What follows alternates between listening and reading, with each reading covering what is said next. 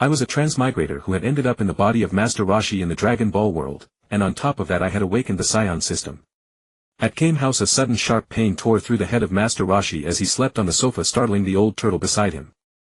"Master Roshi, what's wrong?" the old turtle asked anxiously. The pain came and went in a flash. Master Roshi stared at the old turtle in astonishment, then looked at himself in the mirror. Damn!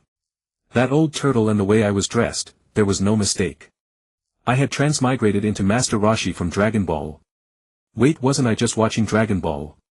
How had I ended up here just from watching? Just then Krillin's voice came from outside the door. "Master Roshi, I've come to see you." I opened the door in disbelief. Sure enough, it was that familiar bald Krillin. He didn't stand on ceremony and walked straight into Kame House. Before long Goku arrived with Gohan. Gohan was as timid as ever but well-behaved and obedient. "Hello, Master Roshi." Meanwhile a Saiyan was flying toward Kame House at tremendous speed. "Little brother. This time it has to be you, right?" At Kame House I still couldn't quite believe my eyes as I watched Goku and the others getting along so happily. Ding! Detected that Raditz, Goku's brother, is approaching at extreme speed. Please eliminate him and overturn the Dragon Ball storyline. I nearly fainted at those words. Bro, you can't be serious. That's Goku's brother. The one Piccolo and Goku barely managed to kill together. How could these old bones possibly fight him? I didn't know the Dragon Ball plot perfectly, but I understood it well enough. Host. I have already awakened the first level of Super Saiyan for you. Defeating a mere Raditz will be easy as pie. What? I was dumbfounded. I have Saiyan blood. And somehow awakened to the first level. System, are you messing with me? Host. The moment I transmigrated into Master Roshi I already had Saiyan blood, and the purest Saiyan blood at that. The system said this, but I still couldn't believe it. Just like that I had become a Super Saiyan. Shouldn't I need to get angry? Or sacrifice something to the heavens? System, then how do I transform into a Super Saiyan? Just recite it in your mind. That's simple. I was stunned. As Raditz drew closer, Goku and Krillin suddenly sensed it, their faces turning alarmed and terrified as if facing a great enemy. Goku, this energy. It's terrifying, Krillin said in fear. Yeah, it's too terrifying, too powerful. Goku and Krillin quickly flew up above Kame House, their gazes fixed in unison on the distant horizon. I also strolled out of Kame House, taking my time. Are you kidding? I was already at Super Saiyan Grade 1, a single Raditz was nothing to fear. I could kill him with one finger. Gohan was sensitive by nature and he too felt an extremely dangerous presence. Trembling all over, he curled up and cried for his mother. He's coming. Goku and Krillin both cried out in shock. Raditz's figure landed in front of them with astonishing speed. One look at Goku's face was enough for Raditz to recognize him. My dear little brother, it really is you. A terrifying pressure descended. Goku and Krillin found it hard to breathe, cold sweat beading on their foreheads. Brother, why is this planet still intact? What exactly have you been doing? Raditz glared at Goku and demanded harshly. Goku forced out the words, who are you? Humph. Are you stupid? Of course I'm your brother Raditz. Goku and Krillin were stunned. Raditz pressed his scouter and saw how low Goku's battle power was, his face instantly filled with contempt. Brother, how is your battle power so pathetic? What have you been doing all these years? Krillin was shocked. Goku was the strongest among them, yet in Raditz's eyes he was apparently the weakest. Raditz said impatiently, Kakarot, hurry up and kill these people, then come with me. Even Goku wasn't dumb enough to miss that this man had ill intentions. I'm not Kakarot. I'm Goku raised on Earth, and you're not my brother. Goku answered Raditz angrily. At that moment Raditz's gaze fell on Gohan. Oh. This kid is your son, isn't he? I didn't expect you to be living so well on this planet. With a hook of his right finger Raditz caused Gohan to lose his balance and fly toward him. Don't touch him. Goku roared, launching himself at Raditz. Bang. Goku's eyes went wide as his body bent like a shrimp, trembling. Raditz's right knee had slammed into his chest and a cold mocking voice rang out. Brother. You really are trash. You've disgraced the Saiyans. Goku. Krillin shouted, charging recklessly at Raditz without a second thought. But Raditz casually kicked Krillin away. One single strike was enough to knock him unconscious. K. Krillin. Goku said with difficulty, gazing at the unconscious Krillin. Kakarot, I'll give you one day. Kill everyone on this planet, then come find me and I'll take you home. If you don't do it within a day you'll never see your son again. Raditz was about to leave with Gohan when Master Roshi's voice rang out. Hey! You Raditz or whatever, are you really that disrespectful to the turtle hermit? The old turtle beside Master Roshi was dumbfounded. Raditz turned to look at Master Roshi and his scouter gave a quick scan. Master Roshi's battle power was pathetically low. Piece of trash. Oh ho. Then watch closely. Turn that scouter on me again. As soon as the words died Master Roshi began to transform. Low roars rumbled from his throat as the sea surged around them, dark clouds gathered overhead and lightning crackled. The scouters reading in Raditz I climbed rapidly and Raditz stared at Master Roshi in utter disbelief. Master Roshi's originally frail body rapidly grew taller and broader. From a little over 1 meter he became a 2-meter muscular powerhouse, his spine snapping straight. Bang! The scouter on Raditz I exploded instantly. And no. Impossible. Raditz stammered, crushed by a terrifying power he couldn't believe. Aw! With a long roar from Master Roshi a pillar of golden light shot into the sky. His white beard turned gold and golden light blazed around his entire body. Goku was also stunned beyond belief. No one knew better than him how strong Master Roshi was, and yet now Roshi was erupting with an utterly terrifying power. Die! Without wasting words Master Roshi moved faster than Raditz could react. He grabbed Raditz by the head, hurled him into the air and fired an energy blast with one hand. Boom! Raditz was blown to ashes in an instant. Even in death he never understood how he had been reduced to dust without even a chance to react. Piccolo, who was rushing toward Kame House, stared in terror in that direction. What kind of earth-shattering power is this? What exactly happened? At Kame House Master Roshi powered down from his Super Saiyan state and returned to his small skinny form. Ding! Host has completed the Dragon Ball plot subversion. Reward Super Saiyan Grade 2 Progress 10. I was overjoyed. System, so if I keep completing missions and the progress hits 100 I can transform into Super Saiyan Grade 2. Yes host. At Kame House Goku carried Gohan to Master Roshi, his eyes full of shock. Master Roshi, you. Oh Goku. Are you alright? I'm fine. I never expected Master Roshi to be so strong. Heh heh. Your master prefers to stay low-key, the road ahead of you is still long. Goku looked upward. Piccolo's face was even greener as he stared at Goku. Goku. What exactly happened? Where is that Saiyan? And whose terrifying energy was that just now? Piccolo, that Saiyan was already killed by Master Roshi. Piccolo's already green face turned even greener, his eyes fixed on Master Roshi in disbelief. Goku, would even an honest man lie? What strength does this old turtle have? Don't we both know it? How could he kill a Saiyan? Master Roshi looked at Piccolo and decided to teach him a lesson so he wouldn't think the turtle hermit was easy to bully. A terrifying pressure shot from Master Roshi's eyes.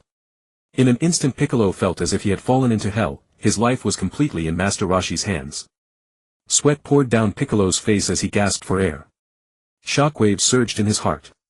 This aura was so dreadful that Master Roshi could destroy him in an instant if he wished. Seeing that he had made his point, Master Roshi withdrew his aura. Piccolo could finally breathe again and he quietly made up his mind. Piccolo flew down and landed before Master Roshi, his expression extremely respectful. Master Roshi, I hope you will accept me as your disciple. I want to train under you. Master Roshi had not expected Piccolo to want to become his disciple. In truth he knew little about real cultivation, but he did know something about Piccolo's fusion and evolution methods. Very well. Piccolo, from now on you will train with Goku. Master Roshi did not refuse, for Piccolo was quite good. Meanwhile, on a distant planet in the starry void, 2 Saiyans were devouring a huge beast. Vegeta, Raditz is dead. A waste is still a waste, couldn't even find a person without getting himself killed. Nappa set off at once. Target Earth. I want to see how Kakarot, that low-class warrior, killed Raditz. Yes, Prince Vegeta. Day after day passed. At Kame House Goku, Piccolo, Krillin, Tien Shinhan, Yamcha, Kaiotsu and other Earth martial artists trained with all their might. Goku and Piccolo clashed fiercely over the sea, battling from the surface to the depths and then into the sky. Krillin fought Kaiotsu while Tien Shinhan dueled Yamcha, all locked in heated combat. Master Roshi lay on a chair reading a magazine, its contents, as everyone knew, were hardly suitable. Then the sound of an engine came from the sky. He looked up. A well-proportioned young woman was getting off an airplane. Master Roshi recognized her at once. Bulma was a technological genius, a rare beauty and a wealthy woman. Bulma walked straight toward Master Roshi, her long legs moving with confident stride. Old pervert turtle, everyone else is training. Why aren't you? Bulma looked at him with contempt. I'm their master. Why the hell would I train? Master Roshi went back to reading his magazine. He loved beauties, but he would not fool around. Bulma grew curious at his reaction and wondered if she was not dressed attractively enough today. In the past, whenever she appeared before Master Roshi, his eyes would almost stick to her. But today he would not even look at her properly. Bulma refused to give up.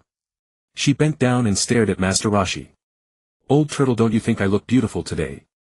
Master Roshi looked up, and the faint hint of her collarbone almost made him lose his composure. He was quite surprised that Bulma had grown into such a striking woman. What a rare woman, what a waste to let Vegeta have her. Master Roshi secretly sighed. Just then a mysterious voice resounded and Goku and the others stopped their training. Martial artists of Earth, do not panic. I am King Kai. Except for Master Roshi, everyone was astonished. In 1 year 2 powerful Super Saiyans will descend upon Earth. Be prepared. At the news of powerful enemies, Goku, Piccolo and the others burned with fighting spirit, eager to throw themselves into battle. Master Roshi, however, remained utterly calm. So they are coming after all. But are they simply bringing themselves to be served? All right, Goku, Piccolo. Train hard. In 1 year I hope you can protect Earth well. Master Roshi's voice carried through the air. Bulma looked at him curiously. They are working so hard. What about you? Me? Reading my magazine is enough. Humph. Old pervert turtle. Master Roshi glanced at Bulma's long legs. If you call me that again, don't blame me for being rude. TSK. Anyway, I'm not a Dragon Ball character. If I win, Bulma over Vegeta won't get her. But I have to take it slowly or she'll think I'm insane. Humph. Come on then. Let's see if you have the nerve. Bulma was still provoking him. Forget it. I'm not interested. The legs in this magazine are prettier than yours. Master Roshi pretended to be disdainful. You. Bulma was furious. How could a living woman like her lose to those pictures? Heh heh. Get angry, little girl. It won't be hard to win you over. Master Roshi felt quite pleased with himself. Time flowed like water and over a year slipped by. Master Roshi led Goku and the others to the area where Vegeta and Nappa would land. He had Bulma persuade all humans within 100 kilometers to evacuate. 2 trails of light streaked down from the atmosphere and landed on the ground with twin thunderous explosions. The pod hatches opened and 2 Saiyans flew out. Oh. So there are people here to welcome us. Vegeta looked at Master Roshi's group with some surprise. Prince Vegeta, let me wipe out these flies. Nappa volunteered at once. Go. But don't kill Kakarot yet. Understood. Nappa flew to the group, scanned them and recognized Goku in an instant. Kakarot, it really is you. Then his gaze shifted to Piccolo. A Namekian. I never thought this broken planet would have a Namekian. Merely standing there, Nappa made Goku and Piccolo feel an overwhelming pressure. They stared at him tense and alert as if facing a formidable enemy. Let's play a game. Nappa took out a small bottle and dripped a few drops into the soil. In moments 6 odd-looking little aliens burst out of the ground. Master Roshi was not surprised, they were simply Cybermen. But Krillin, Kaiotsu and the others sensed an unprecedented danger. These monsters are strong. Krillin cried in fear. The corner of Nappa's mouth curled up. Kill. The 6 Cybermen vanished and reappeared before Goku, Piccolo and Krillin. A great chaotic battle began. The great clash was on the verge of erupting, with echoes of combat ringing through the air. Goku and Piccolo, the 2 with superior fighting strength, held their own against the vegetable soldiers. Turtle Face was overwhelmed within just a few exchanges. A single punch to his abdomen from a vegetable soldier nearly knocked him unconscious. Had Chaozu not come to his aid, Turtle Face would hardly have survived. Tien and Yamcha barely managed to hold their ground against the vegetable soldiers. Meanwhile, the last vegetable soldier was steadily advancing toward Bulma and the others. Terrified out of her wits, Bulma quickly took cover behind Master Roshi. Vegeta and Nappa observed the battlefield from afar. Old pervert turtle, that monster's coming over. Kill it already. Bulma screamed from behind Master Roshi. Master Roshi suddenly felt his waist being gripped tightly. Looking down, he saw Bulma's hands clinging to him desperately. At the same time, he sensed an all too familiar pressure pressed against his back, a sensation every man could only dream of. Bulma, what are you afraid of? Aren't Goku and the others handling things? Master Roshi tried to comfort her. Before he could finish, the vegetable soldier let out a mighty roar and charged toward them. Bulma jumped in fright and clung even tighter to Master Roshi. For a moment Master Roshi found it difficult to breathe under the weight pressing against him. Seeing the vegetable soldier about to strike, he thrust his cane forward. Thud. The vegetable soldier froze mid-step, green fluid gushing from its nostrils, proof of the devastating force behind Master Roshi's strike. Roar. The wounded vegetable soldier let out a furious bellow directed at Master Roshi. Bulma grew even more terrified, hugging Master Roshi with all her might and screaming continuously. Swinging his cane wildly, Master Roshi caught the dazed vegetable soldier off guard, and the tip of his cane connected with its head. Crack. The vegetable soldier's face was distorted by the impact, its body sent flying apart in an instant. Master Roshi followed up with a relentless barrage. What fortune indeed. Vegeta and Nappa kept their eyes fixed on Goku and Piccolo, completely oblivious to what was happening at Master Roshi's end. Kakarot's combat power is quite decent. It's been steadily climbing throughout this battle, already risen from 5,000 to 6,000 and still increasing. Vegeta murmured quietly, watching Goku. Nappa's figure flashed, appearing behind Goku in an instant. Before Goku could dodge, a heavy punch struck his back squarely. Goku turned around, his eyes blazing with excitement. Bring it on. Piccolo, witnessing the turn of events, unleashed his full power, kicking a vegetable soldier away and then crushing its head with overwhelming force. Piccolo came to rest beside Goku. Piccolo. You held back your true strength too. Goku chuckled. Of course. A handful of weaklings hardly warrant my full power. Nappa also sensed something had changed in Goku and Piccolo, yet he remained dismissive. Just slightly bigger ants. Come at me together. Nappa surged forward at blinding speed, delivering a flurry of punches and kicks that sent Goku and Piccolo flying. At that very moment a profound sense of shock arose within both Goku and Piccolo. So fast. Goku and Piccolo launched their combined attack simultaneously, and within moments Nappa, Piccolo and Goku were locked in fierce combat. Master Roshi let Bulma cling to him, his gaze fixed on the battle between Goku and the others. Alas! Killing Raditz altered Goku's destiny and drastically reduced his combat power. In the original timeline, Goku died alongside Raditz, was guided by King Yema to the other world, learned the Kaioken from King Kai and returned triumphant to utterly dismantle Nappa. How different from the fragile warrior he is now. I'll need to find an opportunity to consult King Kai and pass the Kaioken on to Goku.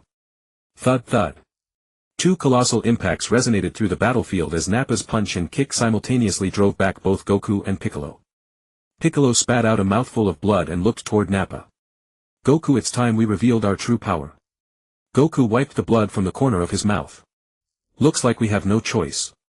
With that, Goku and Piccolo began removing their weighted clothing. In the next instant their speed surged dramatically. Appearing before Nappa simultaneously, they unleashed a devastating storm of strikes. The ferocity of their assault caught Nappa off balance.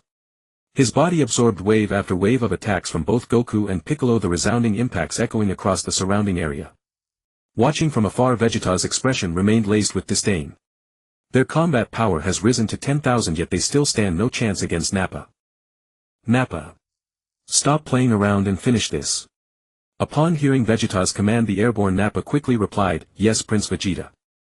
Then it's time I reveal my true power as well. Prepare yourselves to witness my overwhelming strength. As Nappa finished speaking, his aura erupted, sending a shockwave of immense power radiating outward. Goku and Piccolo immediately grew grave. Nappa's figure flashed above them in the blink of an eye, delivering double punches from both sides. Thud thud. Unable to react in time, both Goku and Piccolo were slammed into the ground. Before Nappa could rejoice, two voices rang out. Kamehameha. Masenko. The attacks came at incredible speed. Nappa had no choice but to instinctively raise both arms to protect his head. Boom boom. Two massive explosions detonated in the sky. From the ground, two figures launched skyward, rejoining the battle against Nappa. As the fierce battle dragged on, it reached its climax. Nappa, Piccolo and Goku were all covered in wounds and bruises. Turtle-faced Chaozu Tien and the others bore similar scars, though the vegetable soldiers had already been dispatched. Vegeta surveyed the scene with an air of lofty contempt, clearly viewing Goku, Turtle-face and the rest with utter disdain. Kakarot, I'll give you one chance. Kill every human on this planet and I'll let you serve at my side. Vegeta addressed Goku with cold calculation. I am not Kakarot. My name is Son Goku. I will never kill a single human on this planet, nor will I ever serve by your side. Goku replied with unwavering resolve. Humph. Then perish. Enraged Vegeta instantly appeared before Goku, placing his right hand firmly on Goku's abdomen. A devastating energy blast erupted forward. Crack. Goku felt a searing agony pierce his abdomen and cried out in pain as he was sent flying backward. Goku. Piccolo roared, delivering a fierce kick toward Vegeta. With effortless ease Vegeta dodged and countered with a single kick. So fast that Piccolo couldn't even react before being swept off his feet and slamming into the ground. Witnessing this, turtle-faced Chaozu Tien and Yamcha all launched themselves toward Vegeta in unison, only to be intercepted by Nappa. Heh. You're mine. In the next moment Nappa struck with lightning speed, sending all four crashing to the ground. The overwhelming force instantly robbed them of any remaining ability to fight. Bulma watched the devastating scene on the verge of tears. Vegeta moved so swiftly that he had already subdued both Goku and Piccolo in mere exchanges. Grabbing Goku by the arm with his left hand, Vegeta declared, "Kakarot, I'll give you one final chance." Goku offered no verbal response. Instead, a faint smile crossed his face as he looked at Vegeta the way one looks at a dead man. Heh. You can't possibly win. Vegeta's expression darkened instantly. Energy swirled in his right hand, growing increasingly potent. Facing imminent death, Goku showed not a trace of fear, only a flicker of exhilaration. Vegeta studied Goku's expression with growing confusion. How could Kakarot moments from death display not a hint of terror, only agitation and excitement? Die! Vegeta bellowed, the energy blast in his palm intensifying by the second. Goku! Turtle-faced Goku, Piccolo, Tien and the others cried out in desperation. At the critical moment someone grabbed Vegeta's right wrist with tremendous force, dispersing the energy blast in his hand. Young man, show some restraint. Master Roshi's voice rang out, calm and unhurried. Master Roshi transformed into a muscular titan. Though he had not ascended to the first stage of Super Saiyan, his newfound power was more than enough to contend with Vegeta. Vegeta stared at the old man, whose muscles seemed to defy the limits of flesh, and a monstrous storm surged within his heart. For this man to appear before him without a sound and seize his wrist, his strength was unquestionably formidable. Master Roshi lightly tapped Vegeta's left hand with his staff. Vegeta felt an overwhelming sensation of death, hastily released Goku and retreated 1,000 meters with explosive speed. Master Roshi! Goku gasped out before his strength gave out and he began to fall helplessly. Master Roshi waved his staff and a gentle force caught Goku, lowering him safely.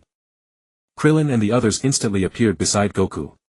Piccolo fixed his gaze upon Master Roshi, his eyes blazing with excitement. That's the power, the earth-shattering supreme power. Nappa appeared beside Vegeta, his face contorted with terror, his eyes wide. This energy. Is it Saiyan? Vegeta's expression grew immensely grave, his disbelief overwhelming. Planet Vegeta had been annihilated by the universe's tyrant Frieza, and only a precious few Saiyans remained. At this moment before his eyes stood a muscular juggernaut who was apparently a Saiyan, and the power radiating from him utterly dwarfed anything their race had ever known. When had the Saiyans ever possessed such overwhelming might? With that thought a sudden flash of insight struck Vegeta and his voice trembled. The legendary Super Saiyan. No. Impossible. How could this old man be the legendary Super Saiyan? Nappa listened to Vegeta muttering in terror, and what fear he already felt only deepened. No one understood the meaning of the legendary Super Saiyan better than the Saiyans themselves. It was the strongest being in the universe, the supreme warrior who could defeat even Frieza. Goku recovered and gazed upon his master with adoring sparkling eyes. Hee. Is Master Roshi finally making his move? Krillin, Tien, Shinhan, Yamcha and the others trembled with sheer shock. This power had swelled to a magnitude beyond their wildest comprehension. Bulma looked at the airborne Master Roshi, hearts practically floating in her eyes.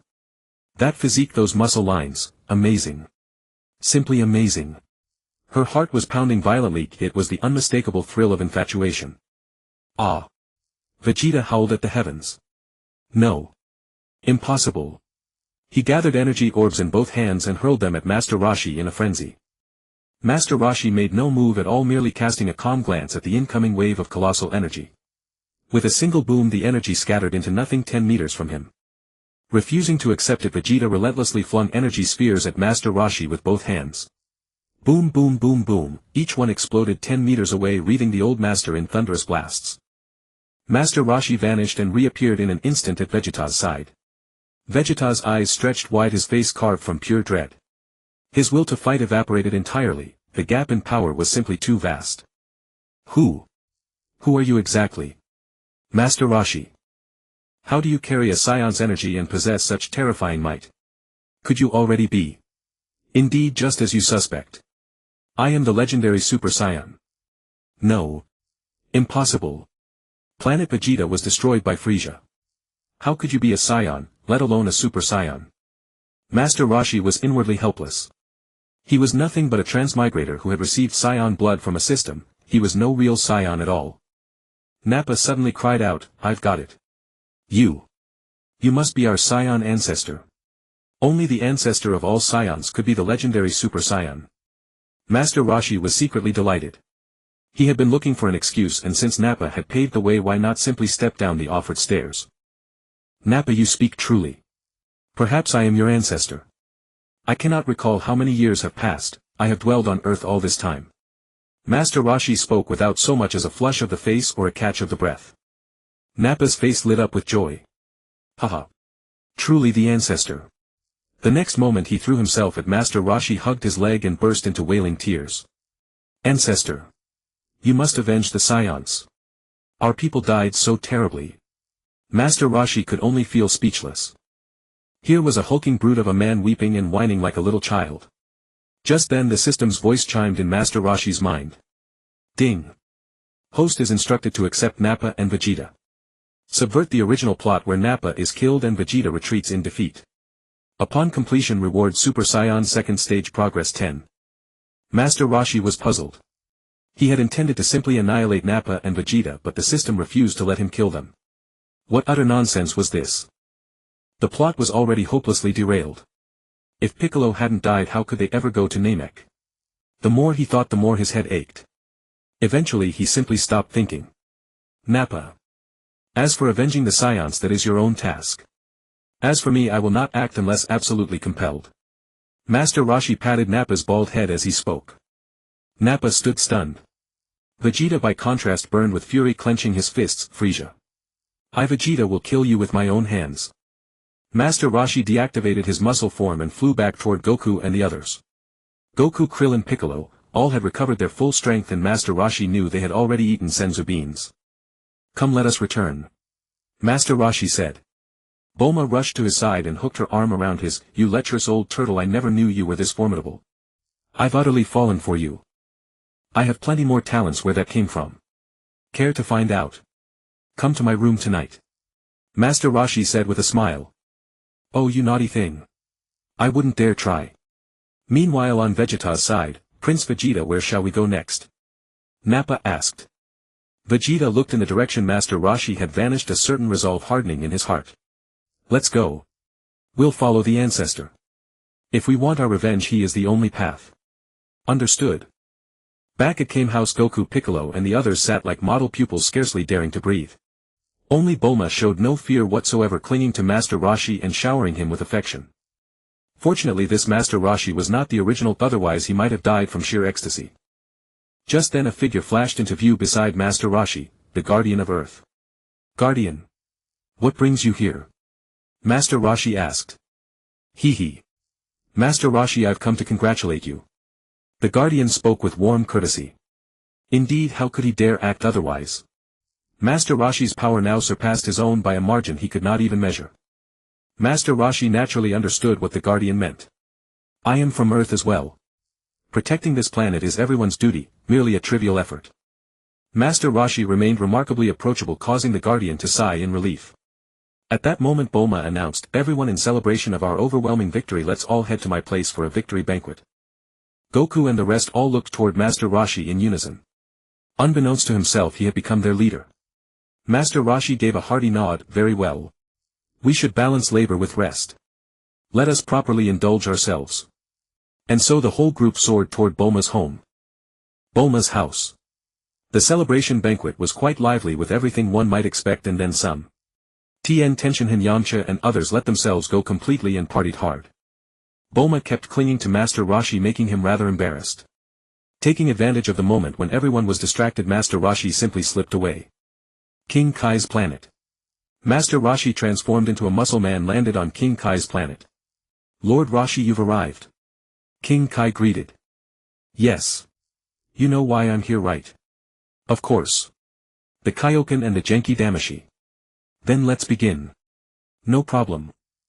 In space. A black planet floated silently.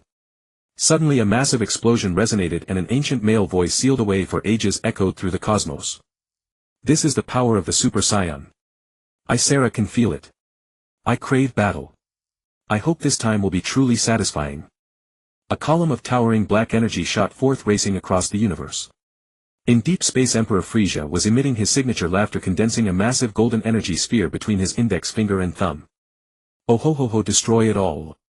Frieza let out a long cruel laugh and hurled the energy sphere toward the distant planet. Suddenly a streak of black light pierced through the massive golden energy ball. Boom. Accompanied by a tremendous explosion, Frieza spoke in confusion. Who's there? Are you the Emperor of the Universe? A dark shadow's voice rang out. Oh ho ho ho ho. Indeed. And who are you? The shadow did not respond. Instead its figure flashed forward in an instant, appearing directly before Frieza. How dare someone as trashy as you call yourself the Emperor of the Universe? Frieza's expression darkened instantly. Die. With Frieza's furious cry, an energy shockwave shot toward the dark shadow. The shadow sneered disdainfully, too lazy even to dodge. Bang. Oh ho ho ho ho, you underestimated me. Soldiers, kill them all. In an instant Frieza's forces unleashed volleys of energy waves, shockwaves and high-tech rocket-like weapons. The cacophony of explosions sounded like continuous firecrackers. Frieza had barely glowed for a few seconds when the dark shadow instantly reappeared before him and delivered a ruthless knee strike straight to his head. Bang. Several days later. King Kai's planet. As expected of Lord Roshi. You have mastered both the Kaioken and the Genki Damashi. King Kai praised. Master Roshi looked down at his explosive muscles and nodded with satisfaction. Since that's the case, I'll be taking my leave now. Just then King Kai sensed something and gazed toward the distant universe. Master Roshi noticed King Kai's expression growing increasingly fearful, his body even trembling. King Kai, what's wrong? Trouble. Terrible trouble. What is it? This is evil energy. Sarah has broken through his seal. Sarah. Master Roshi looked utterly bewildered. He had never heard of this person before. Lord Roshi, you must return at once and prepare. Sarah and Frieza's army are heading toward Earth. King Kai said, beads of cold sweat forming on his forehead. Master Roshi froze internally. Frieza. Why is he coming to Earth so quickly? Shouldn't he only arrive after the battle on Namek? Damn it. The Dragon Ball storyline has changed. Ding. Mission triggered, defeat Sarah and Frieza's army. Reward Super Saiyan level 2 progress increased by 30. Master Roshi immediately set out for Earth. At Master Roshi's turtle house, Goku, Piccolo, Tien and other Earth martial artists were all present. Even Vegeta and Nappa were there. Master Roshi's expression was grave as he looked at everyone. The atmosphere grew heavy, everyone could sense that something major was about to happen. Lord Roshi, what has happened? Goku asked. Master Roshi did not hold back. He recounted everything about Sarah and Frieza's army approaching Earth. Vegeta clenched his fists in fury. Frieza. I will make you die. Nappa's face was equally filled with anger. King Kai says Sarah and his forces will arrive at Earth in 10 days. Prepare yourselves mentally. They are extremely powerful. Even I as a Super Saiyan cannot guarantee victory. Hearing that even Master Roshi had no surefire winning chance, Goku and the others' expressions turned grave. That day Goku and the rest left Master Roshi's house with heavy hearts. Goku returned to spend time with Grandpa Gohan and the others. Came house. Piccolo stood alongside Kami. The enemy this time is extraordinarily fearsome. It is time for us to fuse. Piccolo said to Kami. Indeed. However. I still want to see just how strong these enemies truly are. Suit yourself. After saying this, Piccolo sat down and entered a meditative state. Kami summoned Bubbles. Bubbles, if Piccolo and I fuse and something happens to me, you will take over as the new Kami. Kami. You will not come to harm. Just in case. 10 days passed quickly. Master Roshi led Goku and the others to the location where Sarah's forces were descending. Above Earth. A gigantic alien spaceship rapidly descended and landed on the planet's surface. The ship's hatch opened and dense waves of aliens poured out. Finally Frieza and Sarah emerged. Frieza had already reverted to his final small form, his most peak combat state. Vegeta's gaze fell upon Frieza, his inner fury reaching its zenith. He desperately wanted to charge forth and tear Frieza apart, but he managed to restrain himself. Sarah stood 2 meters tall, his body overflowing with muscle clad in black attire. He actually resembled a human more than an alien. Sarah's gaze swept over Master Roshi and the others. I never expected this planet to have someone welcoming us in such a manner. Oh ho ho ho. They are merely a bunch of ants. Frankly, I suggest we simply annihilate them outright. Frieza said disdainfully, looking at Master Roshi and the others. Oh. Vegeta. Frieza's attention was caught by Vegeta. Vegeta. How did you end up on this planet? The moment Frieza spoke, an invisible oppressive pressure instantly crushed down upon Vegeta, making it difficult for him to breathe. Frieza-sama, I. Vegeta was completely terrified, his words stumbling and incoherent. Sarah scanned Master Roshi and the others and called out, which one of you is the Super Saiyan? Master Roshi knew there was no escaping this. He stepped forward boldly and flew into the sky to confront Sarah directly. Goku, Piccolo and the others also flew behind Master Roshi, ready for battle at any moment. Sarah looked at Master Roshi with some confusion. Don't tell me. You old man are the Super Saiyan. Frieza's gaze also locked tightly onto Master Roshi. Deep down, what he feared most was the Super Saiyan, otherwise he would never have destroyed the Saiyan planet. Master Roshi understood these visitors meant ill will. It was completely impossible for them to simply leave Earth peacefully. Master Roshi wasted no words. He directly transformed into his muscular physique. He did not transform into a Super Saiyan, this was his base form, but the aura surrounding him was red. 5 times Kaioken. Master Roshi declared. A mighty power radiated outward, scattering the air. Goku and Piccolo behind him were blown back thousands of meters. Sarah and Frieza narrowed their eyes, studying Master Roshi. The power he displayed was indeed formidable. Sarah clenched his fists excitedly, his aura locking onto Master Roshi. It seems you were not lying. Oh ho ho ho. His power is indeed quite strong. However, if he is only capable of this, he is not worthy of Lord Sur's hand. Frieza sneered. Then with a wave of his right hand, kill. The dense Frieza force swept over Master Roshi and the others like a tidal wave. Goku, Piccolo, Vegeta and the rest immediately engaged them. Master Roshi moved with incredible speed, heading straight for Sarah, aiming to strike the leader first. Frieza flashed forward, appearing before Sarah, and threw a power-filled punch to meet Master Roshi's right fist. Bang! A tremendous collision sound echoed, followed by a powerful shockwave of air blasting outward. Frieza's expression grew grim. The power behind Master Roshi's fist was beyond anything he had imagined. Master Roshi then lashed out with a kick, so swift that Frieza could not even react before his abdomen caved in from the strike and saliva flew from his mouth. Clenching his teeth, Frieza fired back a punch of his own. Master Roshi was too slow to dodge and took the hit to the cheek, likewise spitting out a mouthful of saliva.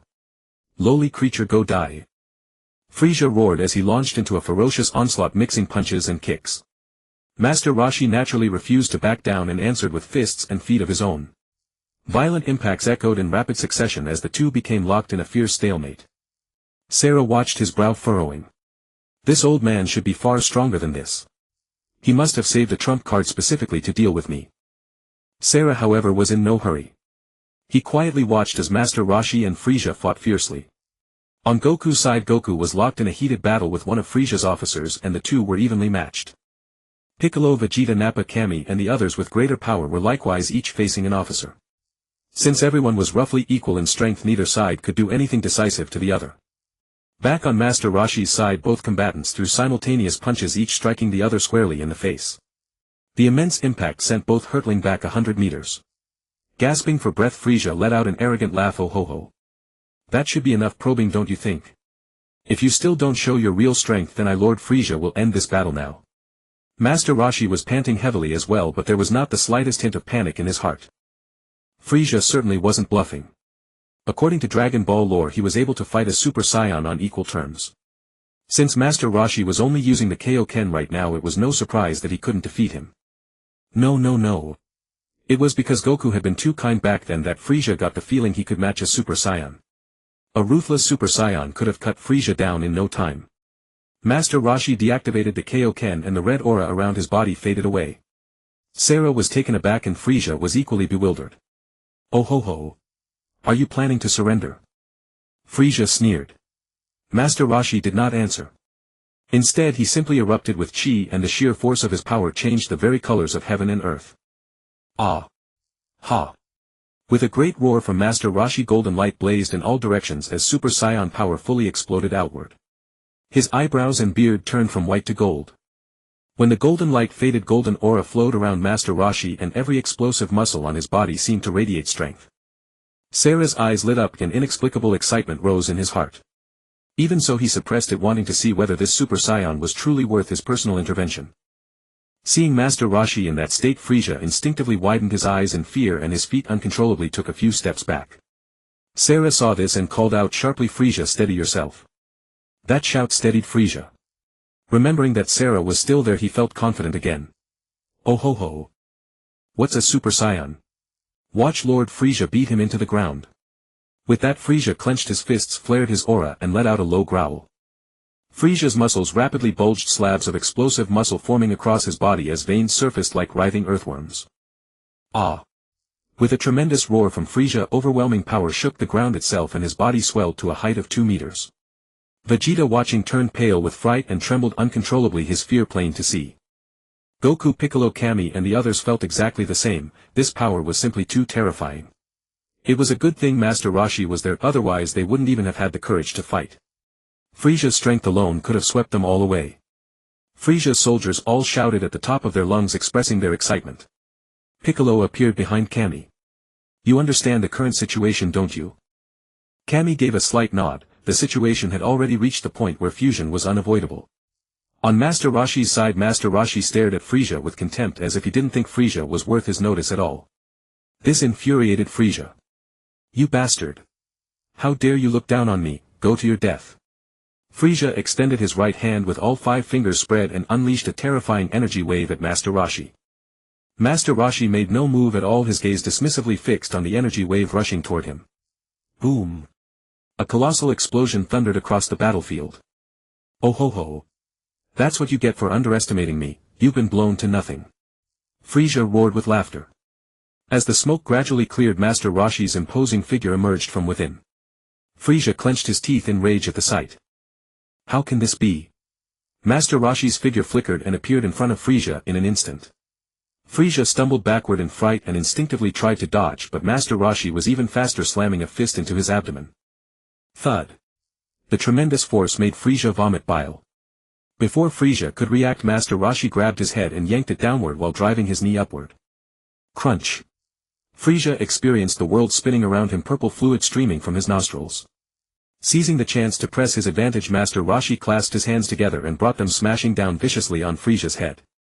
Bam! Frieza let out a shrill scream and shot down into the ground. Krakum! Another massive explosion erupted, sending rocks flying and leaving a 100-meter-wide crater in the earth. Sarah's lips curved upward as he watched, and he even began to clap. Good. Good. This is the power a Super Saiyan ought to have. Master Roshi gave no reply, his cold gaze remained fixed on Sarah. The next moment his figure flickered and appeared right before Sarah, sweeping a roundhouse kick toward his head. Thud. Sarah tilted his head to the side and looked at Master Roshi with a mocking expression. Master Roshi continued his assault, unleashing a relentless storm of punches and kicks at Sarah. Sarah's mouth curled upward again as he answered with fists and feet of his own. For a time the air was filled with fierce collisions, fiery exchanges of punches and knees, while waves of terrifying shock rippled outward. Their speed was so great that Goku and the others could no longer see Master Roshi's and Sarah's figures at all, they could only hear the ongoing impacts and shockwaves. After dozens of exchanges, Sarah shouted excitedly, haha. How exhilarating! Master Roshi was inwardly startled. He was in his Super Saiyan state, and yet Sarah could fight him back and forth, blow for blow. Although he hadn't used his full strength, he had already used half of it. At the same time, Master Roshi was also frustrated. He had never seen this Sarah in the Dragon Ball storyline. He had no idea how strong Sarah truly was. What if even Super Saiyan Stage 1 couldn't win? Then he would be finished. Their knees smashed violently against each other, and the enormous impact sent both of them reeling back 100 meters. Sarah looked at Master Roshi. The warm-up is about over. It's time for you to show me your real strength. That's right, it's about time. As soon as the words left Master Roshi's mouth, he clenched his fists and erupted with chi, letting out a low growl. An even more powerful wave of Super Saiyan energy burst forth, the full power state of Super Saiyan Stage 1. Seeing Master Roshi unleash such immense power, Sarah showed no fear. Instead, excitement flooded his face. Haha. This is exactly it. Since that's the case, I'll take out my true strength and fight you too.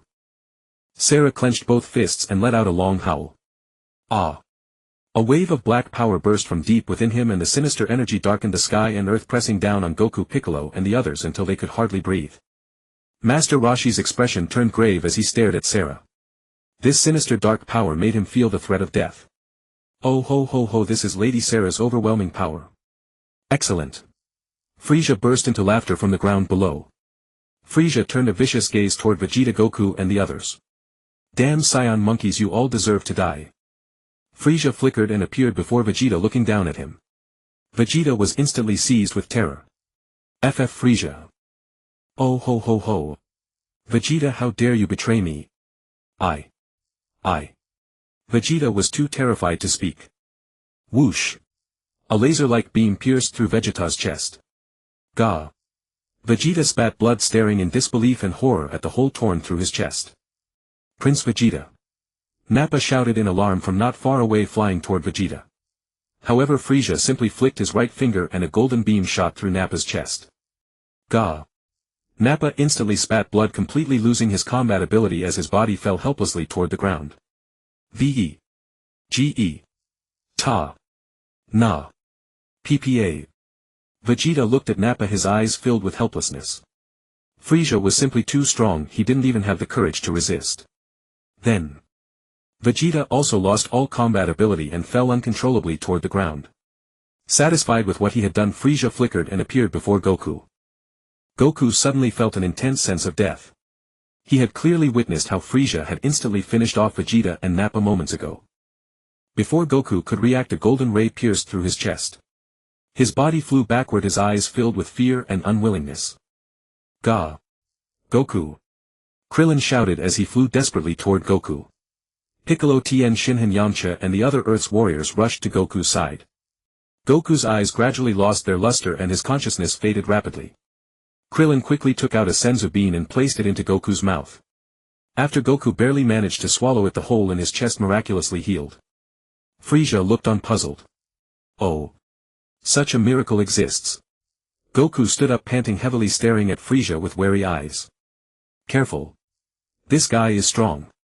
Piccolo transmitted his voice to Kami. If we don't make a decision now, we'll all be killed. Alright. I am willing to fuse. It's about time. Then Kami and Piccolo performed the fusion. As the two merged, a dazzling white light blazed into existence and a terrifying power radiated outward.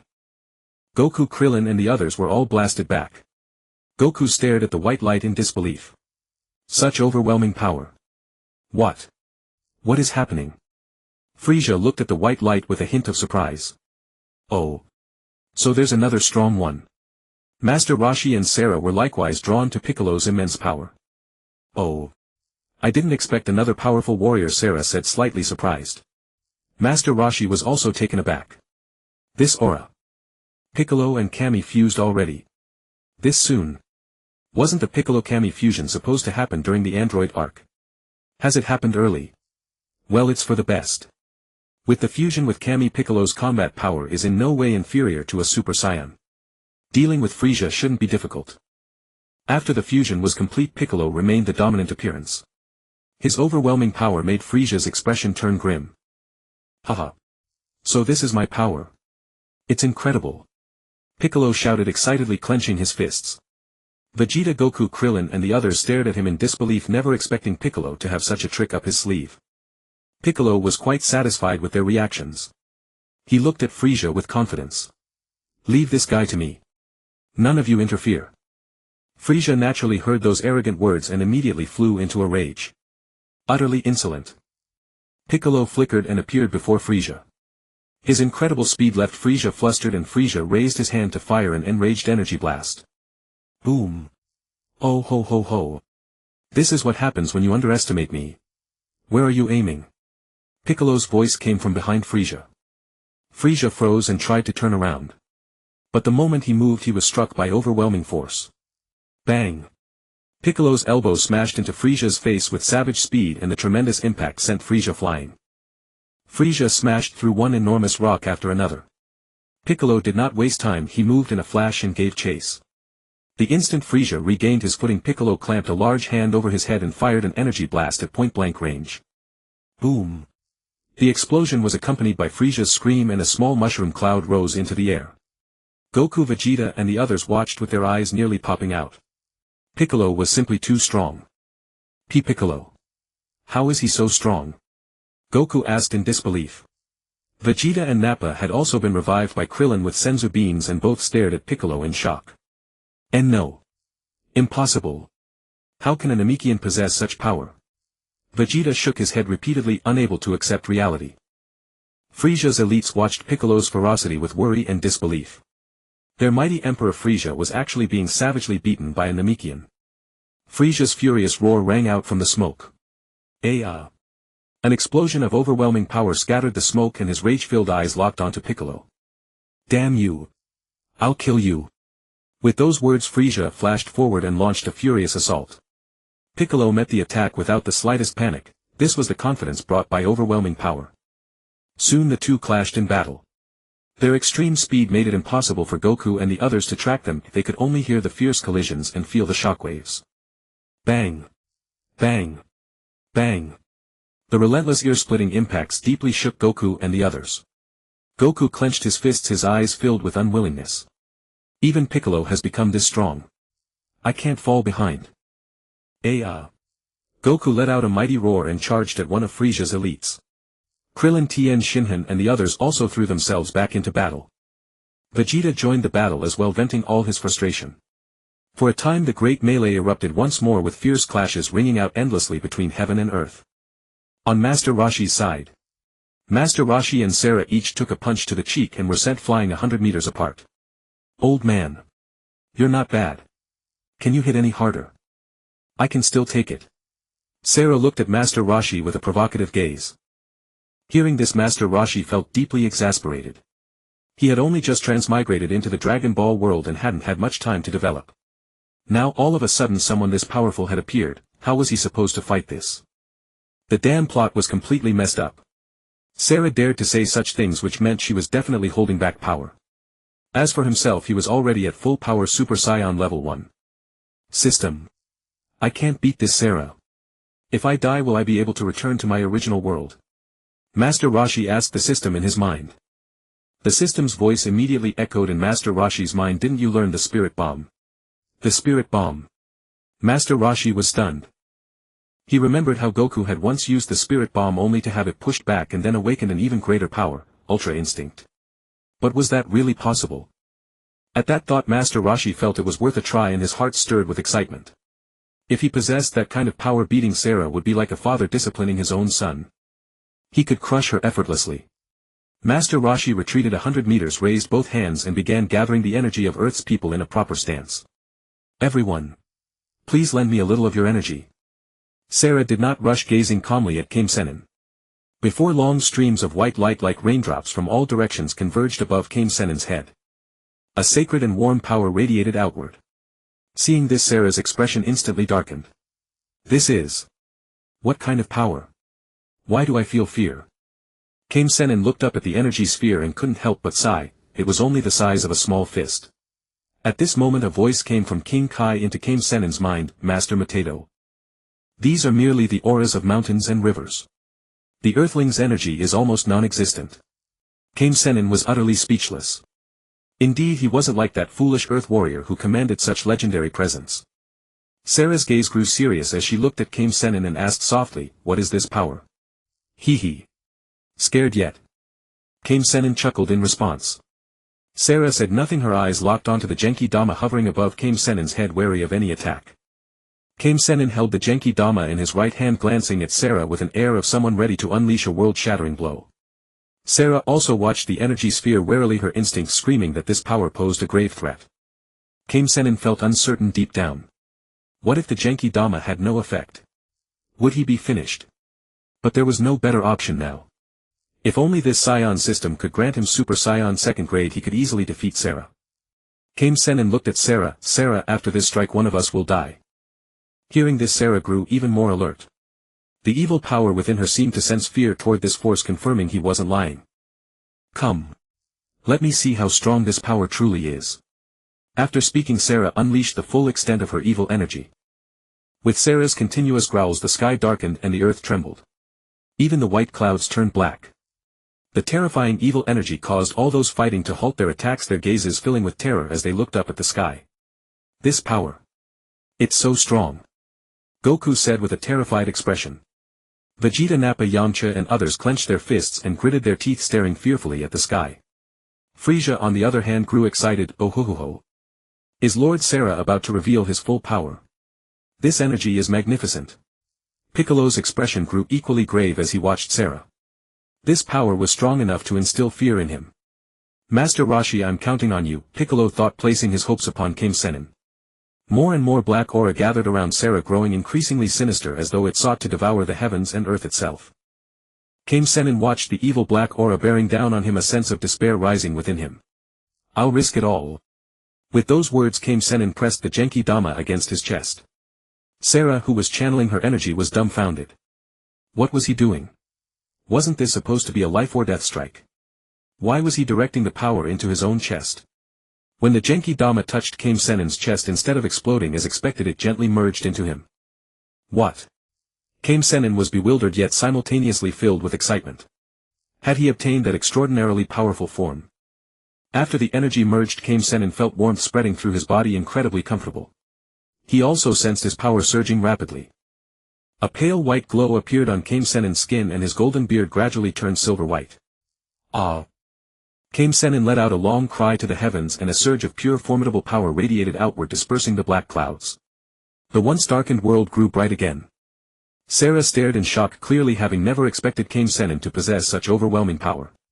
Kame Sennin glanced at his own hands, puzzled. This power feels off. It's incredibly strong, but it only approximates Super Saiyan second grade. It's nowhere near the power of a full power Super Saiyan. I see you were holding back. I underestimated you. Sarah said gravely, her expression stern. Kame Sennin didn't respond, instead assuming a combat stance. There was no other choice now. They would have to fight. Seeing this, Sarah also prepared for battle.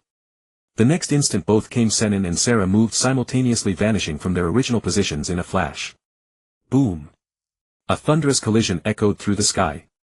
Two massive fists crashed together with devastating force, the shockwaves shaking the earth and heavens.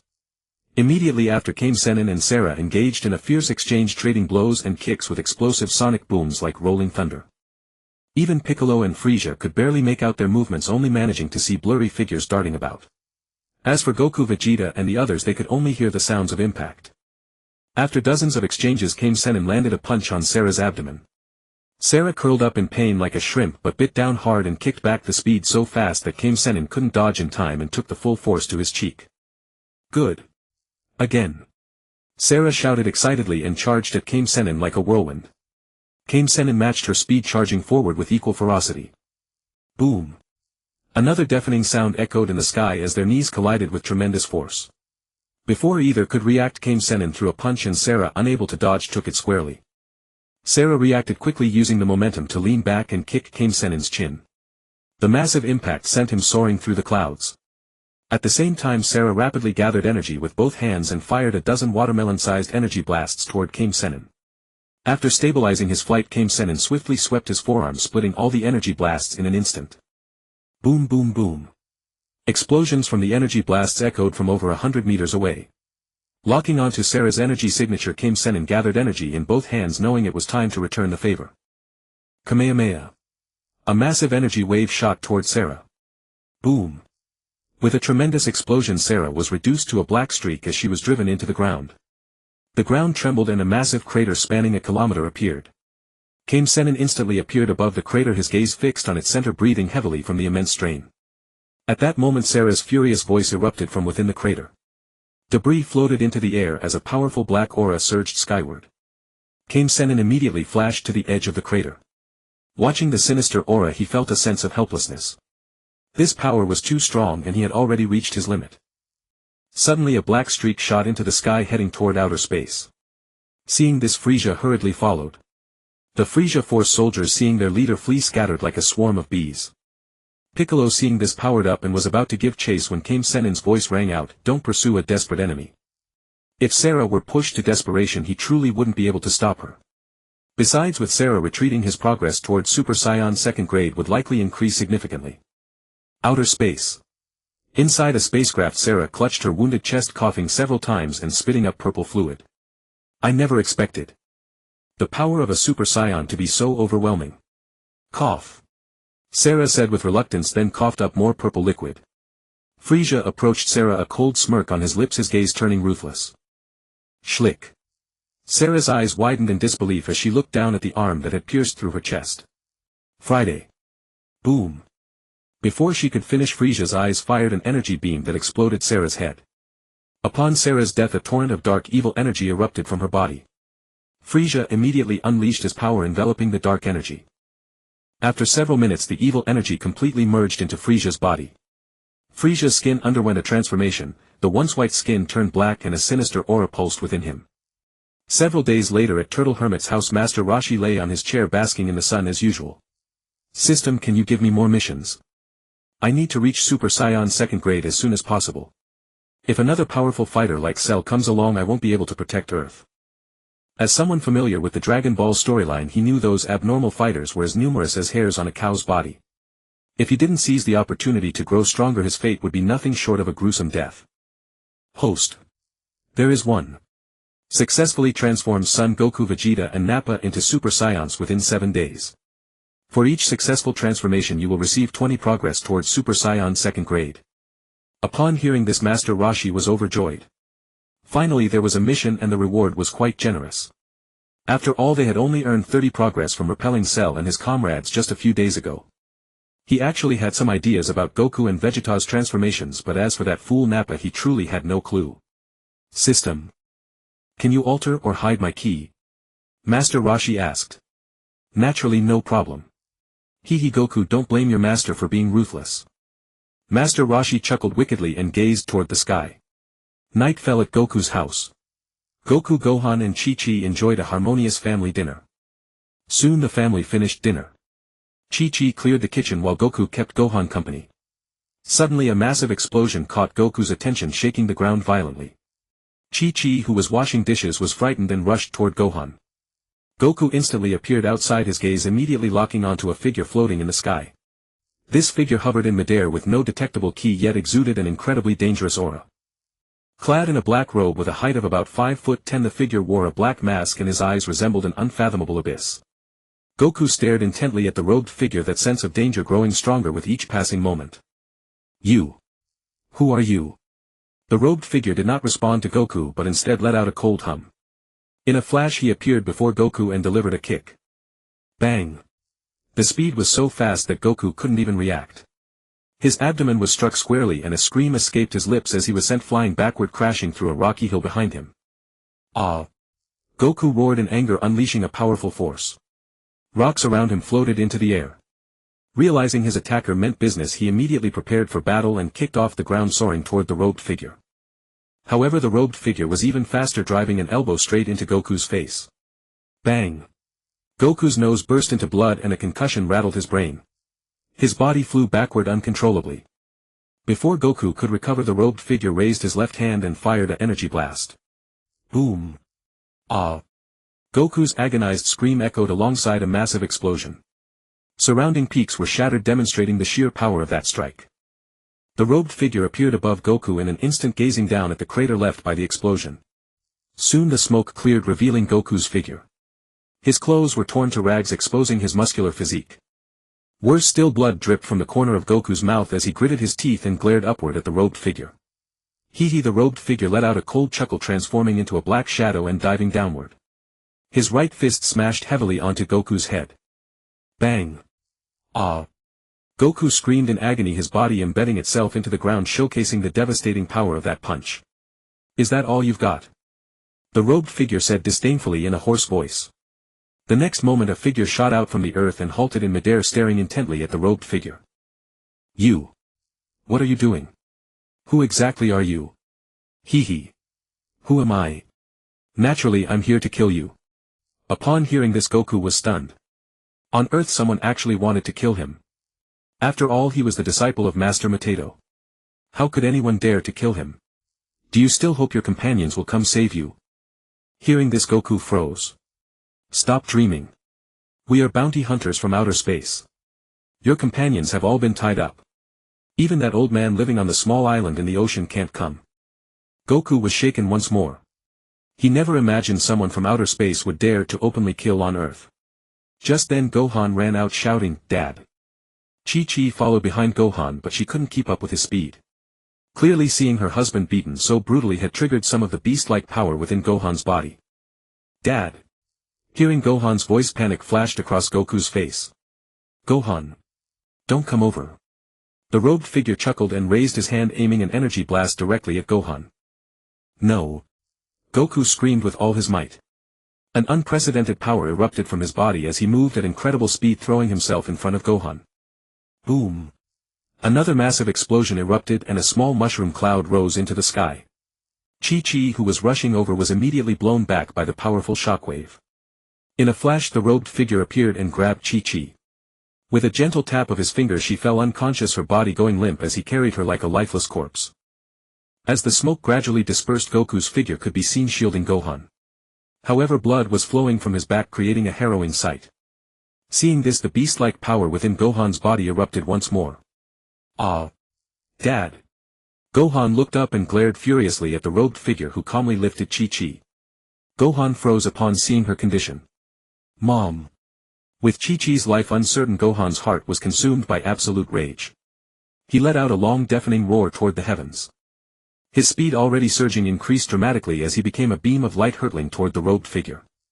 However, the robed figure simply chuckled and counterattacked with even greater speed, backhanding Gohan away. Poor Gohan hadn't even had time to react before his body plummeted toward the ground. Bang! A crater formed instantly as Gohan curled up in pain, clutching his head and screaming through tears, calling out for his parents. Hearing Gohan's agonized screams, Goku's heart was torn apart. He wanted to rush to his son's side but found he no longer had the strength. The robed figure appeared before Goku in an instant. "You're too weak. This is the fate of the powerless, unable to protect anyone. Chi-Chi." Goku barely managed to call out her name, but Chi-Chi was already completely unconscious. "Since you're going to die anyway, why not let me give you a taste of true despair?" The robed figure tossed Chi-Chi high into the air. Immediately afterward he raised his right hand and unleashed a terrifyingly powerful energy blast straight at her. Boom! A tremendous explosion echoed through the sky and Chi-Chi's figure was swallowed by smoke, her fate unknown. Goku's pupils contracted as he stared blankly at the fireworks-like explosion overhead.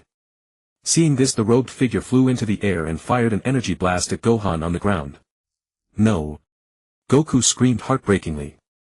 His plea was answered only by a colossal explosion and Gohan's agonized cries.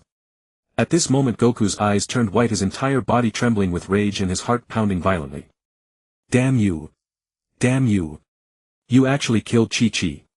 You killed Gohan! You bastard, you deserve to die! You deserve to die!" As Goku's fury escalated, his hair stood on end, occasionally flashing golden. His muscles swelled and veins bulged across his body like earthworms. The very heavens changed color, lightning flashed and rocks floated into the air around him. Soon Goku's rage reached its peak and he let out a long furious roar toward the sky. "Ah!" A golden power exploded outward. His black hair and eyebrows turned gold and his eyes became sapphire blue. Goku glared furiously at the robed figure, who merely watched the scene with calm satisfaction. "Not bad.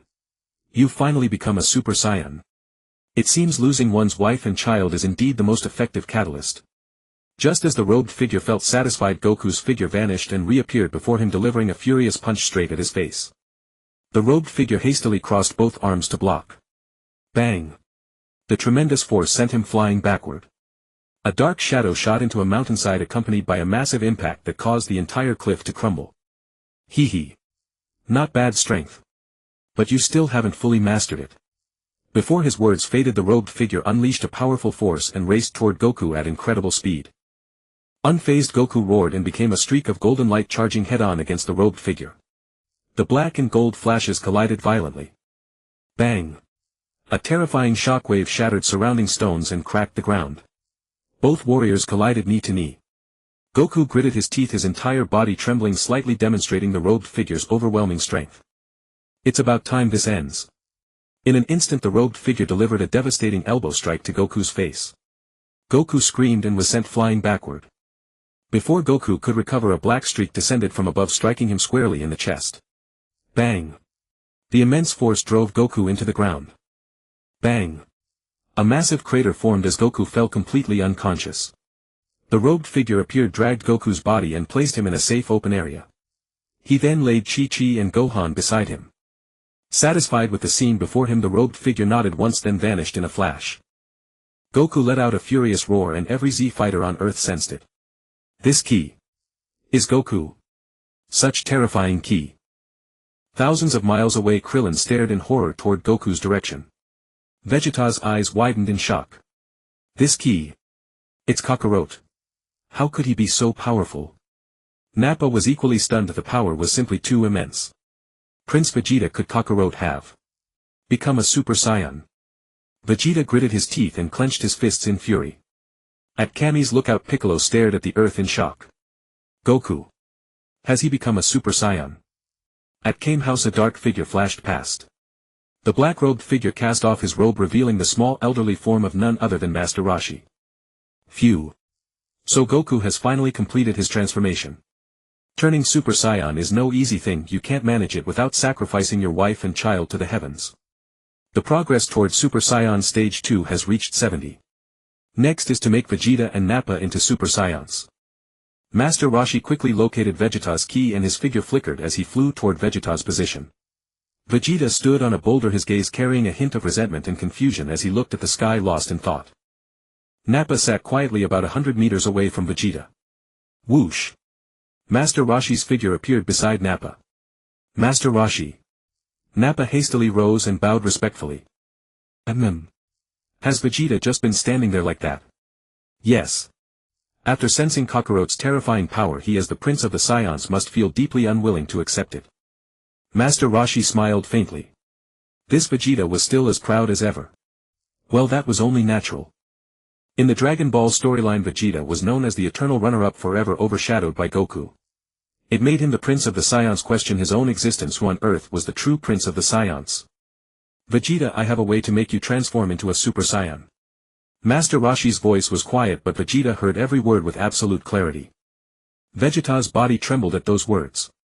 In a flash he appeared before Master Roshi and knelt respectfully on one knee. Master Roshi, please teach me to become a Super Saiyan. I beg you. Watching the proud Saiyan Prince kneel in order to grow stronger, one could not help but feel that such resolve required extraordinary courage. Master Roshi was in no hurry. He sat down on a rock, putting on a profound expression. Vegeta and Nappa instantly looked like model students waiting for him to continue. Vegeta, Nappa, today I will explain the matter of the Super Saiyan to you in detail. Hearing that it was about Super Saiyans, both Vegeta and Nappa immediately became fully alert. The Saiyans are an extremely special race in the universe. Not only can they transform into giant apes, they can also become the legendary Super Saiyan with astonishing battle power. However, becoming the legendary Super Saiyan is no easy matter. Generally speaking, it requires a trigger. Master Roshi, what does trigger mean? Vegeta asked the question he most wanted to know. It can be anger, unwillingness, jealousy, or even the desire to protect or some other special requirement. When these factors reach a certain level, the Super Saiyan transformation can be triggered. Master Roshi finished and looked at Vegeta. Vegeta, if you want to become a Super Saiyan, then you must completely release the resentment and pride within your heart. Vegeta trembled. A vague understanding seemed to stir in his mind, and he murmured, release the resentment and pride in my heart. Yes. I am the Prince of the Saiyans. Why should a low-class warrior like Kakarot succeed in transforming? I refuse to accept this. I have my pride too. Inside, Vegeta raged with resentment. His fists clenched tightly, his muscles swelled, and his ki rose rapidly. Nappa watched with some concern, but Master Roshi waved his hand to indicate there was no need to worry. He looked at Vegeta. He had done all he could. The rest was up to Vegeta. Immediately after, Master Roshi led Nappa away, leaving Vegeta alone. At Goku's location, Goku lay unconscious on his back with Chi-Chi and Gohan lying beside him. A figure flashed into view, eyes fixed firmly on Goku. Goku! Wake up! After the newcomer called out a few times, Goku slowly opened his eyes. The moment his eyes opened they blazed with fury, he erupted with ki and rose to his feet. Ah! I won't forgive you. Chi-Chi and Gohan were sent flying by the shockwave. Fortunately the newcomer was quick enough to catch them one by one, sparing them from further harm. Goku roared again in fury.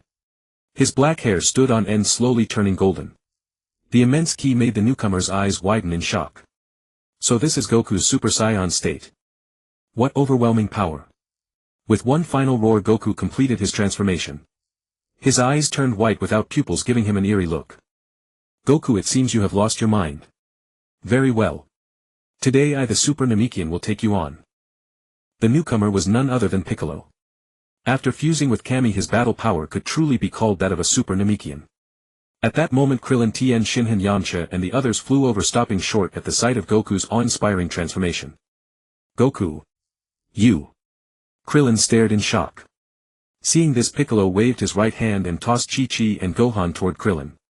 Take them and leave this place. Piccolo's voice rang out beside Krillin and the others. Piccolo looked at Goku, clenched his fists and erupted with ki.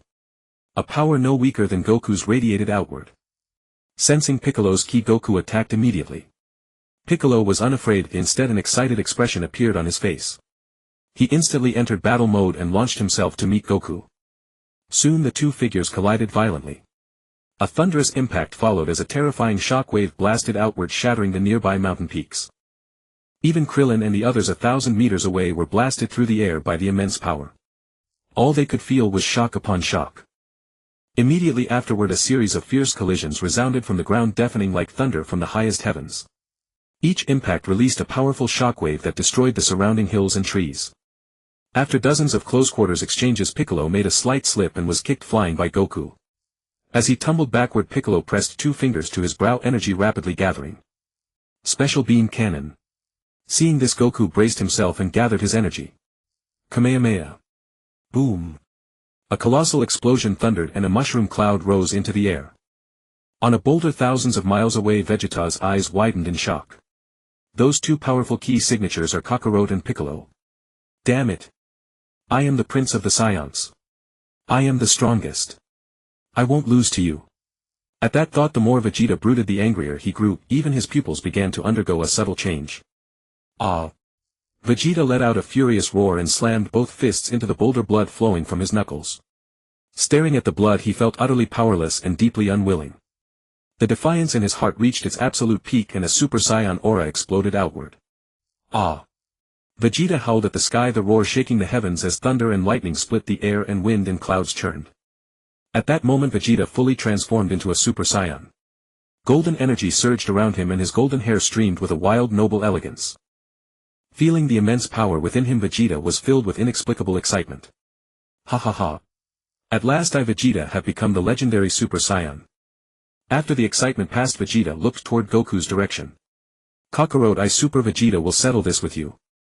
The moment the words left his mouth, Vegeta shot into the sky at extreme speed. On the sea surface, Master Roshi received a voice in his mind from the Saiyan System. Ding! Vegeta has successfully transformed into a Super Saiyan. The host is rewarded with 20 progress toward the second stage of Super Saiyan. Master Roshi was somewhat surprised. This Vegeta truly deserves the title of Saiyan Prince. With just a brief guidance he has already completed the transformation. Impressive. Impressive. Having said that, his gaze shifted toward Nappa and a sense of helplessness rose within him.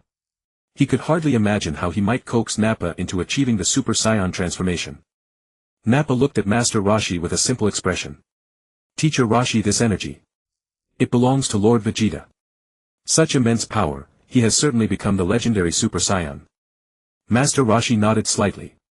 Yes. Vegeta has successfully transformed, but what? Nappa still wore his foolish expression.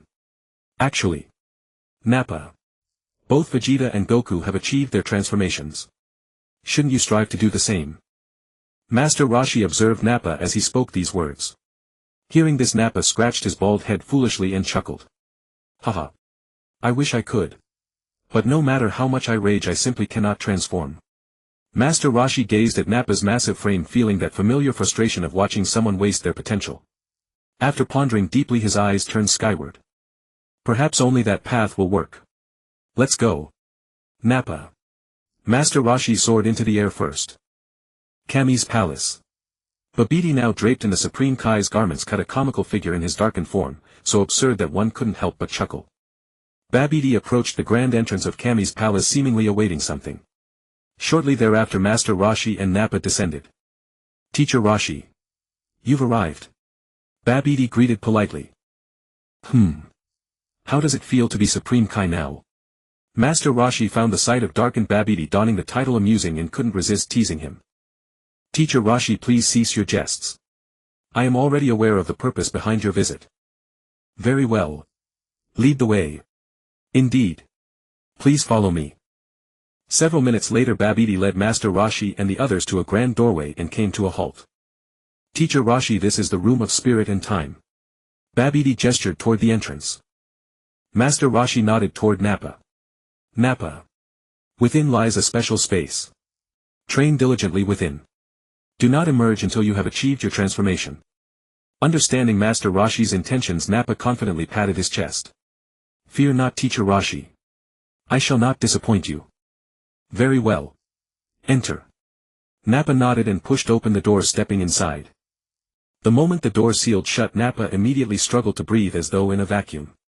Worse still, his body felt impossibly heavy, weighed down by an immense mountain, making even the slightest movement a Herculean task. Nappa reached for the door, desperate to flee, but recalling Master Roshi's sincere intentions he withdrew his hand. Damn it, it's merely a special space. This humble servant Nappa shall overcome it in moments.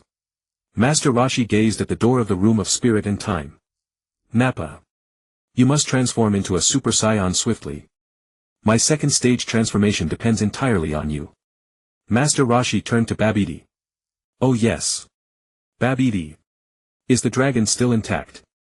Babidi nodded. Yes, it remains. The Supreme Kai merely returned to his original form, it was not a sacrifice. As long as Piccolo survives, the Dragon Balls will not vanish. Hearing this, Master Roshi nodded, though internally he was somewhat astonished.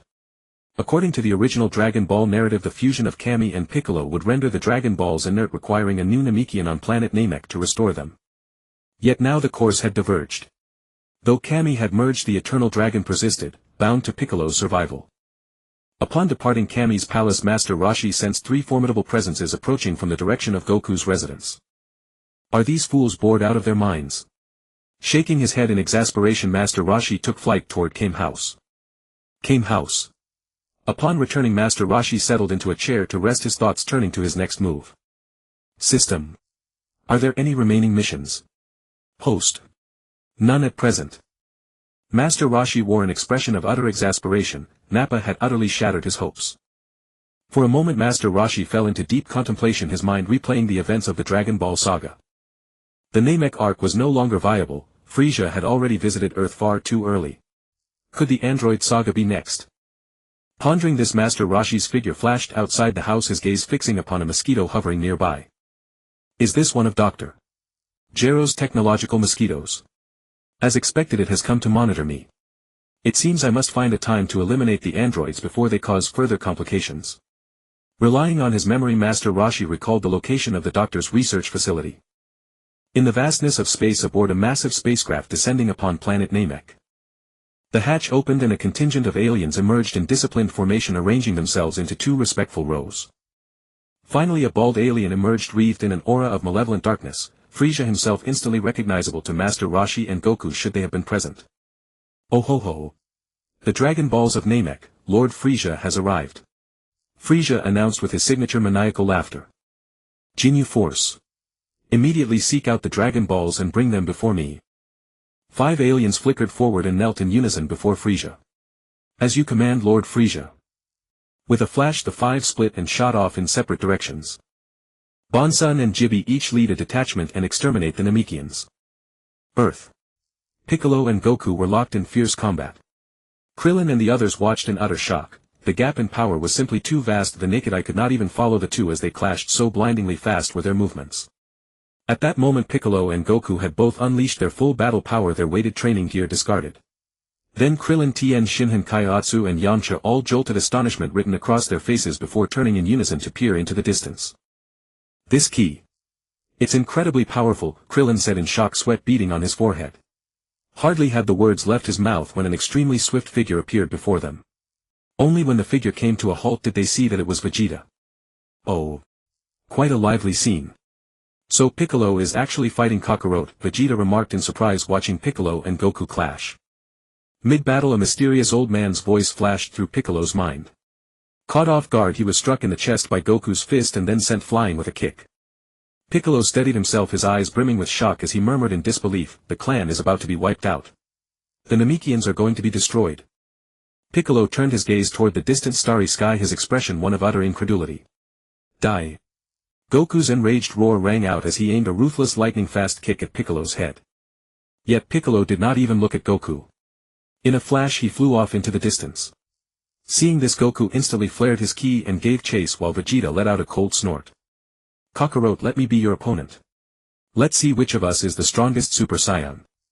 With that Vegeta flared his ki and spread his arms wide. Flash cannon. A massive energy blast shot toward Goku. Midway through his pursuit of Piccolo, Goku sensed the incoming blast at once. He whirled around, bellowed and unleashed the Kamehameha. Instants later the two dreadful energy blasts collided. Boom. A gigantic explosion thundered across the sky and a mushroom cloud rose high into the air. Vegeta flashed in front of Goku and shouted, Kakarot, let's settle this once and for all. Goku, still not fully recovered, let out a furious roar and launched himself at Vegeta. Vegeta snorted coldly and charged at Goku. Crash. The sound of a violent collision resounded. Goku and Vegeta stood with their palms locked together, both bodies trembling slightly as if testing each other's strength. Then their knees drove back and forth, attack and counterattack, as a series of clangs like striking steel rang out. Came house. Master Roshi had barely lain down when Piccolo's figure appeared. Master Roshi. Piccolo called out anxiously. Roshi was exasperated, he had only just been about to get some proper rest and now Piccolo came knocking. What did he want? What is it? Piccolo recounted the strange old man's voice he had inexplicably heard. Roshi listened, growing rather confused. The Namekians are being wiped out. That can't be. Goku and the others haven't gone to planet Namek. At that thought Roshi felt a jolt of alarm. Could Frieza have gone to planet Namek? The more he thought about it the more plausible it seemed. It's Sela. And Frieza, Roshi said. Piccolo clenched his fists in fury. Damn that Frieza. Last time I let you get away. How dare you set foot on planet Namek? Soon Piccolo calmed himself and looked at Roshi with pleading eyes. Master Roshi, please help me. I have to save my people. I cannot let Frieza wipe them out. Roshi felt a wave of exasperation within him. Just as he had feared, there was no escaping a trip to planet Namek was there. Piccolo, I know you're worried, but even if we leave right now it will take quite a few days to reach planet Namek. Piccolo slowly let out two words, Dragon Balls. Roshi was taken aback. Right, how could he have forgotten such a loophole? With Shenron's wish it would be a matter of minutes. Let's go. We'll find Bulma right away. Roshi declared, then flew off toward Bulma's house with Piccolo hastily following. Bulma's house. Bulma was lying on a chair beside the swimming pool dressed in a striking bikini, occasionally taking a sip of wine. Swirling the wine she complained, what's wrong with me lately? That lecherous old turtle is all that fills my head. At the thought of Roshi's perfect muscular frame Bulma's cheeks flushed at once. Oh my, how embarrassing. After composing herself Bulma looked at the wine and said, speaking of which, I haven't seen that old perverted turtle for a while. I wonder what he's up to. Speak of the devil. Roshi and Piccolo appeared above the pool in an instant. The powerful gust kicked up by their flight was no weaker than a typhoon, blowing Bulma right off her chair. Ouch. Where did that typhoon come from? It hurts. Bulma complained, clutching her backside. Roshi's voice came from above, Bulma. Where's your dragon radar? Bulma immediately perked up at the sound of Roshi's voice and sprang to her feet. Old perverted turtle, what do you need the dragon radar for? To make a wish. What wish do you want to make? Piccolo, standing nearby, was getting annoyed. There was no time for all this dithering. Quickly Piccolo summed up the situation. Bulma nodded in understanding. I see. I've already gathered the Dragon Balls, they're ready to use anytime. Piccolo's face lit up with joy, just like getting a pillow when he was about to fall asleep. Before long Bulma brought out all 7 Dragon Balls and summoned Shenron. Roshi looked at the sky. It was the same old scene, darkness swallowing heaven and earth, Shenron making an awe-inspiring appearance, and then the dragon's majestic voice asking. State your wish. As Piccolo was about to speak, Roshi stopped him. Piccolo, you Goku and Vegeta go on ahead. I'll follow later with Nappa. Piccolo nodded. Goku and Vegeta were both extremely powerful. When he had been heading toward Kame House he had sensed a tremendous ki, and in hindsight it must have been Vegeta's. Shenron. Send Piccolo, Goku and Vegeta to planet Namek. Roshi called out to the dragon. Shenron's eyes glowed crimson. No problem. In a flash a white light enveloped Piccolo. Piccolo, all of you stay safe. If you can't win, run. Wait until I get there, Roshi instructed. Got it. Then Roshi tossed a few senzu beans to Piccolo. Korin's senzu bean harvest has been poor. There are only these 5 beans left, use them sparingly. Piccolo vanished on the spot before he could even reply. Far away, while Goku and Vegeta were locked in fierce combat, a white light enveloped them both. Before they could react they disappeared. Krillin and the others watching were completely baffled. How could 2 living men simply vanish into thin air, their ki gone along with them? Let's go. Back to Kame House. Master Roshi is bound to know something. Krillin then flew off toward Kame House. Tien Shinhan, Kaiotsu and Yamcha nodded and followed. On planet Namek. A white light flashed and Piccolo appeared. He looked over this land, his homeworld, and felt an inexplicable warmth. Damn it. I won't let my race be wiped out. With that, Piccolo calmed down and extended his senses across planet Namek. Soon he detected a powerful energy. This energy. Frieza. Damn you, Frieza. You actually dare to destroy my race. This time I, Piccolo, will grind your bones to dust. With those words Piccolo shot at full speed toward Frieza's location. Meanwhile Goku also appeared on the land of Namek. Regaining consciousness he found himself in an unfamiliar place, confusion and puzzlement welling up in his heart. Where is this?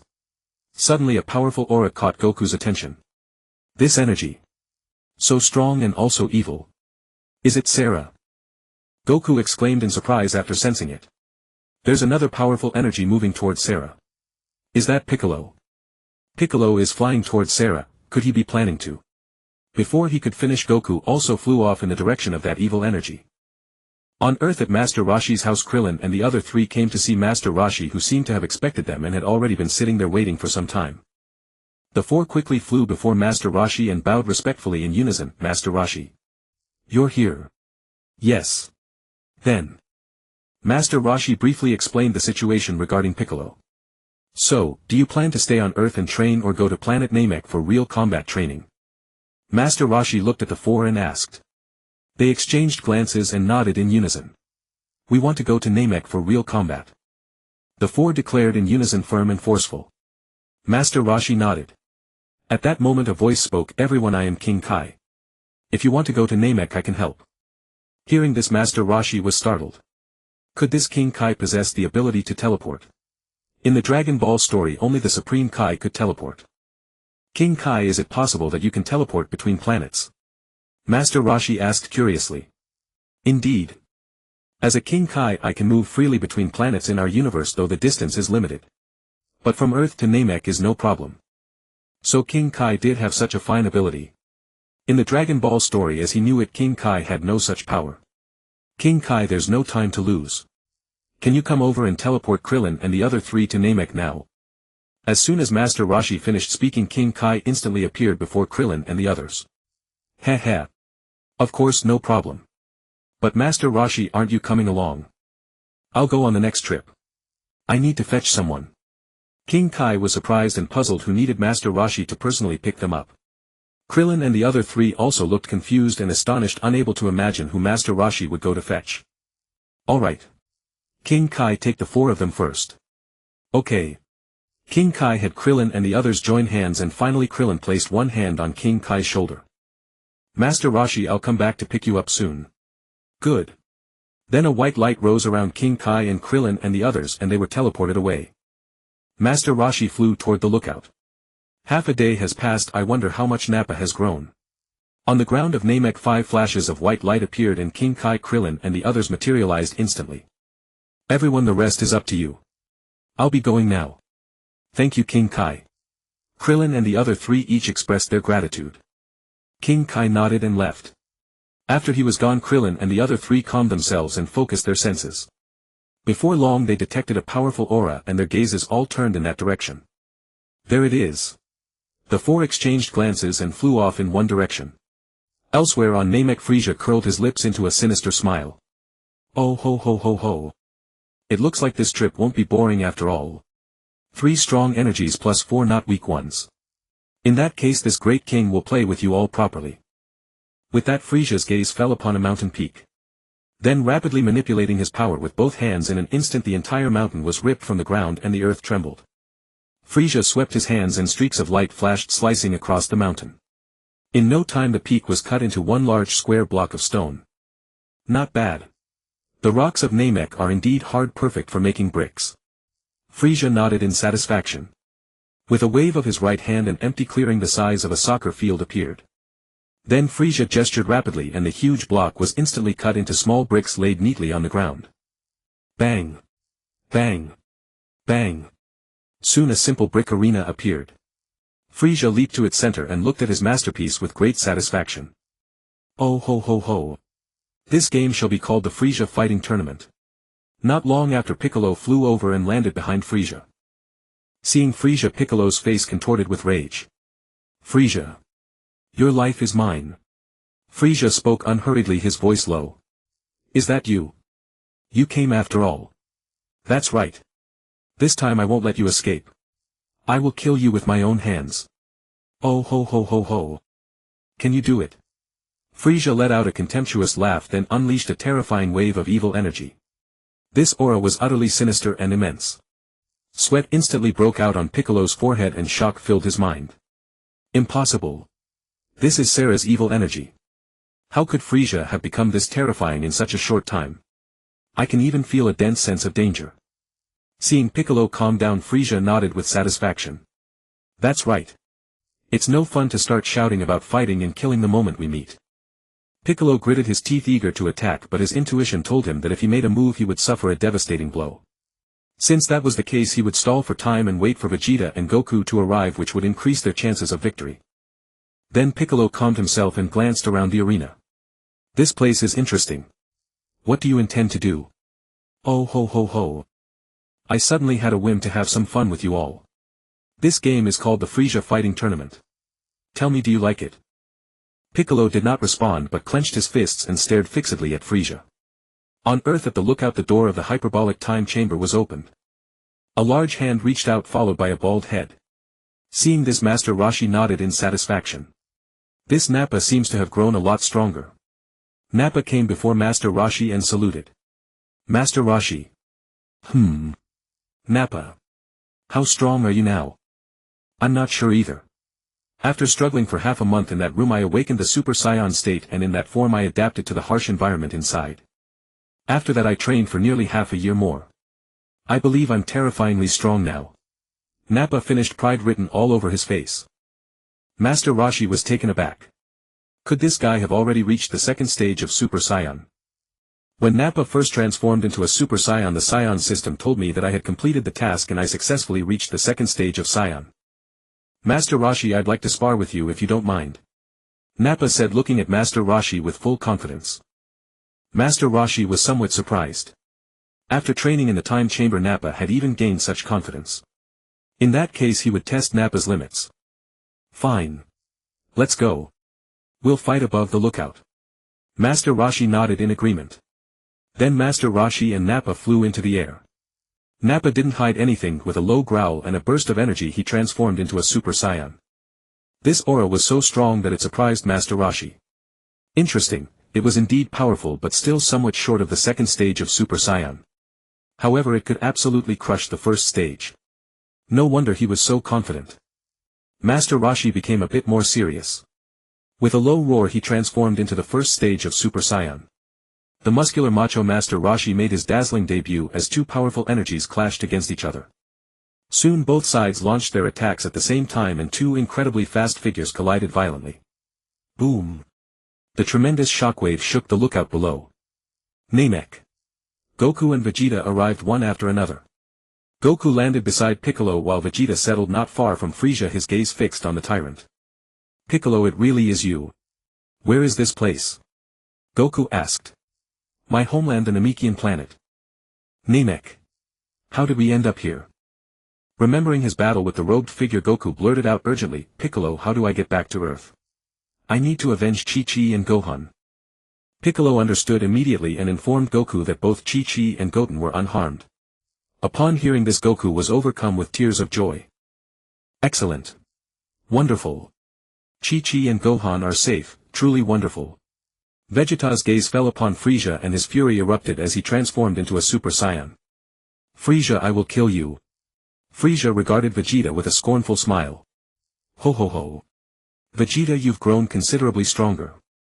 However, killing me remains beyond your reach. Vegeta snorted coldly. I have already become a Super Saiyan, the legendary warrior you fear most. Ho ho ho. Is that so? Then prove it. Mocked thus, Vegeta seethed with rage and launched his attack without another word. In a flash he appeared to Frieza's left and delivered a devastating kick. Bang! Vegeta's eyes widened in disbelief as he stared at Frieza. The tyrant had blocked his powerful leg strike with a single finger. Before Vegeta could react, a dark shadow sent him flying. He cried out in pain as he was launched backward. Bang! Frieza's tail struck the ground with a heavy sound.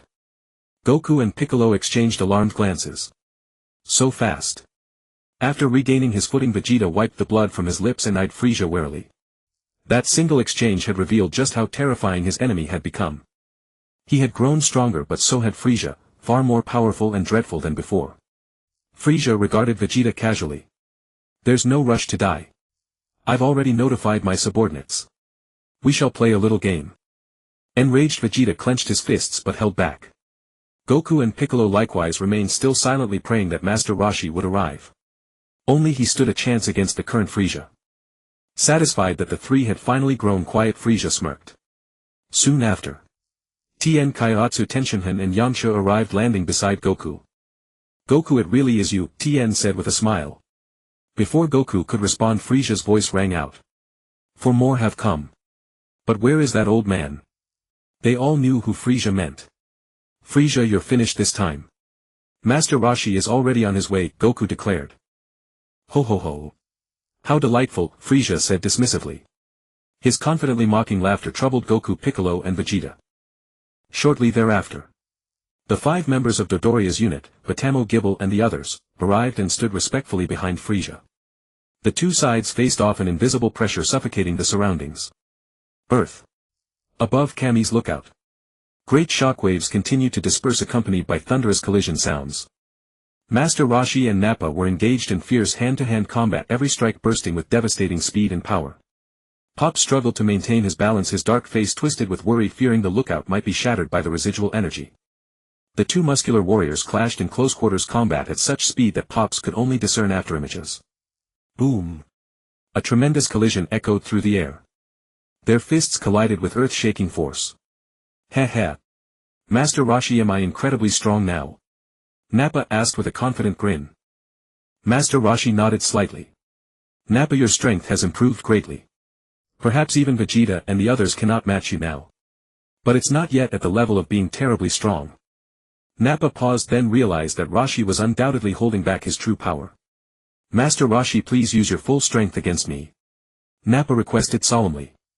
A faint smile appeared on Master Roshi's face as he stepped backward. Stopping, he looked at Nappa. Very well. I shall show you a glimpse of my true power. Nappa's expression brightened with excitement. Clenching his fists, he roared and unleashed his full power, causing every ounce of energy within him to surge forth. Master Roshi felt a touch of surprise. Nappa's strength was indeed approaching the second tier of Super Saiyan. Without hesitation, Master Roshi clenched his fists and let out a mighty roar. A surge of overwhelming power began to rise rapidly. The immense energy darkened the sky with bolts of lightning flashing around. Nappa watched in astonishment as Master Roshi's power escalated continuously. Awe! Master Roshi threw his head back and let out a long ear-splitting cry as an enormously terrifying force radiated outward. Nappa felt that terrifying power and could hardly believe what he was witnessing. Such formidable strength. At that moment, Master Roshi's body was wrapped in explosive muscles, crackling with lightning thunder rumbling around him. This aura was incomparable to that of a first-tier Super Saiyan. Master Roshi himself remained relatively calm. Having read Dragon Ball himself, he knew well the power of a second-tier Super Saiyan, one who could defeat Cell with a single punch. Come Nappa. Attack me with your greatest strength. Master Roshi called out. Nappa, now at the peak of his power, poured everything into a single move. In an instant he appeared before Master Roshi and unleashed a full-force punch aimed directly at his face. Bang! Even with such enormous force striking him, Master Roshi's head tilted only slightly. His gaze carried an air of absolute contempt as he looked at Nappa. Nappa was stunned for a moment but quickly recovered, launching a furious barrage of punches and kicks. Bang bang bang bang. Relentless strikes rained down upon Master Roshi, each impact producing a heavy thunderous sound. As seconds ticked by, Nappa lost count of how many attacks he had landed, his breathing growing heavy. He retreated 10 meters, gathered energy in both palms and locked onto Master Roshi for a final all-out strike. A massive energy wave hurtled toward Master Roshi. Boom! A colossal explosion erupted, sending a mushroom cloud soaring into the sky. Soon after, the smoke cleared, revealing Master Roshi standing unscathed. His disdainful gaze filled Nappa with a sense of hopelessness. At that moment, Master Roshi vanished and reappeared before Nappa instantaneously, too fast for Nappa to react. Bang! With a simple hook punch, Master Roshi struck Nappa in the abdomen. In an instant, Nappa's eyes bulged, his mouth opened wide and his body curled inward, showcasing the sheer devastating power of that single blow. The pain drained Nappa's remaining strength, instantly forcing him to revert to his normal form. Clutching his abdomen, he wore an expression of excruciating agony. After a few seconds, Nappa could no longer hold on. Deprived even of the energy needed to fly, he began to fall toward Kami's lookout. Gazing at the majestic Master Roshi, a profound sense of powerlessness overwhelmed him. Master Roshi is truly too strong. Planet Namek. 3 streaks of white light flashed. Master Roshi, this is Planet Namek. Sorry for the trouble, King Kai. Not at all. I can only teleport between planets, I can't send you directly to Goku and the others. Leave the rest to me. Then King Kai nodded and left. Master Roshi, Frieza is in that direction, Nappa said, gazing into the distance. Goku and Krillin are all there, but it seems no battle has taken place. What the hell are they doing? Having a party? Master Roshi said, somewhat puzzled. Nappa rubbed his bald head, equally bewildered. Let's go. Master Roshi and Nappa flew toward Goku and the others at tremendous speed. On Goku's side, the moment Master Roshi and Nappa arrived on Planet Namek, they sensed them. That's Master Roshi's ki, he's coming. And Nappa too. Their ki is moving. So fast. Goku said in surprise. Goku said in astonishment. Vegeta also sensed Nappa's abnormality and felt extremely puzzled. Nappa. How can he move so fast? At least 10 times faster than me. At that thought, Vegeta suddenly understood, this was definitely the result of Master Roshi's special training with Nappa. Krillin and Yamcha were overjoyed, showing how highly they regarded Master Roshi. Frieza looked in the direction from which Master Roshi flew. Oh ho ho. Quite fast. I hope I haven't waited all this time for nothing. Before long, Master Roshi and Nappa appeared above Goku and the others and swiftly landed. Nappa trotted over to Vegeta. Prince Vegeta. Sensing how different Nappa was, Vegeta was utterly shocked. Nappa. You. Nappa naturally understood what Vegeta meant and smiled in a simple, honest way. It's all thanks to Master Roshi. Vegeta was startled. Even though he already knew it was Master Roshi, hearing the confirmation still made him tremble with shock. The moment Master Roshi landed, Goku, Krillin, Piccolo and the others immediately crowded around and bowed respectfully. Master Roshi. Master Roshi nodded, then looked at Piccolo. Piccolo. What's going on? Didn't you come to fight Frieza with everything you've got? Then why does it look like you haven't fought at all? Piccolo felt somewhat embarrassed, his face turning green. Master Roshi, Frieza is too strong. If he weren't waiting for you, none of us would be enough for him to kill. Master Roshi was inwardly shocked. When had Frieza become so powerful? Piccolo, Goku and Vegeta had all made qualitative leaps in strength, yet they still couldn't beat one Frieza. Master Roshi looked at Frieza with suspicion and Frieza calmly returned his gaze. The two invisible auras clashed against each other. With a single glance, Master Roshi understood. So this evil power was inside Frieza all along, no wonder you couldn't win. Oh ho ho. Old man, since you're already here, let's begin right away. Frieza said. Master Roshi turned his eyes to Goku and the others, and Piccolo briefly explained Frieza's game. Master Roshi was dumbfounded upon hearing it. Wasn't this the same game Cell played? Was Frieza out of his mind? This was completely unlike him. Was he just idly bored? Master Roshi looked at Frieza with a speechless expression while Frieza with an indifferent look led his men and flew out of the arena. Goku, Piccolo, Vegeta and the others all looked at Master Roshi. Let's go. Since Frieza wants to play, we'll keep him company. With that, Master Roshi flew out of the arena and Goku and the others immediately followed. Before long, an alien flew out from Frieza's side and landed on the field, somewhat plump with pink skin dressed in a soft battle suit. Vegeta eyed the alien with contempt. Chibi. Goku looked at Vegeta curiously. Vegeta, you know him? Of course. He's one of Frieza's most capable men. Goku's face lit up with excitement. Great. I'll fight the first match. Vegeta looked indifferent but his eyes glared angrily at Frieza. Seeing that Master Roshi had no objections, Goku leaped directly onto the field. Chibi looked at Goku with a contemptuous sneer. What a surprise. I never imagined there were Saiyans other than Vegeta and the others. Goku cracked his knuckles and entered a combat state, then attacked without any wasted words. Chibi gave a cold snort and attacked as well. Two figures hurtled toward each other at blinding speed. Goku whipped a sweeping kick at Chibi's head and Chibi quickly raised his hand to block. Boom. A powerful shockwave burst out. Chibi snorted coldly, immediately counterattacked and sent a storm of rapid punches toward Goku. Goku remained expressionless, using both hands and feet to deflect the onslaught. For a while the sound of fists and feet hammering into flesh echoed. Master Roshi gave the scene only a brief glance. There was simply no comparison. Goku could still transform. If this Chibi had no hidden cards, his defeat was certain. On the field their knees crashed violently, jolting each of them back 100 meters. Chibi stabilized himself and immediately fired energy spheres. Within moments dozens were hurtling toward Goku. Unfazed, Goku swiftly swatted each one away. Bang! Bang! Bang! Bang! The dozens of energy spheres landed and exploded a mere 100 meters from Goku. Not to be outdone, Goku gathered his ki, placed both palms at his waist and a white light blazed between them. Kamehameha. Ah! Chibi hastily raised both arms to block. Boom! A huge explosion thundered. Goku breathed heavily, staring at the sight of Chibi's explosion. What's going on? I clearly hit him, yet his ki hasn't weakened at all, it's actually stronger. Goku murmured grimly, gazing at the smoke. Suddenly from within the smoke Chibi let out a furious roar.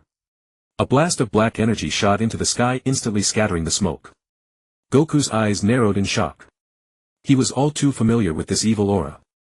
Piccolo, Vegeta, Krillin and the others were startled too, staring at Chibi. Master Roshi meanwhile watched Chibi with deep confusion. This Chibi also has evil power. What on earth is going on? By the way, why haven't I seen Sila? Could they be hiding in the shadows? Master Roshi extended his senses across the entire planet and was shocked to find no trace of Sila at all. Master Roshi shifted his gaze to Chibi. At that moment the two were locked in combat again, but Goku was being suppressed, completely outmatched by Chibi. Ha ha ha. Saiyan monkey, what's wrong? Is that all you've got? Chibi cackled while attacking. Boom. Goku was sent flying, his back slamming heavily into the ground, leaving cracks and a crater behind him. Chibi flashed above Goku and stomped down viciously. Goku dodged with a frightened roll. Boom. Chibi's foot left a huge crater in the ground, a clear indication of the stomp's immense power. Chibi shot a glance at Goku, then flickered again, driving his knee toward Goku's abdomen. Bang. With the impact Chibi's eyes widened in shock. Instead of being knocked flying as expected, Goku had firmly caught his knee strike. Heh heh. The real fight is only just beginning. Goku chuckled with his head lowered. In that instant a golden light rose from Goku's body. His black hair stood up and turned gold as an immense power erupted. Goku clenched his fists and let out a mighty yell. Ah! The tremendous power of Super Saiyan 1 radiated outward, blasting even Chibi back 100 meters. He stared at Goku in disbelief. Golden light coursed around Goku as he walked toward Chibi step by step, his gaze filled with contempt. Gazing at the disdainful scorn in Goku's eyes, rage flared within Chibi. With a thunderous howl he discharged a devastating wave of black energy. Sensing the looming threat, Goku dared not be careless. He answered with a Kamehameha of his own. Hiya! The golden and black energy waves collided head-on. Boom! A colossal explosion thundered across the battlefield as a towering mushroom cloud swallowed the sky. Goku and Chibi both launched themselves into the smoke in an instant. Soon after, the sounds of fierce frantic blows echoed from within. The overwhelming shockwaves of their conflict gradually dispersed the haze. Bang! The resounding impact of a heavy collision spread outward. Their right fists smashed together with brutal explosive force, the sheer magnitude of their power generating crackling thunder and static electricity around them. Chibi gritted his teeth, his face betraying signs of strain, while Goku remained utterly impassive. The verdict of who was stronger and who was weaker had already been written. Frieza observed the scene with idle indifference, his expression hardly shifting at all. "Lord Frieza. I fear Chibi is about to fall," Boza commented from beside him. "It matters not." On the battlefield the two clashed fiercely through dozens more rounds. As Goku only grew more ferocious with every exchange, Chibi's strength ebbed lower and lower. Soon Goku found his opening, a savage right-footed kick slammed into Chibi's abdomen. Bam! Chibi doubled over in agony as the searing pain in his gut instantly robbed him of consciousness for a fleeting moment. Never let a wounded foe recover, Goku seized Chibi's head with both hands and shoved it violently downward, while his right knee, wasting no time, drove upward with all his might. Crack! A miserable scream tore from Chibi's throat as his face was twisted beyond recognition, purple fluid splattering through the air, a testament to the ruthless force behind Goku's blow. Before Chibi could even react, Goku's right fist shot out like lightning. Thud! Taking Goku's punch squarely in the chest, Chibi spat purple fluid and went hurtling backward. Goku brought both hands to his waist, gathering his energy. A formidable torrent of power rapidly converged within his palms. Kamehameha. Chibi had barely managed to regain his bearings when his world flooded with blinding white. Before he could even comprehend what was happening, the Kamehameha struck his body with full crushing force. Boom! As the roar of the explosion resounded, so too did Chibi's agonized screams. Goku panted heavily, staring at the lingering smoke of the detonation, a clear sign that this attack had exacted no small toll from him. Soon as the smoke billowed away, Chibi's body appeared as if he had been struck by lightning, charred black trailing wisps of smoke, his eyes vacant and void. He had lost consciousness completely, without a trace of doubt. Immediately afterward, Chibi's body began to pitch slowly forward. Suddenly, a bolt of black light tore through Chibi. Boom! A thunderous explosion sounded and Chibi was utterly obliterated into nothingness. Goku looked on, stunned. Following the trajectory of the black beam, his gaze landed on Frieza, who wore a sinister smirk, his right index finger still languidly pointed at the spot where Chibi had stood a moment ago. Oh ho ho! The defeated have no right to go on living. Frieza laughed heartily. Behind him the 5 members of the Nyoji squad and Boza could only clench their fists in fear, inwardly vowing to fight with everything they had, for even a desperate struggle held a glimmer of survival. Sensing the fear in the soldiers behind him, Frieza felt deep satisfaction. Master Roshi, however, watched Frieza with a calm gaze, his heart undisturbed by any significant emotion. Vegeta and Nappa too remained largely unmoved. They understood perfectly well what kind of man Frieza was. Casually erasing incompetent underlings with a sweep of his hand was merely a routine occurrence. By contrast, Piccolo and Tulin were genuinely shocked. They had always known Frieza to be evil, yet they never imagined he could be this evil. Eliminating his own subordinate on a whim was a tyranny beyond their expectations. Vegeta made a graceful aerial descent, landing steadily upon the battlefield, his gaze fixed on Boza, who stood beside Frieza. Frieza curled a sinister smile. Boza, go. You know the consequences if you fail. Understood. Boza leaped high into the air and landed smoothly in front of Vegeta. He was quite handsome to behold and stood considerably taller than Vegeta. Vegeta. You've got some nerve daring to challenge me. It appears you're completely unaware of my abilities. Boza stared at Vegeta with icy coldness. Vegeta was all too familiar with Boza's strength. Before he had achieved the Super Saiyan transformation, he genuinely wouldn't have dared to challenge him. But then again, times have changed. Boza. Enough nonsense. Today old scores and new grievances will all be settled. The moment those words left his lips, Vegeta clenched his fists and let out a series of prolonged guttural roars. Ah! Tilting his head back to the heavens, he released a long earth-shaking roar. A mighty surge of energy erupted upward, Vegeta's black hair transforming into blazing golden streams of power cascading and swirling around his body. The overwhelming power instantly turned Boza's expression grim, his eyes locked tightly onto Vegeta. Excellent.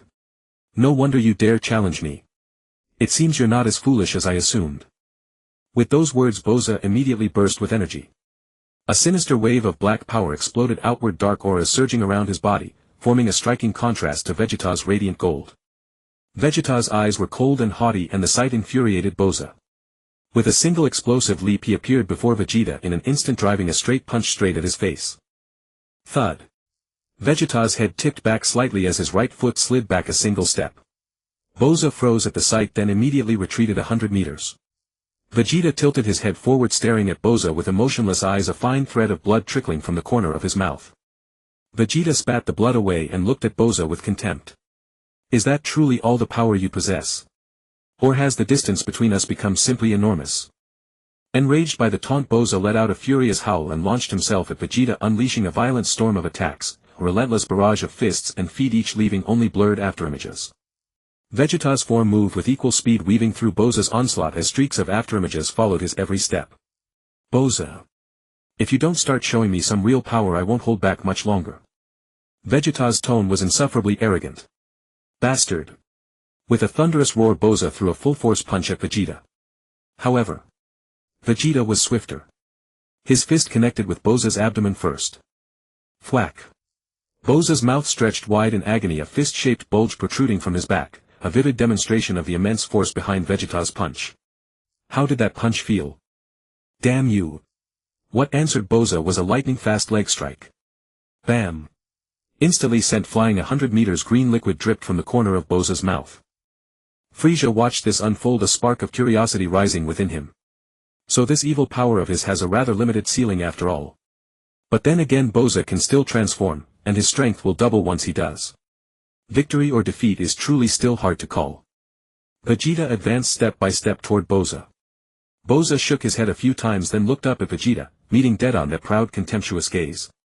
Damned Vegeta. I'm going to kill you. You leave me no choice. A surge of rage-fueled power rapidly climbed within Boza as his body swelled dramatically in size. The handsome visage he once possessed twisted into something supremely ugly. Vegeta halted, his gaze fixed unwaveringly upon Boza. Goku's eyes widened at the sight. His power. It's rising. Such tremendous strength. Tulin trembled in sheer terror, his eyes brimming with fear.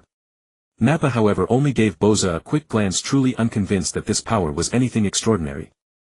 Master Roshi, seeing Boza, understood that a transformation was underway, and that his strength would skyrocket as a result. As Boza threw his head back and released an extended earth-splitting howl, a terrifying plume of black energy rent the sky. Looking on, Vegeta was hit by a ferocious tide of dangerous intent. Then he beheld it, Boza now transformed into a colossal monster. His handsome face was warped beyond recognition, his skin resembling that of a toad, revolting and hideous to the extreme.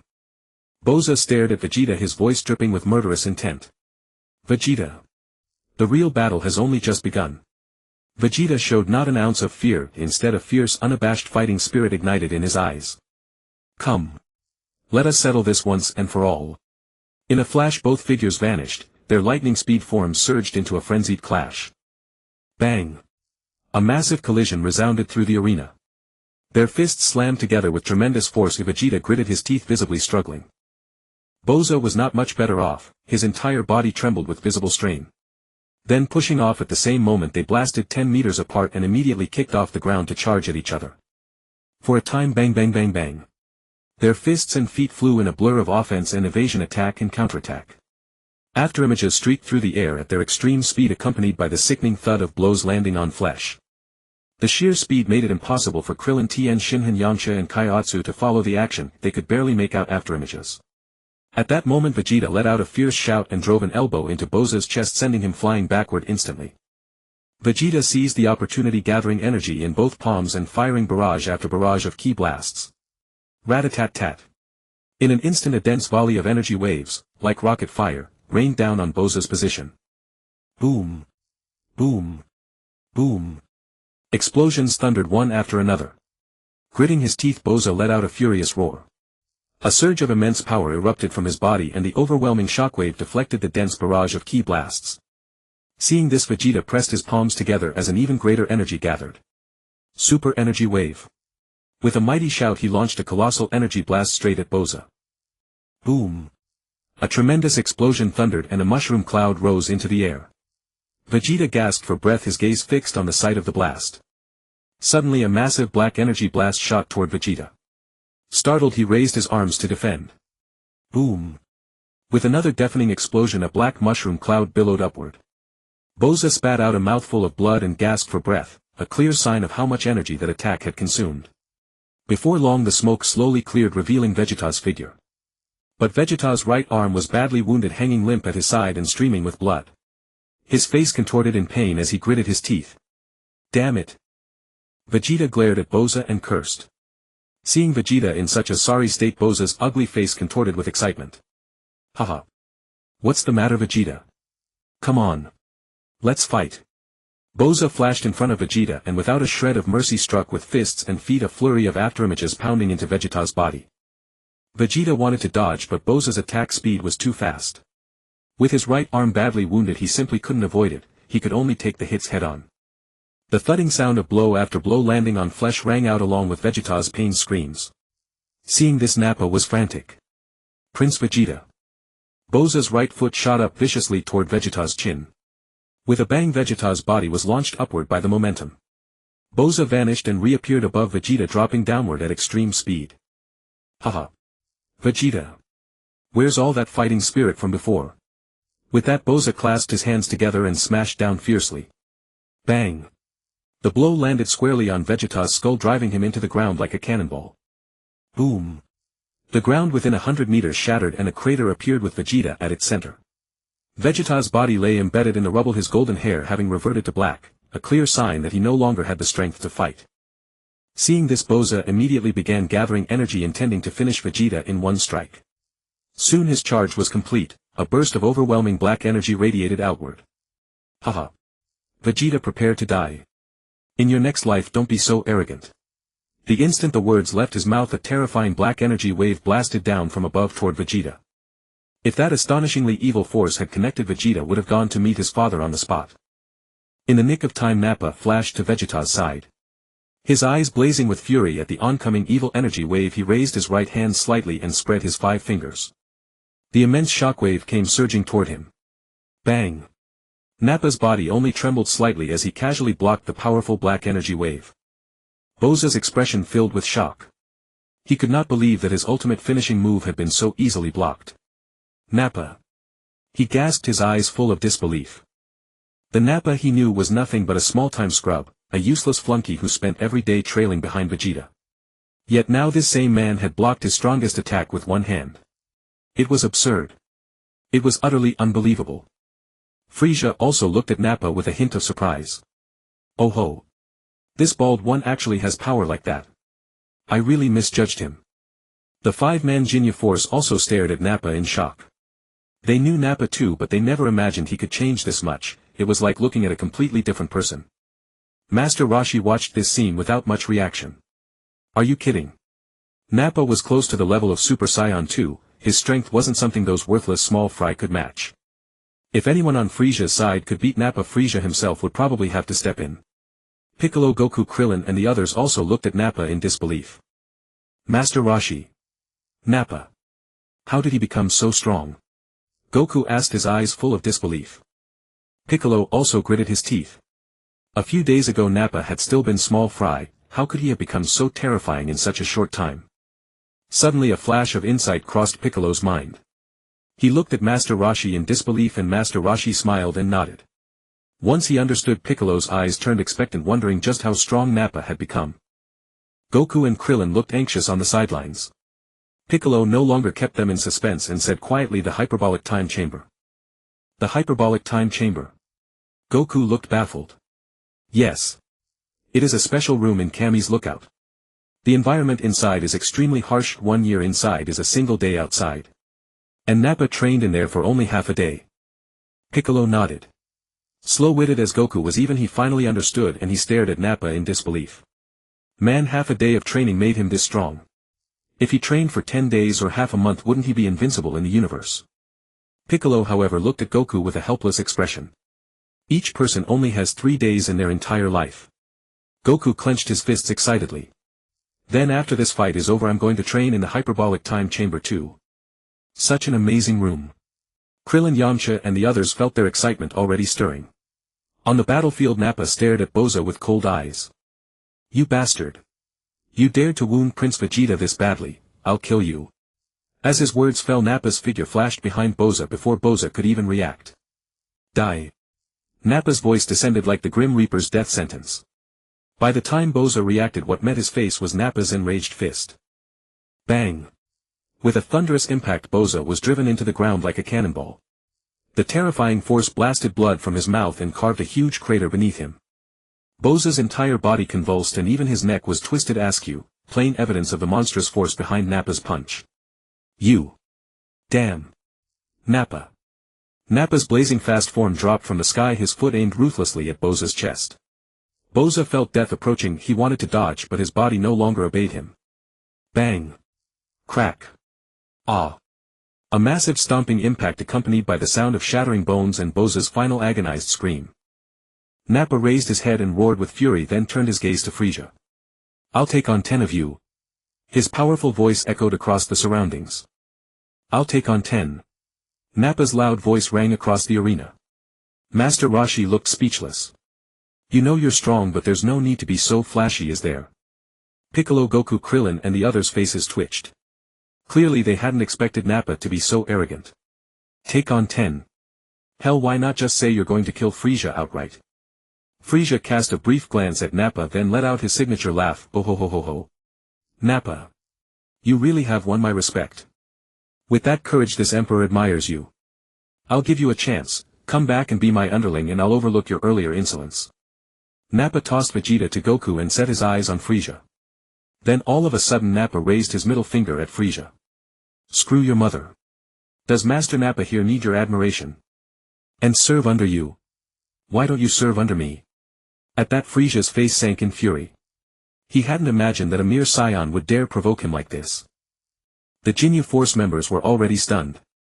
They knew Nappa too, but this was the first time they'd seen him so domineering. He was way too much, simply too high profile. Oh ho ho ho. Nappa, since you're so confident, let the Jinyu Force test you, Frieza said with a smile. The Jinyu Force flew down to the field at the same moment. The instant they landed they struck their signature poses, embarrassing enough to make everyone cringe. The Jinyu Force officially makes its debut. The 5 shouted in unison. Nappa looked at these 5 jumping clowns and didn't take them seriously at all. Dala, you claim to be the fastest mover around, you go first. Captain Jinyu said to a Crimson Red team member. No problem. Watch me beat Nappa to a pulp. The moment he spoke, Dala flashed toward Nappa. Nappa looked at Dala with contempt. With speed like that of a snail he still dares to call himself the fastest. Soon Dala was circling Nappa at a speed like a gust of wind. Nappa, can you even catch my afterimage now? Dala's voice came through. Master Roshi found this a bit speechless. How could Dala be so confident? He should have known Nappa's current battle power was no longer what it used to be. Vegeta had recovered after eating a senzu bean. When he happened to see Dala circling Nappa at high speed he couldn't help but worry about Nappa. Krillin, Yamcha and Kaiotsu couldn't make out the movements at all and could only stare blankly. Even Tien Shinhan with his 3 eyes could only barely catch a trace of an afterimage. Piccolo, Goku and Vegeta by comparison watched Dala calmly. As for Master Roshi, he paid Dala no mind whatsoever. On the field. What's the matter, Nappa? You're not scared stiff, are you? Watch me, what the hell? Nappa struck at an incredible speed, landing a heavy punch right on Dala's face. Bang! Ah! Dala screamed and flew backward. Before he could recover, Nappa flashed behind him. Trash, like you dares to call yourself the fastest in the universe. Nappa's voice was ice cold. Dala's mind jolted, but he responded quickly, spinning around and firing a powerful energy wave. Boom! However, Nappa was already behind Dala. This time Nappa didn't waste a word. He threw a fierce punch straight into Dala's back. Bang! Crack! Ah! Pft! The tremendous force made Dala spit out a mouthful of purple fluid, and the sound of breaking bones came from his spine as his body pitched forward. Dala struggled to stand, casting a pleading look at the Jinyu Force members.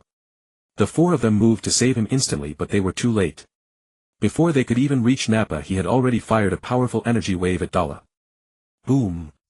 With the explosion, Dala let out a scream and vanished completely. The 4 Jinyu Force members stopped in their tracks and glared at Nappa in fury. Bastard! You actually killed Dala. Jinyu was enraged. Nappa looked at the 4 without a word. He clenched his fist, erupting with a violent golden power, full power grade 1 Super Saiyan. Vegeta was dumbfounded. Nappa. He can turn into a Super Saiyan too? And, his power is far stronger than mine or Kakaroto's. What's going on? The 4 Jinyu members felt Nappa's Saiyan power and decided to go all out as well. They let out low growls as streams of dark malevolent aura rose from their bodies. Soon the 4 Jinyu members finished powering up and fired their energy waves simultaneously. 4 dark energy blasts shot toward Nappa. Nappa lowered his body, right hand ready to counter. Bang bang bang bang. Nappa swatted the energy blasts away one by one with ease. The 4 figures flashed over and surrounded him from 4 directions. Immediately afterward the 4 attacked at the same time, punching and kicking as if they were trying to beat him to death. However, Nappa could see every move perfectly, he even felt their attacks were a bit slow. And so Nappa dodged their punches and kicks at extreme speed. After a dozen exchanges the 4 couldn't even touch the hem of Nappa's clothes. Their faces started to show anxiety. Suddenly Nappa's huge right hand grabbed one of them by the face and slammed him hard into the ground. The speed was so great that his opponent had no time to react. Bang! The ground shook. Amid the scream a crater appeared, showing just how ferocious Nappa's slam was. At that moment the other 3's attacks arrived. Nappa counterattacked at even greater speed. A swift kick sent Jinyu flying, the enormous force snapping his neck crooked. A knee strike then slammed mercilessly into another head, bursting it apart with a crisp crack like a watermelon rind. Nappa treated the last one no differently, an elbow strike smashed his head open too. Outside the arena everyone except Frieza and Master Roshi was stunned into silence. The most shocked was Vegeta, his eyes wide open in utter disbelief. This. Is this really Nappa? When did he become so powerful? Nappa suddenly turned his gaze upward and looked at Frieza in midair. Oh ho ho ho. This is truly beyond my expectations. I didn't think you Saiyans could become so strong in such a short time. With that Frieza landed. Bang. Frieza stepped down and crushed Jinyu's head. Nappa looked at Frieza with cold eyes. Frieza, the game is over. Are you ready to die? Oh ho ho. Nappa. My life is right here. If you're capable, come take it. Or. Before Frieza could finish, his gaze shifted to Vegeta and Goku. Or. You can all come at me together. Knowing how terrifyingly powerful Frieza was, Vegeta flared his aura in fury and flew over to Nappa's side. Goku had long been itching for a fight and transformed into a Super Saiyan as well, landing beside Nappa. Frieza. Today this prince will avenge the Saiyans who were killed. The moment he said that, Vegeta blazed his aura and transformed into a Super Saiyan. Frieza looked at the 3 Super Saiyans. Instead of fear, a look of scorn and contempt appeared on his face. Oh ho ho. Today this emperor will personally test the power of you 3 Super Saiyans. Goku, Vegeta and Nappa roared at the same time, pushing their energy to the limit. Then they charged Frieza at once, 3 golden lights shot toward him. Facing 3 Super Saiyans, Frieza didn't dare to be overconfident. He immediately assumed a battle stance. Master Roshi watched the scene somewhat surprised. Well now. The plot had completely changed. 3 Super Saiyans versus Frieza. The great battle was about to erupt. Zarbon, Tien, Yamcha and Krillin charged into the ranks of Frieza's minions. If they couldn't defeat Frieza, could they not at least handle those worthless rabble? In an instant the 4 strongest warriors on Earth slaughtered like tigers among sheep. Yamcha raised his right palm, condensing a ki blast the size of a watermelon. Spirit Ball. The spirit balls pierced through enemy after enemy like a swimming dragon. Zarbon also unleashed his ultimate technique. Destructo Disc. Shoo. Another wave of enemies was sliced cleanly in 2, dead beyond recovery. Tien pressed his palms together, locking onto a vast cluster of enemies in the sky. Kamehameha. In an instant a devastating ki wave shot upward, vaporizing a massive group of enemies in a single strike. As for Krillin, he was not idle either, using his powers to immobilize enemy after enemy. Master Roshi merely glanced briefly at Zarbon and the others before turning his attention to Goku and their group. At this moment the 3 Super Saiyans had already engaged Frieza in combat, their coordination seamless, giving Frieza some difficulty. Oh ho ho. Not bad. Can you get any stronger? I can still hold my ground. Frieza dodged the attacks at incredible speed while speaking. Master Roshi watched Frieza somewhat surprised within. What kind of extraordinary fortune had Frieza encountered? His combat power was so ferocious. According to the original Dragon Ball storyline, Frieza at this point should have been weaker than Goku, who had just transformed into a Super Saiyan. Yet now Frieza was even matching all 3 Super Saiyans head on, not to mention there was also Nappa, whose power was approaching the 2nd tier of Saiyans. At this very moment Master Roshi noticed the evil aura on Frieza and an unbelievable thought arose in his heart. Could Frieza have fused with Sila? Frieza looked toward Master Roshi not far away. Oh ho ho. This old man doesn't seem to intend to make a move. It seems I've been somewhat underestimated. Before the words had finished falling, Frieza's tail swept out with devastating speed. Even Vegeta couldn't react in time and was instantly sent flying. Immediately after, Frieza dodged Goku's heavy right punch, placed his right palm directly onto Goku's abdomen. By the time Goku realized it, a wave of black ki blast sent him flying backward. Nappa struck downward from above, throwing a punch at Frieza's head. However, Frieza quickly retreated. Boom! The tremendous force of the punch shattered the ground for 100 meters, leaving a massive crater. Nappa. Your strength is decent, but that's all. Frieza said while looking at Nappa. Nappa clenched his fists, his figure flashing forward as he attacked Frieza. However, Frieza showed no fear at all, meeting Nappa's right fist with his own. Boom! The collision of fists was accompanied by a tremendous crashing sound and a massive shockwave radiated outward. Frieza's expression remained carefree while Nappa appeared somewhat strained. At this moment Goku and Vegeta began gathering energy quickly on the left and right respectively. Kamehameha. Gallic Gun. Seeing this, Frieza exerted force with his right arm to push Nappa away. The two ki blasts were about to strike Frieza. Frieza spread both arms wide, fingers also splayed, directly absorbing the attack head-on. Boom boom. As the two ki waves crashed against him, Frieza gritted his teeth and held his ground. After stabilizing his body, Nappa happened to see Frieza caught in a pincer attack and quickly extended his right hand, forming a sword-like finger point toward Frieza. Ha! Explode! In an instant the entire battlefield erupted with a deafening explosion. Frieza was swallowed whole within moments. As the smoke gradually cleared, a crater hundreds of meters deep lay exposed. Goku, Vegeta and Nappa landed on the edge of the deep crater, their gaze locked tightly onto the lingering smoke. Soon Frieza's figure slowly rose. He was unscathed in the slightest, which left all three of them utterly stunned. Under such ferocious attacks could they not even wound Frieza? Damn it, Frieza! How has he become so strong? Vegeta said in angry clenched fist fury. Frieza initiated the attack, first appearing before Vegeta in a flash. Fear crossed Vegeta's face. He clearly hadn't expected Frieza to target him first. Damn it! Vegeta summoned his courage and roared, throwing a punch at Frieza. However, Frieza easily dodged it and once again sent Vegeta flying with his tail. Seeing this, Goku and Nappa immediately launched their attacks. Their figures flashed, striking Frieza from the left and right simultaneously. Their fists and feet struck rapidly after, images full of tremendous power. Yet Frieza's speed was even faster, evading effortlessly and occasionally blocking their attacks. Frieza seized an opportunity and kicked Nappa square in the face. The tremendous force sent Nappa flying backward. Goku gritted his teeth and could only press forward with sheer determination. If neither of them could land a hit before then, now with only Goku alone it was even more impossible. Within just a few exchanges, Frieza struck him hard in the abdomen with a single powerful punch. Boom! Goku's back arched outward painfully, his mouth gaping in agony, his eyes filled with utter disbelief.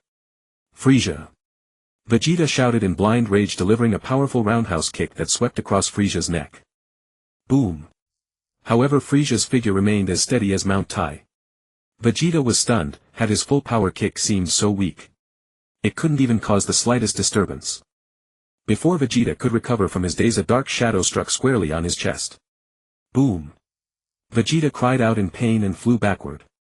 Nappa appeared above Frieza, his fists clasped together as he slammed downward at Frieza's head with furious force. Frieza raised his arm to block. Boom! Accompanied by the collision sound, a powerful shockwave radiated outward.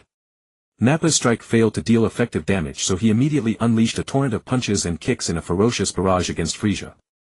Frieza countered forcefully as well, using both hands and feet. In an instant the sounds of colliding fists and feet rang out continuously. Both were extremely fast, exchanging countless strikes in just a few short seconds. After recovering, Goku and Vegeta immediately flew toward Frieza as well, once again launching a 3-on-1 assault. The scene was incredibly intense. The three Super Saiyans grew more and more fierce with each passing moment, their eyes showing no trace of fear. Their coordination became even more seamless and their attack power grew ever greater. Frieza, on the other hand, seemed to be on the back foot, his expression appearing somewhat strained. A few seconds later, Frieza missed a moment and took a heavy kick to the cheek from Goku. However, Frieza merely tilted his neck slightly before powerfully withstanding Goku's kick. Vegeta seized the opportunity, sweeping his right leg across Frieza's abdomen. Yet Frieza continued to hold his ground, powerfully refusing to be sent flying. Nappa, unwilling to be outdone, slammed his right fist heavily into Frieza's chest. Boom! Frieza gritted his teeth, glaring furiously at the three. Taking advantage of Frieza's momentary inability to recover, Goku, Vegeta and Nappa immediately launched a storm-like fierce attack. Their strikes rained down on Frieza in dense layers of afterimages, the sounds of impact echoing throughout the surroundings. Frieza had lost count of how many heavy blows he had endured, his furious expression becoming somewhat distorted. The three of them roared in unison, throwing a full-powered punch directly at Frieza's body. At this very moment Frieza was completely enraged. With a furious shout, his inner evil power erupted terrifyingly. Relying on his dark black aura, he forcibly blocked Goku and the others' full-powered attacks. Aya! As Frieza's roar intensified and his power surged, Goku, Vegeta and Nappa were instantly blasted backward for 1,000 meters. After stabilizing their bodies, the three stared at Frieza with disbelief and terror. This power was simply too terrifying. Frieza's entire body was wrapped in black aura, his eyes filled with anger as he looked at Goku and the others, his voice emerging like that of the Grim Reaper himself. I will make you all die. Master Roshi watched Frieza's transformation, a gleam flashing in his eyes. So Frieza is finally going to bring out his true power. Krillin, Tien, Shinhan, Yamcha and Kaiotsu had already dealt with Frieza's minions. Then, as they sensed Frieza's terrifying power, their eyes shot open in horror and their bodies trembled with fear. Goku, Vegeta and Nappa once again launched a simultaneous assault, but Frieza dodged with ease. A dark blur flashed before Vegeta's eyes, and the next instant a powerful whip-like blow smashed into his face. Boom!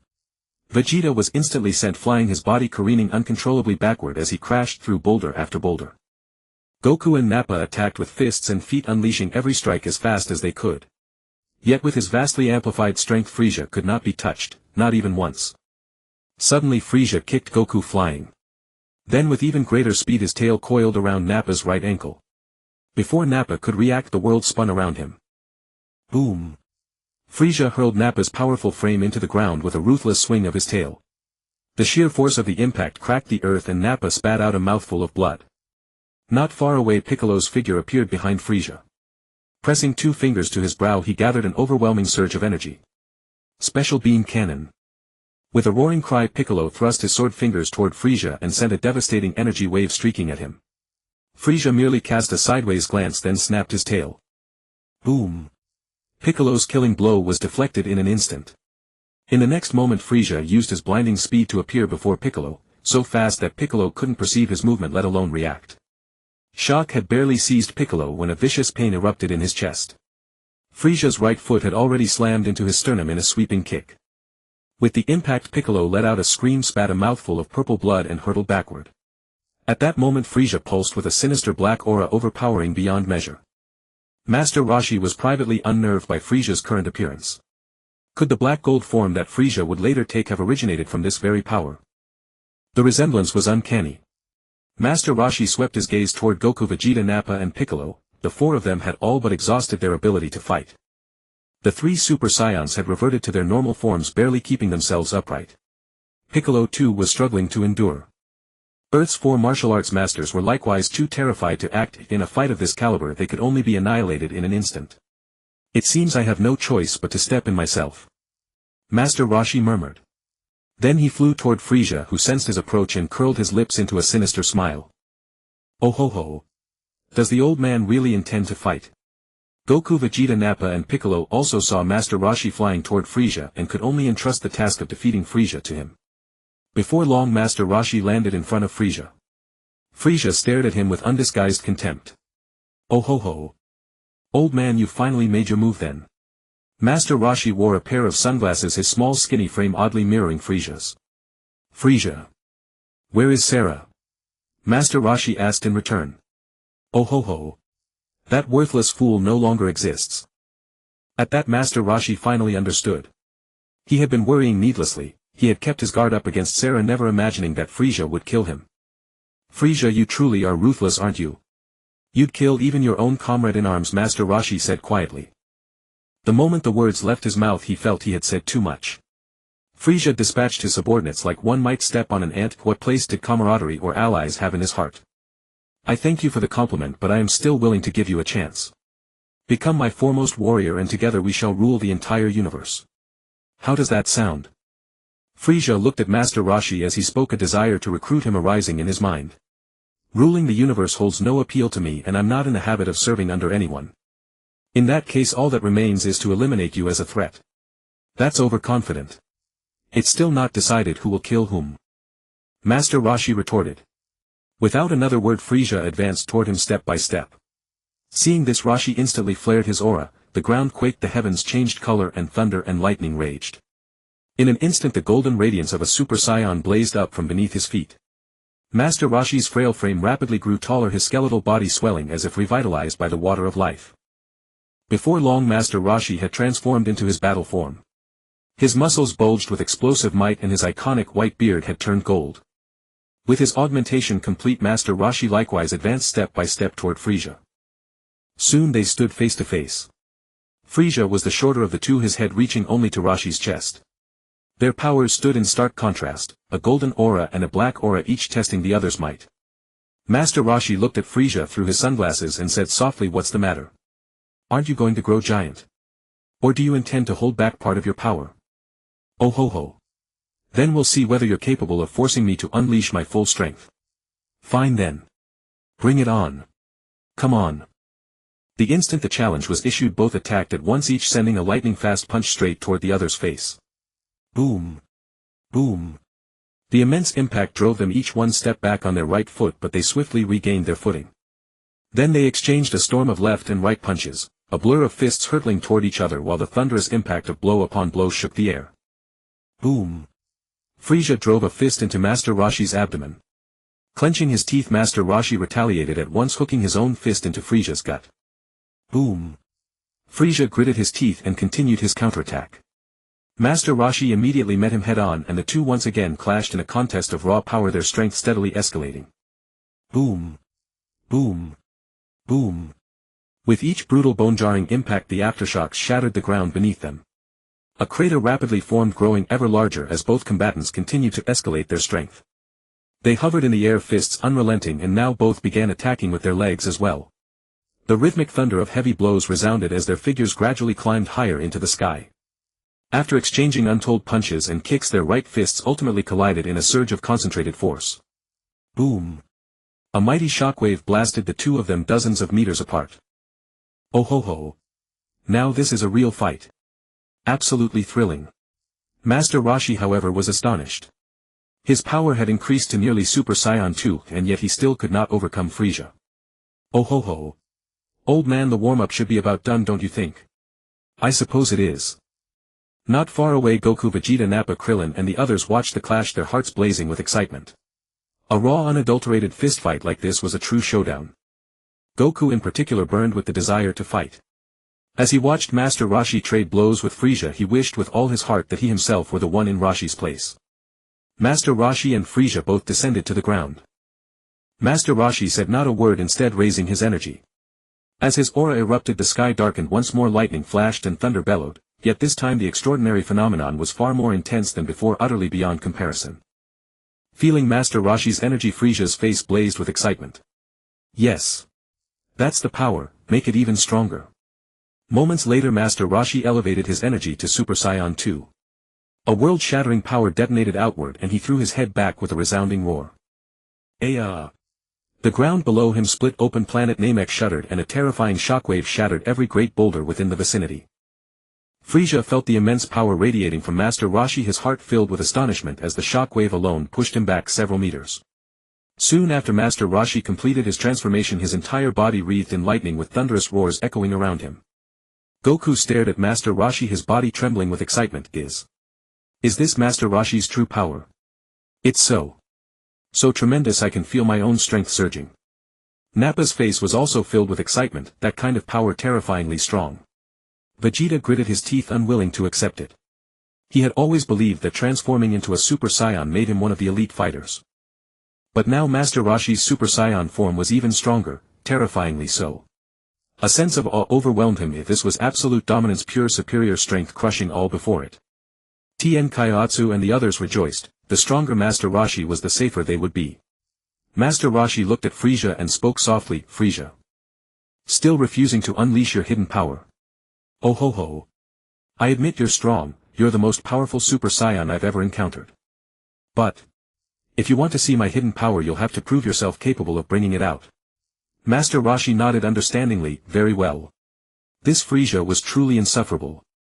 In that case he would give Frieza what he wanted first. Master Roshi's figure flashed forward at incredible speed, appearing before Frieza in an instant. A thought flashed through Frieza's mind. So fast. Master Roshi struck without hesitation, his powerful fist crashing toward Frieza's cheek. Bang! Frieza's head snapped to the left, instantly his cheek deforming from the impact. This punch was no mere playful tap, it carried monstrous force that left Frieza dazed and reeling. Master Roshi grabbed Frieza's tail and began spinning him violently, sending the still unconscious Frieza into another wave of dizziness. After countless spins, Master Roshi's right arm surged with power as he launched Frieza straight downward. Crash! The ground shattered and Frieza's agonized screams echoed across the battlefield. Without pause, Master Roshi continued rotating Frieza before launching him in the opposite direction. Smash! Frieza let out another piercing cry, vomiting purple fluid from his mouth. Before Frieza could recover, Master Roshi stood above him, chuckling darkly as both fists unleashed a barrage of strikes like a violent storm, pummeling Frieza relentlessly. Bang! Bang! Bang! The relentless crushing impacts thundered through the air, accompanied by Frieza's continuous screams of agony. Frieza clenched his teeth, his face contorted in rage, and roared. Enough of this! Ah! As Frieza bellowed, a massive wave of dark malignant energy exploded outward from within him.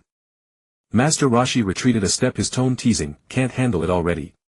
Frieza rose to his feet, glaring furiously at Master Roshi, purple blood trickling from the corners of his mouth in a humiliating display. "You bastard!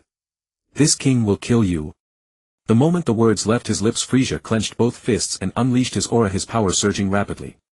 His petite frame began to grow, muscles bulging with terrifying strength. Ah! Accompanying Frieza's piercing roar to the heavens, the ground trembled and the sky darkened as he completely unleashed all his power. Master Roshi observed Frieza without any significant surprise. Come now, he was in his Super Saiyan second form, his earlier assault had merely been a light warm-up. Though Frieza's full power release was indeed formidable, it was still far from sufficient.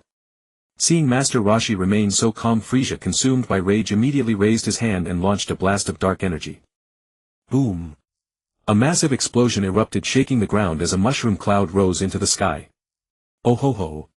You were showing off, weren't you? Now all that's left are fragments. Frieza's laughter turned to triumph. But his joy was short-lived as his expression quickly darkened. Master Roshi emerged from the smoke, stepping forward deliberately toward Frieza, not a single scratch on his body. How is this possible? Frieza ground his teeth in disbelief. Enraged, Frieza leaped into the air, his right palm blade crackling with dark energy as he brought it down squarely toward Master Roshi. In that instant an endless torrent of dark energy descended with ferocious force.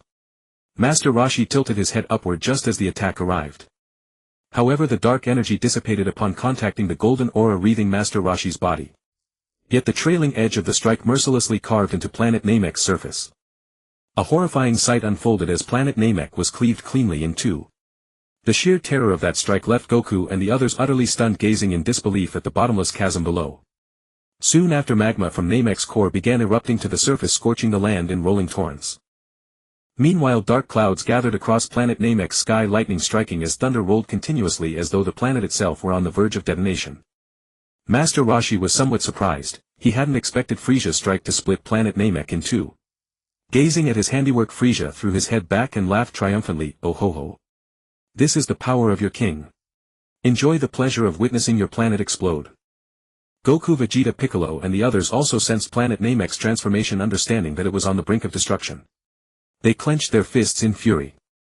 Damn, Frieza actually trying to blow up Planet Namek, Vegeta snarled, glaring at Frieza. Piccolo was so enraged his face turned green. You bastard, how dare you destroy my homeland? Tien, Kaiotsu, Krillin and Yamcha, all four Earth warriors, looked on with dread. It's over. It's over. We came here in one piece and now we're trapped. We're going to be blown to ash. Krillin spoke with absolute despair. Meanwhile, at the Namek Elder's residence on Planet Namek, the Elder felt as though his life force was nearly exhausted, each breath growing increasingly difficult. Nilu and Den stood beside him, their faces etched with worry. Nilu, have the 7 Dragon Balls scattered across the villages been collected? The Elder asked with great effort. Chief Elder, they've been gathered, Nilu replied. Good. Den, go summon Purunga. Yes. As Den turned to summon Purunga, the Elder called out to him. Den, listen to me first. Purunga can only grant 2 wishes if summoned before the appointed time. For the first wish, send these Earth warriors who fought Frieza back home. We cannot let them die for us. For the second wish, transport all the Namekians to Earth. I believe those Earth people will aid us. Nilu asked curiously, Chief Elder, why don't we use Purunga's wish to simply eliminate Frieza? Nilu, Purunga's power is limited. Destroying Frieza is impossible, he is far too strong. Den, go. Yes. After Den departed, the Elder continued, Nilu, don't concern yourself with me. I can barely hold on any longer. From now on, protect Den. This child possesses special abilities.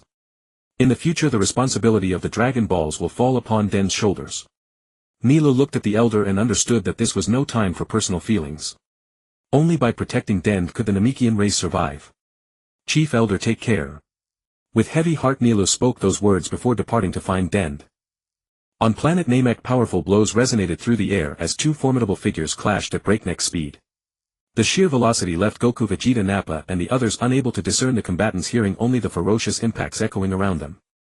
The 2 figures locked in fierce battle were Master Roshi and Frieza. Amidst the rapid exchanges, Roshi seized an opening and delivered a devastating kick that sent Frieza soaring through the air. Frieza crashed through numerous small hills, the collisions ringing out continuously. A surge of dark energy erupted from the rubble as stones levitated into the air.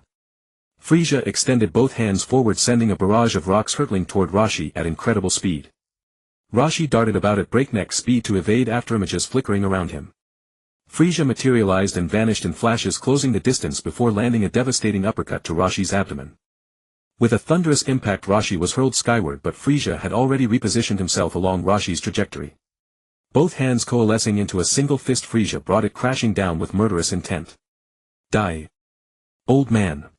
The punch connected with Roshi's head, driving him deep into the earth. A massive explosion shattered the ground as scalding magma erupted from the impact site. Frieza watched as Roshi became entirely consumed by the molten lava. With a cold, merciless expression, he raised his right index finger and a massive black energy sphere began rapidly forming at its tip. Within moments, a black energy sphere tens of meters in diameter materialized. Die, old man. Frieza roared, hurling the colossal energy sphere directly toward Roshi's position. Goku, Vegeta and Nappa watched in terror, sweat beading on their foreheads. Planet Namek was already on the brink of destruction, and another impact of this magnitude would surely shatter it completely. Such a terrifying energy sphere was beyond their ability to counter. Just as it was about to impact the ground, a commanding voice echoed from within the molten lava. Kame, Hame, Ha. Ho. In an instant, a white energy sphere rivaling the black one surged from the magma, colliding directly with Frieza's attack. The massive collision sent devastating shockwaves rippling outward in all directions. Frieza's expression darkened as he raised his right index finger once more, forming an even larger black energy sphere. As Master Roshi emerged from the magma, witnessing Frieza's preparation, he unleashed a powerful shout and channeled his energy into an even stronger Kamehameha wave. The first black energy sphere was pushed back, but Frieza responded by sweeping his finger downward, directing an even larger energy sphere downward with devastating force. Oh ho ho. Die. Goku watched the scene unfold, clenching his fists to rally Roshi. Master Roshi, go all out. Vegeta, Nappa and Tien also cheered on Roshi. At that moment, a white light enveloped Tien, Tenshinhan, Yamcha and Kaiotsu, leaving all 4 bewildered. Earth warriors, I am King Kai. Do not worry, your current state is connected to the Dragon Namek on planet Namek. The Namekians have wished you back to Earth. The 4 were startled by the revelation, yet wondered if returning to Earth was truly the right choice. Master Roshi's voice cut through the tension. Tien, Goku, you must return to Earth immediately. If we delay, planet Namek will be destroyed. At that moment, I enveloped Goku, Nappa, Vegeta and Piccolo, and even Master Roshi began to glow with the same luminous energy. Master Roshi could feel the teleportation force attempting to forcibly remove him, but his second-level Super Saiyan power was sufficient to resist, keeping him anchored to the planet. Upon hearing Master Roshi's words, everyone fell silent. Goku channeled his energy toward Roshi.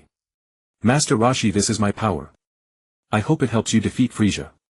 Watching Goku's actions, Piccolo, Tien, Vegeta and Nappa followed suit, channeling their remaining energy into Master Roshi. Immediately afterward, Goku and the others were transported back to Earth. Feeling they had gifted him, Master Roshi was deeply moved, while each individual contribution might have seemed insignificant, together they ignited an unexpected surge of power within him. Master Roshi turned his gaze toward the enormous black energy sphere and roared, "It's over, Frieza. It is indeed over. I'm done playing with you, old man. Die." Frieza roared in fury, pushing the massive black energy sphere toward Master Roshi with both hands. The tremendous force of both energy blasts shattered Master Roshi's sunglasses, revealing his resolute gaze. Suddenly both Master Roshi and Frieza unleashed their full power, causing the colossal energy waves to collide with even greater ferocity. Planet Namek trembled violently, teetering on the brink of destruction. As Master Roshi exhausted the full power of his second-level Super Saiyan form, the previously balanced confrontation shattered in an instant. Frieza struggled desperately, his eyes wide with shock as the black energy sphere was rapidly forced backward. "Damn it!" Frieza roared again, unleashing every ounce of his remaining power, but he couldn't prevent the black energy from surging toward him. Frieza's defeat was sealed. He bellowed in desperation, but his resistance was futile. With another thunderous cry, Master Roshi's Kamehameha drove both black energy spheres forward, propelling Frieza deep into space until he vanished from sight. Master Roshi gazed at the stars, breathing heavily. Frieza is truly formidable. I wonder if that blast was enough to destroy him. Given Frieza's narrative role in Dragon Ball, he possessed a certain invulnerability, dying and resurrecting repeatedly, somehow always finding a way to survive. Master Roshi looked down at his hands and realized the white teleportation light had vanished, filling him with dread. King Kai's voice echoed, "Master Roshi, the dragon has disappeared from planet Namek." "King Kai. Come get me. Planet Namek is about to explode." Master Roshi cried out urgently. The moment he finished speaking, King Kai materialized beside him, grabbed hold of him, and they vanished instantly. In the vastness of space, planet Namek detonated like a brilliant firework, scattering into stardust across the cosmos. On Earth, in a spacious yard at Bulma's residence, Goku and the others waited anxiously, clearly anticipating Master Roshi's return. Soon two figures appeared, King Kai and Master Roshi. Roshi had reverted to his elderly form, sunglasses perched on his face exuding an air of warmth and approachability. The group erupted in joy, rushing toward Roshi. Cheers of "Master Roshi" echoed around him, warming his heart. He never expected the characters from Dragon Ball would care so deeply for him. Master Roshi greeted everyone individually, but was astonished to discover a large group of Namekians present. After King Kai briefly explained the situation with the dragon, Roshi nodded in understanding, though he remained amazed that such a thing was even possible. Bulma was equally elated and immediately declared a feast to help everyone unwind. Far in the depths of space within a massive spacecraft, an alien frantically operated the controls before letting out a startled cry. "Lord Riku, we've detected Lord Frieza. We've detected Lord Frieza." A tall Frieza-like alien immediately gave the order, "Quickly bring Lord Frieza back for treatment." At Bulma's house, Master Roshi ate a senzu bean, recovered from his injuries, and joined the feast. Bulma walked up to him beaming. "You old pervy turtle. You scared me half to death. I thought you were never coming back." Master Roshi gave Bulma a speechless look. "Can you stop calling me old pervy turtle? Where on earth am I perverted?" he said with an utterly serious face. "Pa. Old pervy turtle, you're the perverted one, ask anyone." Bulma's little temper flared. "But I wasn't ogling you." "Humph. Surely you haven't forgotten what you did." Master Roshi was utterly bewildered. What had he done? Seeing that he seemed to have genuinely forgotten, Bulma couldn't help blushing and her voice softened. I mean, you've already seen my body completely." Master Roshi was thunderstruck, his mind going completely blank. When on earth had he seen Bulma's body? Before long, Master Roshi remembered what had happened before he had transmigrated into this body. Back then, Bulma, in order to obtain the Turtle Hermit's Dragon Ball, had indeed let him see everything. However, Bulma had been just a little kid back then, a little brat. Now, though, she had grown into a perfectly developed, mature beauty.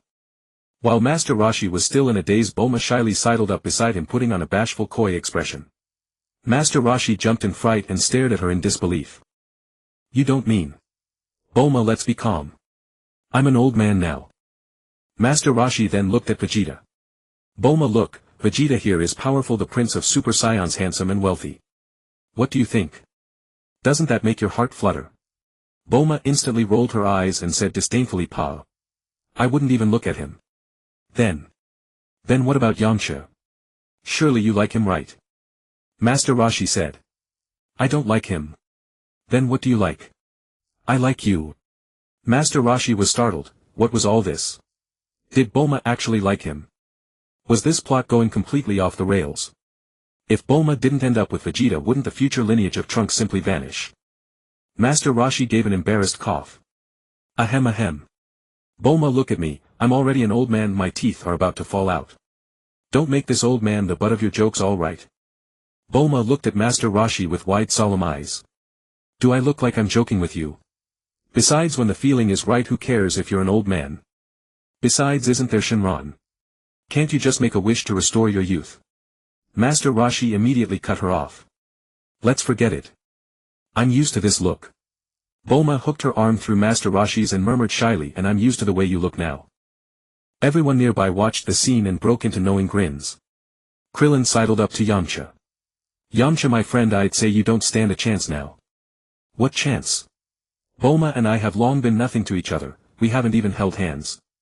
Actually, I think Bulma and Master Roshi are quite well matched. Vegeta watched the sweet scene and felt an inexplicable sense of loss in his heart. Nappa meanwhile roared with laughter and raised his cup for a drink. Piccolo's face turned greener as he muttered, I simply cannot understand humans. Master Roshi, gazing at Bulma's alluring perfect figure, felt his lust stir and swell. Although he had transmigrated into old Master Roshi's body, his mind was still that of a hot-blooded young man. Facing such teasing from Bulma, he truly found it hard to resist. Instinctively Master Roshi turned his hand and slapped Bulma's sexy plump rear. Ah! Bulma let out an enticing seductive sound, and inside she was extremely pleased. Master Roshi's move clearly showed that he was gradually accepting her. Bulma looked at Master Roshi with dreamy, enticing eyes. How does it feel? Does it have bounce? Master Roshi dropped the act and nodded. Very nice. There's a dog in my room that knows Tai Chi. Why don't you come and see it with me? Master Roshi's heart lurched and he stared at Bulma. Damn. Has this girl gotten so bold? Inviting me straight to her room. Is she suggesting a game of cards? Master Roshi glanced toward Vegeta and offered a silent mischievous apology. Vegeta, old pal. Looks like you won't have any descendants left. It's not my fault, blame this damned charm of mine. Bulma noticed Master Roshi spacing out, swayed her hips and called out temptingly, aren't you coming? That dog's Tai Chi is adorable, I guarantee you'll love it. With the atmosphere already at this point, Master Roshi stopped pretending. Nodding with a serious face, he said, all right then. I'm rather interested in this little dog too. A dog that can do Tai Chi is truly extraordinary. And so Bulma led Master Roshi away from the banquet to go watch the little dog do Tai Chi, and if they grew bored they could always play a game of cards. Chi-Chi, watching from not far away, was wide-eyed. She knew how Bulma felt, but she hadn't expected Bulma's tastes to be so heavy, actually going after an old man. Goku saw Chi-Chi's shocked expression and couldn't help asking Chi-Chi what's wrong. Nothing. Goku, eat more, food like this isn't something we get every day. Got it. Goku turned to Gohan. You my rice bucket son, let's have a contest to see who can eat faster. No problem, Dad. And so the father and son pair went into a frenzy of devouring food, leaving everyone around them dumbfounded. A month flew by in an instant. Out in space inside a colossal spaceship, Frieza lay in a life support pod immersed in nutrient fluid. At that moment Frieza's eyes snapped open. The pod shattered and he slowly stepped out. Father, thank you for saving me. Frieza, what kind of enemy did you encounter this time? You were so gravely wounded that if I hadn't discovered you in time you would probably have died in outer space. Nothing much. I let my guard down, just a few monkeys. Monkeys. Never mind that, father. Let's return to the clan at once. I need to use that place. That place. The one that can only be used 10 times in a lifetime. Exactly. It's time for me to grow stronger. When I emerge from seclusion next time I'll kill every last monkey. Very well. King Cold then ordered the return to the clan. At Bulma's house, Bulma lay in bed with a thoroughly satisfied expression, and Master Roshi also looked utterly content. Throughout that month Master Roshi had stayed at Bulma's house every single day. He himself wanted to leave, but Bulma refused to let him go. Day and night she was as ravenous as a wolf or tiger. Fortunately he had a strong physique, otherwise he really couldn't have coped. Old turtle. You're truly incredible. If anyone ever says old men are no good again I'll go up and give him a few hefty slaps, Bulma said playfully. Master Roshi gave Bulma a kiss. After the passionate kiss Master Roshi looked at her and said, Bulma, we can't go on like this. There's something I have to take care of. Bulma nodded. All right, go ahead and take care of your business. During that month Bulma had also been immensely satisfied, a pleasure she had never tasted before, intoxicating and spellbinding. Master Roshi changed into his own distinctive orange martial arts uniform and with a flash appeared above Bulma's house. He fixed his gaze on the distance. Androids no. 19 and no. 20, I don't know whether you've come out ahead of schedule, but here I come. The moment the words left his mouth, Master Roshi shot away at tremendous speed. Upon a small island in the sky above, Master Roshi appeared in a flash of movement, his gaze sweeping down toward the island below. This is the place. As soon as the words left his lips, the Saiyan System's voice resonated within his mind. Host, I have detected Dr. Gero conducting experiments on androids on the island below. Please locate and eliminate him to alter the Dragon Ball storyline. Upon mission completion you will be rewarded with 10 progress towards Super Saiyan 3rd level. Master Roshi's face lit up with delight. Finally a mission. A month ago his trip to planet Namek had failed to trigger anything. What a waste of effort. Master Roshi's gaze swept across a desolate reef area on the island. After confirming the location he swiftly flew forward. Behind a secluded section of the reef the environment was remarkably advanced, equipped with an impressive array of high-tech machinery. An old man was rapidly operating the equipment, occasionally glancing toward a container beside him. Inside the container stood a short stout android. Android 19, just wait and see. In about a year the transformation will be complete and we androids will make a powerful return. After a busy session Dr. Gero grew weary and was about to rest when a tremendous crash echoed from the entrance. Crash. Accompanied by a devastating impact, the 20-centimeter steel plate door was blasted away. Dr. Gero jolted awake, his gaze sharply turning toward the doorway in alarm. Master Roshi strolled in slowly. Upon seeing the visitor Dr. Gero was dumbfounded. Master Roshi. Master Mateto. Master Roshi glanced at Dr. Gero and offered a friendly smile. Hey there Dr. Gero. Dr. Gero was thoroughly startled, uncertain whether it was being recognized by Master Roshi that shocked him or something else entirely. Why you? How did you end up here? Master Roshi instantly appeared before Dr. Gero. Take this secret to your grave. Without another word Master Roshi fired a ki blast, directly obliterating Dr. Gero on the spot. Poor Dr. Gero died utterly bewildered, never understanding why he was killed without cause, his great android project left unfinished. After eliminating Dr. Gero, Master Roshi approached the container holding Android 19. Is this Android 19? It looks even more lifelike than in the anime. Too bad you have to disappear too. A single ki blast obliterated Android 19. Mission complete, Android 19 and 20 eliminated. Reward 10 progress towards Super Saiyan 3rd level. Having accomplished that, Master Roshi's gaze fell upon a massive container at the center. It was filled with an unknown pale green liquid with a small object resembling a soybean suspended inside. Is this cell? Cell detected. Do not destroy it. Allow it to mature. The Saiyan System's voice rang out. Master Roshi paused, puzzled as to why the Saiyan System wanted to keep Cell alive. Why not just eliminate it? Upon completion you will receive a 50 progress reward towards Super Saiyan 3rd level. Master Roshi was taken aback. What? Simply sparing Cell would grant him 50 progress. Wasn't that excessively generous? When will this 50 reward be credited to me?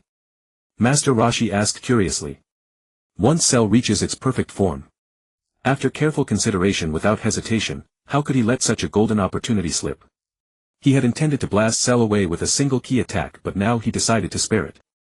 Immediately afterward, Master Roshi quickly located 3 hibernation pods similar to the previous one, each labeled with numbers Android 16, Android 17 and Android 18. Carrying the 3 hibernation pods, Master Roshi flew outside. He then found a massive boulder and used it to block the entrance. In an open clearing, Master Roshi pressed the activation button and the 3 hibernation pods slowly opened. The 3 androids opened their eyes one after another and slowly rose to their feet. They glanced around at the sky and clenched their fists, testing themselves as if adjusting to their new bodies. Master Roshi waited leisurely nearby in no rush. Soon, the 3 androids adapted to their bodies and turned their gazes simultaneously toward Master Roshi. Master Roshi. Android 17 spoke first, confusion evident in his voice. Android 18, with her breathtakingly beautiful face, turned to look at Master Roshi, leaving him somewhat captivated. Android 18 was undoubtedly a beauty among Dragon Ball characters, deserving a flawless score of 99. Master Roshi, did you awaken the 3 of us? Android 18's extraordinarily melodious voice carried toward Master Roshi as she asked. Master Roshi nodded to confirm. Android 17 glanced around and noticed only Master Roshi present, his expression growing curious. Master Roshi, where are Goku and the others? Don't tell me you came alone. Android 16's eyes scanned the surroundings like a detector, but he found nothing unusual. Indeed, it is only Master Roshi here. Android 16 spoke up. His gaze fixed on Master Roshi. Master Roshi, what happened to Dr. Gero? I eliminated him. Android 16, Android 17 and Android 18 were momentarily startled, but quickly their expressions relaxed into nonchalance. Master Roshi naturally understood their meaning. Without Dr. Gero's control, they were now free beings. Host, if you take Android 18 as your companion, you will be rewarded with 10 progress towards Super Saiyan 3rd level. Master Roshi was stunned. Did it have to be so straightforward? However, considering the 10 reward toward the 3rd level, his age hardly mattered anymore. Android 17 turned to Android 16. Android 16, have you located the way to Goku's house? Yes, I found it. It's in Orange Star Town. Good, let's set out then. Master Roshi watched the 3 androids quietly. He had witnessed this scene before, in fact he had already seen it. Oh wait, yes he had. Just as the 3 androids were about to leave, Master Roshi called out to them. Hey! Did I give you permission to leave? Don't you have any respect for me? The 3 androids immediately stopped in their tracks and turned around in unison to face Master Roshi. Android 16 spoke first. Master Mateto, Goku's teacher, your combat power is pathetically weak. Android 17 nearly laughed to death at this. Glancing at Master Roshi, he said, old man, don't say we didn't give you a chance. Leave now and we'll show mercy on Goku's behalf. Master Roshi chuckled. So should I be grateful to my disciple Goku then? Isn't that obvious? Android 17 replied calmly. Hearing Android 17's arrogant words, Master Roshi understood the situation. Before his transmigration, the original Master Roshi in this world was indeed the weakest of the weak in their eyes. But that was then and this was now. If he didn't teach these scrap metals a lesson, they would continue to look down on him. Master Roshi glanced coldly at Android 16 and 17, finally resting his eyes on Android 18's stunning beauty. Since you've shown a hint of kindness, I'll offer you a chance as well. Android 16 and 17 become my subordinates and Android 18 become my woman. In return, I'll overlook your recent rudeness. Android 16 showed no expression. Android 17's eyes flashed with killing intent and Android 18's face flushed with anger. You insolent old man. You dare ask me to be your woman? Look at your physique, can you even handle my infinite stamina? Android 18 looked at Master Roshi with utter disdain. Master Roshi wasted no words and transformed directly. His short stature rapidly increased and his emaciated frame quickly filled out with powerful muscles. The 3 androids were dumbfounded, staring at the Master Roshi before them as if witnessing something unbelievable. Soon, Master Roshi completed his transformation into a muscular powerhouse, his strength surging rapidly. Immediately, a golden aura erupted from his feet, shooting toward the sky like a pillar of light. His white beard turned golden. Master Roshi turned to Android 18 and asked, well, do you think my current physique can handle your infinite stamina? Host, if you take Android 18 as your companion, you will be rewarded with 10 progress towards Super Saiyan 3rd level. Master Roshi was stunned. Did it have to be so straightforward? Android 18 was stunned, speechless. She never expected a gaunt, withered old man to transform right before her eyes into a hulking mass of muscle. Gazing at Master Roshi's flawless combat form, Android 16 and Android 17 instantly turned grim-faced. So formidable.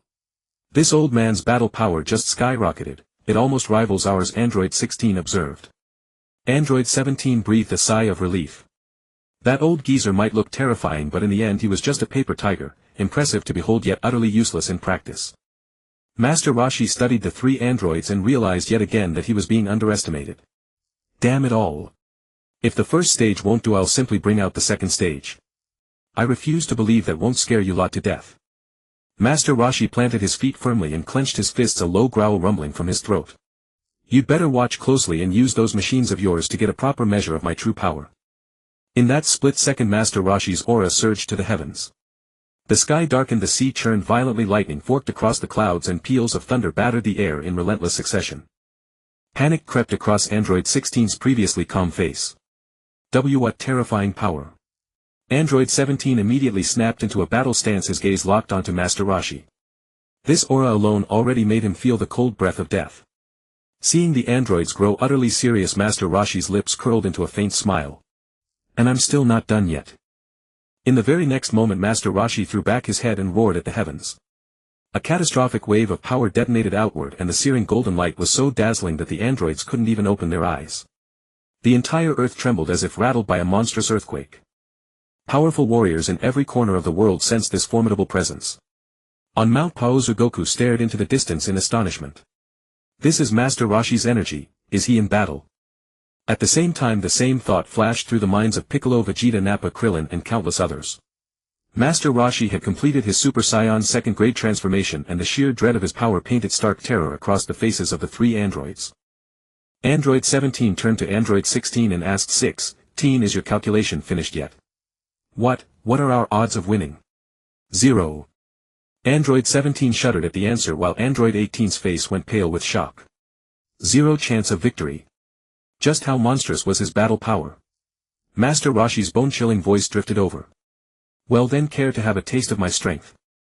The three androids instinctively took a step back, their will to fight virtually crumbling. The gap was far too immense. After all, a Super Saiyan of the second grade could grind Cell into the dirt, so what were these small fry androids in comparison? Had these three androids not been kind-hearted, he would have blasted them into smithereens with a single energy wave long ago. Seeing no intention whatsoever of backing down from the trio, Master Roshi spoke up straightforwardly. Since you refuse to give up, then all three of you may come at me at once. Don't worry, I won't strike for the kill. The three androids exchanged glances and nodded in unison. Fine. Old man, you said it yourself. Android 17 declared. Android 16 aimed both fists at Master Roshi. We're launching our attack now. The instant those words fell, Android 16's twin fists shot out like cannonballs, hurtling straight toward Master Roshi. A smile tugged at the corner of Master Roshi's mouth as he lazily extended his right hand. In the next moment he lightly flicked his fingers at the two colossal iron fists. Bang! Bang! Two crisp ringing snaps sounded out. Fissures instantly spiderwebbed across both iron fists, leaving Android 16 staring in absolute shock. These iron fists of his were forged from the hardest material on Earth, and yet two gentle flicks had cracked them. It defied all reason. Android 17 hurled a powerful energy wave at Master Roshi, who casually swept his right hand and batted it away like a pesky fly. The utterly effortless display stunned Android 17 once more, making him question his very existence. Completely disregarding Android 16 and Android 17, Master Roshi crooked a finger at Android 18, beckoning her to come and take a crack at him too. Infuriated by such provocation, Android 18 let out an angry cry and charged straight at him. Her fair dainty little fists erupted into a hurricane of blows, a dense storm of fist images raining mercilessly down on Master Roshi. Yet even against an assault of this intensity, Master Roshi remained completely unruffled, evading with casual elegance while occasionally reaching out to caress her little fists. Android 18 was shocked, enraged, and even a little flustered. Android 16 withdrew his massive iron fists, exchanged a look with Android 17, and the pair surged forward in tandem. And so the three androids attacked together, fists and feet working in fairly smooth coordination. But the disparity in power was simply too great, their combined assault couldn't even graze a single strand of Master Roshi's hair. Finding that no attack could even touch him, Android 17 flew into a rage. Old man, are you only capable of dodging? Oh ho! Master Roshi found that positively amusing. He had merely been holding back to avoid harming them, and yet this Android 17 had the audacity to grow cocky. In that case, unless he showed off a little, these androids might actually believe he knew nothing but evasion. Master Roshi's figure flickered, and before a breath could be drawn he had materialized behind Android 17. Before Android 17 could even react, a single finger stabbed into his right shoulder. Bang! The immense force pierced into Android 17's right shoulder as easily as puncturing tofu. Android 17 stared down at his shoulder in utter disbelief. Master Roshi flicked out a light kick. Android 17's abdomen felt as though it had been struck by a meteor. His body doubled over and hurtled backward, crashing into Android 16 and sending them both flying. Bang! Bang! The two androids smashed through one giant boulder after another, the impacts booming in an unbroken chain. Android 18's beautiful eyes widened at the sight. It was utterly unacceptable. Were they, the mighty androids, supposed to be this helpless? Though only a few rounds of exchange had passed, the gap between them was plain to see. Master Roshi gazed toward where Android 17 and Android 16 had been hurled. That's about enough. It's time I destroyed these two pieces of scrap metal.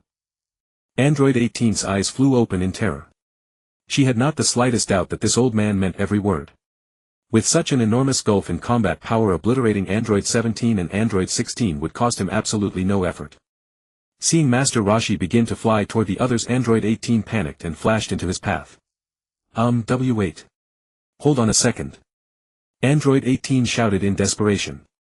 Master Roshi looked at her frantic face, thoroughly pleased with himself. It had been well worth flying over so slowly. Got you all rattled at last, haven't I? Master Roshi gave Android 18 an ice-cold look. What is your business? Can you, please spare Android 17 and Android 16? Trembling with fear, Android 18 summoned every ounce of courage to make her plea. Yet Master Roshi remained stone-faced, as if he were about to refuse her on the spot. Dread gnawed at Android 18's heart. If the man before her truly wanted to destroy Android 16 and Android 17, she was utterly powerless to stop him. Seeing that Master Roshi showed no sign of stopping, Android 18 suddenly remembered what he had said earlier and cried out desperately, I'm willing. I'm willing. Master Roshi asked flatly, his face void of emotion. You're willing to do what? Android 18 was caught off guard, unable to tell whether the old man was genuinely clueless or merely feigning ignorance. I'm willing to become your woman. I only beg you to spare Android 17 and the others. Android 18 forced the words out through her shyness. Master Roshi was elated inside. He hadn't anticipated that a slight show of intimidation would make Android 18 surrender so obediently. And how am I to trust you? He stared at Android 18, awaiting her response. A deep flush spread over her cheeks. She flew to his side, closed her eyes and pressed a kiss to his cheek. Savoring the unique mature feminine fragrance radiating from Android 18 and the warm soft caress of her lips, Master Roshi was secretly thrilled. A faint smile broke across his face. Very well, in light of your sincerity I'll let them go. Android 18 heaved a sigh of relief. Thank you. For what? You're my woman now. There's no need to be so polite. Master Roshi said with a gentle smile, come, go bring Android 17 and the others to me. It's time for us to head back. At Bulma's house. Master Roshi brought the 3 androids before Bulma. Bulma looked at the 3 androids in surprise. Dar. Jero really is a genius, what a pity he went down the wrong path. Android 17 and Android 16 were covered in wounds, their clothes torn, revealing the mechanical bodies underneath. Bulma, you can repair them, right? Master Roshi asked. I won't say I can do anything, but when it comes to technology I'm the best, Bulma replied proudly. Master Roshi looked at the 3 androids. By the way, let me introduce you, this is my girlfriend Bulma. The 3 androids were dumbfounded. What the heck? This old man has such a young pretty girlfriend. Bulma leaned against Master Roshi with a gentle look, displaying the shy manner of a young girlfriend. Seeing this, Android 18 shot Master Roshi a glare as if to say, you already have a girlfriend, so why do you still want me as your woman? Master Roshi couldn't be bothered with worldly opinions. Love has no limits, if it feels right that's enough. Then he looked at the 3 androids. All 3 of you have self-destruct devices inside you. While Bulma is repairing your bodies, she might as well remove them. The 3 androids nodded. Since the goal of killing Goku was gone and they had become Master Roshi's subordinates, the bomb device really was useless, removing it was the better choice. Then it's settled. Bulma, these 3 androids will stay with you for now. No problem. Leave it to me. Master Roshi looked at the 3 androids. You're not going to bully my young girlfriend, are you? The 3 androids were startled. How could we? We're very friendly, Android 18 said with sweat on her forehead. Right. We're very obedient. Android 16, the big guy, also nodded over and over. No kidding, although he had a huge build, the girl's boyfriend was even fiercer, one kick could almost turn him into scrap metal. Android 17 also nodded repeatedly, indicating that he would behave. Master Roshi nodded in satisfaction, then looked at Bulma. Bulma, I'll leave the rest to you. I'm heading back to Kame House. No problem. I guarantee I'll fix them up perfectly. Master Roshi nodded and left. Somewhere in a forest. A white light flashed across the clear sky and a strange mechanical craft appeared out of nowhere. If Master Roshi had seen it, he would have recognized it at a glance. This was a time machine. The time machine slowly descended and stopped on the ground. A glass canopy slowly opened and a handsome young man floated out from inside. The young man sensed the atmosphere of Earth. Dad, I've come to find you. With that he flew into the air. Mount Paozu. Goku was training Gohan. Thanks to his Saiyan blood, Gohan at just over 1 year old could already jump and move around with ease and could even learn martial arts techniques from Goku. Not far away, Chi-Chi was drying sausages in the sun watching Goku and his son with a happy smile on her face. Suddenly Goku's gaze snapped toward the sky, his eyes widening in shock. This Ki is. Gohan looked at Goku's reaction and also turned his gaze to the sky. Dad. What's wrong? Goku looked at Gohan in shock, then looked at the sky again. Tumultuous waves surged inside his heart. How is that possible? It wasn't long before a young man's figure appeared above Goku and the others. Looking down, the young man happened to see Goku. At that moment the young man could no longer hold it in. With a smile, tears fell from his eyes. Dad, I've finally been able to see you again. The arrival was none other than future Gohan from more than 10 years later. Future Gohan slowly descended, his eyes glistening with tears as he looked at Goku. Dad. How have you been? Goku was struck by the greeting, shocked beyond belief. Why you? You're Gohan. Goku felt as if he had been struck by lightning, all of this too unbelievable. Future Gohan understood Goku's reaction. After all, such a grown son had appeared out of nowhere. Dad, let me tell you everything slowly. After you hear it you'll understand, future Gohan said. Okay. Okay. Goku nodded. 2 hours later Goku stared at future Gohan in shock. What? I died of heart disease. And almost everyone in the future died in battle. At the thought Goku's face was full of disbelief. By the way Gohan, what about Master Roshi? How is he? He died in battle too. Goku was stunned. Even a master as powerful as Master Roshi had died in battle. Who exactly is this perfect form android cell to have wiped out all the Z fighters? Goku muttered through gritted teeth in anger. Just then Chi-Chi's voice came. Goku, who is this? Is he your friend? Hearing this, future Gohan's whole body trembled and he quickly turned around. By now he was already weeping. To keep his mother from seeing his miserable state he turned away without hesitation. Goku watched future Gohan trembling and heard the faint sounds of sobbing, and he instantly understood. Chi-Chi, what are you doing here? He's a friend of mine. Goku answered, still hiding the truth. Oh, is that so? It's lunchtime. Ask him to stay and eat with us. Okay. Chi-Chi, you take Gohan to eat. I have a little something to do later. All right. Chi-Chi then took little Gohan to prepare lunch. Goku watched Chi-Chi go far away before asking, by the way, how is future Chi-Chi? Mom. She died in battle too. Future Gohan said those few words with great difficulty, they were as heavy as a mountain on him. Goku patted future Gohan on the shoulder and future Gohan hurriedly pulled himself together. I'm fine. Gohan, I'll take you to meet Master Roshi. Gohan looked confused. Why did they need to see Master Roshi? But since his father had spoken, Gohan nodded anyway. And so Goku and future Gohan flew quickly in the direction of Kame House. While flying, Goku looked at Gohan. Gohan, you can turn into a Super Saiyan, right? Yes. Good. Let's have a race and see who's faster. Gohan knew his father was a battle junkie and didn't want to spoil his father's spirit, so he nodded. Okay. In an instant Goku and Gohan both transformed into Super Saiyan 1 and took off at tremendous speed. Kame House. Master Roshi, who was resting, sensed Goku and the others rushing toward him at great speed. This is Goku.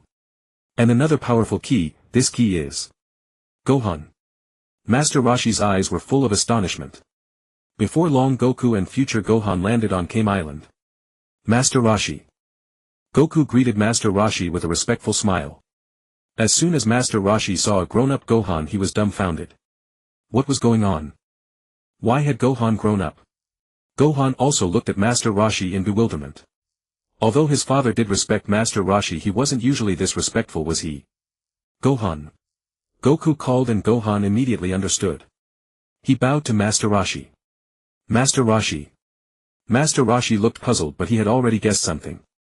Are you future Gohan? Gohan was startled. He hadn't expected Master Roshi to see through his origin. Goku nodded first. That's right. Master Roshi, this is future Gohan from more than 10 years in the future. Master Roshi maintained a calm exterior, but confusion churned within. According to the Dragon Ball storyline, if anyone were to arrive at this time it should have been Teen Trunks. The son of Vegeta Trunks. Fortunately Vegeta was not present or he would have certainly vomited blood. Bro, you took Bulma away, how could there still be adult Trunks in the future? A big drumstick. Master Roshi gazed at Son Gohan with puzzlement and curiosity. Before Gohan could speak, Goku recounted the events from the future. Over 10 minutes later Master Roshi was stunned. In the future only Gohan among the Z warriors remained alive. And the enemy was just one, Cell. Could this scum take down nearly all the Z warriors? At this thought Master Roshi grew even more bewildered. He was so formidable, how could he have been destroyed by Cell in the future? Gohan. Even I was wiped out. Master Roshi asked skeptically. Yes. Cell was too powerful. In the future world Cell ruled over the entire planet and humanity lived in constant terror every day. Master Roshi speechlessly slapped his forehead. What kind of nonsense was this? Was the Cell he had spared that formidable? Even in his perfect form Cell was no match for him to crush effortlessly. Curious about how he had been killed by Cell, Master Roshi asked Gohan. Gohan, how exactly was I defeated by Cell? Wasn't there an intense battle or something? Son Gohan shook his head and sighed. No. The Master Roshi from my world was killed by a mere shockwave from Cell's energy blast. Upon hearing this Master Roshi's brain froze momentarily. What? A residual wave killed him. Was he really that weak? Goku was also dumbfounded, that such a super powerhouse as Master Roshi could be felled by Cell's stray energy wave. How overwhelmingly powerful must the opponent be? Son Gohan clenched his fists in anger. If only father hadn't sacrificed himself due to his illness, he definitely could have destroyed Cell. Master Roshi knew this part of the storyline well, it was when he suffered a heart attack while fighting Android 19 after all. Son Gohan took out a small vial. Father, this is a special medicine developed by Aunt Bulma from the future. It can completely cure your heart condition. Goku accepted the special medicine, unexpectedly realizing this tiny potion could save his life. Master Roshi curiously asked, Gohan, who did Bulma marry? Uncle Vegeta. What? Bulma had an affair. Then why wasn't it Trunks who came but son Gohan? Gohan, what about Bulma and Vegeta's child? Master Roshi asked again curiously. You mean Trunks? He died in battle last year. Son Gohan spoke with a mournful expression. Master Roshi was deeply puzzled. Had his arrival not affected the future? Or was this a completely different timeline?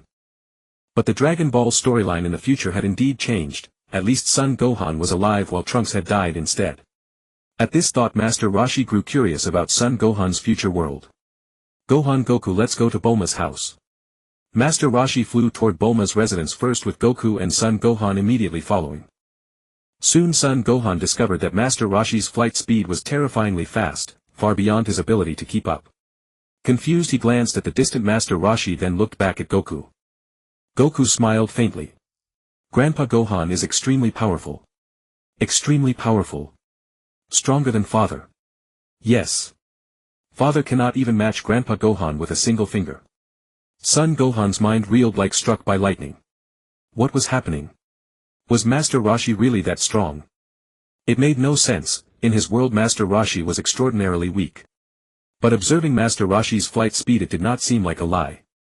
Son Gohan immediately powering up and transforming into a Super Saiyan first class, his speed surging as he raced after Master Roshi. Goku also transformed and followed. Master Roshi smiled faintly, naturally understanding Son Gohan's intention, and slightly increased his speed, causing Gohan to lose sight of him. This. Son Gohan flying at full power was dumbfounded. In the blink of an eye Master Roshi had left him far behind. Gohan, I told you. Grandpa Gohan is extraordinarily powerful. Goku arrived beside Son Gohan and said. Gohan still wore an expression of disbelief. Let's go. We'll reach Bulma's house soon. After Goku finished speaking he flew off. Coming to his senses, Gohan immediately followed. Bulma's residence. Master Roshi landed on an open lawn. Moments later Goku and Son Gohan also arrived. Upon landing Son Gohan's gaze fixed tightly on Master Roshi. Grandpa Gohan, I wish to spar with you. I hope you will grant my request. Son Gohan finally voiced his inner thoughts. Master Roshi smiled faintly. Very well. Then he looked up at the sky. However, let us move to the air, otherwise we might destroy Bulma's home. After Master Roshi finished speaking he flew toward the sky. Son Gohan immediately followed. With entertainment ahead, Goku naturally would not miss out and eagerly trailed behind. Above the clouds, Master Roshi stood like an otherworldly sage upon the cloud surface. Soon Goku and Son Gohan arrived. Son Gohan immediately assumed a combat stance, his gaze serious and focused on Master Roshi. "Grandpa Gohan, I'm coming. Gohan, you should transform into a Super Saiyan." Son Gohan did not respond but charged toward Master Roshi, clearly wanting to test whether Master Roshi was worthy of forcing him to transform. Master Roshi also read Son Gohan's intentions, smiled faintly and said nothing more. Soon Son Gohan arrived before Master Roshi and unleashed a right punch. Master Roshi blocked it with a single finger. Son Gohan paused for a moment, then reacted and launched a furious barrage of punches and kicks, increasing his power and speed. However, Master Roshi effortlessly blocked every strike with just one finger throughout. Son Gohan retreated 100 meters, his eyes wide with disbelief as he stared at Master Roshi. "This? How is this possible?" Goku's voice came from nearby. "Gohan, you should transform." Upon hearing this, Son Gohan understood that his father was right. He also realized Master Roshi's strength was far beyond anything comparable to the Master Roshi from his own world. In fact, they were entirely different beings. Son Gohan adjusted his state, memories of the Z warriors falling in battle flooding his mind. His gaze turned serious and furious. Clenching both fists, he let out a low roar. "Ah!" As Son Gohan's angry cry echoed, a powerful Super Saiyan energy radiated outward. Immediately a golden light rose from his feet, shooting skyward. After completing his transformation, Son Gohan gazed coldly at Master Roshi. "Shall we continue?" Master Roshi was stunned. He had transformed already. This was only the first class of Super Saiyan. Though somewhat stronger than Goku's base form, it was still far from sufficient. "Gohan, is this your strongest state?" Master Roshi asked curiously. Son Gohan paused, not understanding the implication in Master Roshi's words, but nodded nonetheless. "Indeed. This is my strongest state." Master Roshi could not say much more. "Very well. Come then." Son Gohan vanished and reappeared before Master Roshi, resorting once again to the most direct approach, a right punch. But this time Son Gohan's eyes widened in shock again. Master Roshi did not dodge, instead he extended a single finger once more. A sense of utter disbelief rose within Son Gohan. Is Grandpa Gohan still using a single finger to block my attacks? A finger and a fist collided. Bang! The immense force of the fingertip sent Gohan flying. Master Roshi remained as steady as a mountain, watching Gohan with a faint smile. How could this be? Gohan looked as if he had seen the most inconceivable thing in the world. His eyes bulged, nearly popping out of their sockets. At this moment Gohan found it hard to accept that his proud Super Saiyan power was still no match for even a single finger of Master Roshi. It must be an illusion, it had to be. Gohan comforted himself in his heart. After steadying himself, Gohan charged at Master Roshi again, letting out a long "ah" as he launched his attack. He fought with fists and feet in a fierce barrage, each strike carrying overwhelming power. However, such formidable power seemed rather insignificant in Master Roshi's eyes. He continued to effortlessly deflect Gohan's storm-like assault with just his index finger. Bang! Bang! Bang! The impact sounds thundered outward, even scattering the clouds. The more Gohan attacked, the more shocked he became. This was simply too unbelievable. Was this still the Master Roshi he knew? They were on completely different levels. Suddenly Master Roshi seized an opening and flicked Gohan's forehead with one finger. A devastating force blasted through the back of Gohan's head. Ah!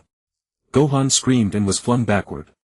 After he regained his footing, he gasped for breath, his eyes full of shock. At that moment Gohan's Super Saiyan state faded and his hair returned to black. Cough! Gohan coughed and could no longer muster the strength to stay aloft. Just as he was about to fall, Master Roshi flicked his finger, sending a senzu bean into Gohan's mouth. Gohan chewed briefly and swallowed it, and his strength was instantly restored. So this is a senzu bean. It's truly amazing, Gohan said, feeling his energy. Goku was taken aback. Gohan, have you never eaten a senzu bean? Gohan shook his head. No. Master Roshi looked at Gohan. Gohan, do you still wish to spar? No. No. Master Roshi, you're really too strong. Well then, let's go down and talk. As the words fell, Master Roshi, Gohan and Goku flew toward Bulma's house. At Bulma's house, Master Roshi along with Gohan and his father Goku landed on the ground. Gohan knelt directly before Master Roshi, his eyes full of pleading. Master Roshi, please save my world. Goku quickly pulled Gohan up. Gohan, rest assured, Master Roshi will definitely help you. Master Roshi was speechless. This Goku really knew him well. Since Goku had put it that way, Master Roshi nodded in agreement. Gohan. Helping you is no problem. I guarantee I'll restore peace to your world. Hearing this, Gohan was overjoyed. Really? Thank you so much, Master Roshi. At that moment the voice of the Saiyan System sounded in Master Roshi's mind. Host, please follow the future Gohan back to the future and bring peace to that world. Upon completion you will be rewarded with 30 progress towards Super Saiyan level 3. Upon hearing the Saiyan System's message, Master Roshi was overjoyed. This reward was practically a freebie. A few little Cell Juniors in the future. He could just crush them underfoot. Master Roshi glanced at Goku and his son. Follow me. I'll take you to a wonderful place. Master Roshi flew into the sky. Although Goku and Gohan were puzzled, they followed. At the lookout, Mr. Popo was waiting for Master Roshi outside the lookout. Before long Master Roshi, Goku and Gohan arrived. Master Roshi, you're here. Mr. Popo greeted them. Popo, you're getting shinier and blacker, Master Roshi teased, looking at Popo, who looked quite comical. Popo scratched his head, not taking it to heart. Afterwards Master Roshi introduced Popo to Gohan. When Gohan learned that Popo was the new Kami, he was stunned. Seeing Gohan's reaction, Master Roshi vaguely guessed what was going on. Gohan is the guardian of your time, a young Namekian named Dend.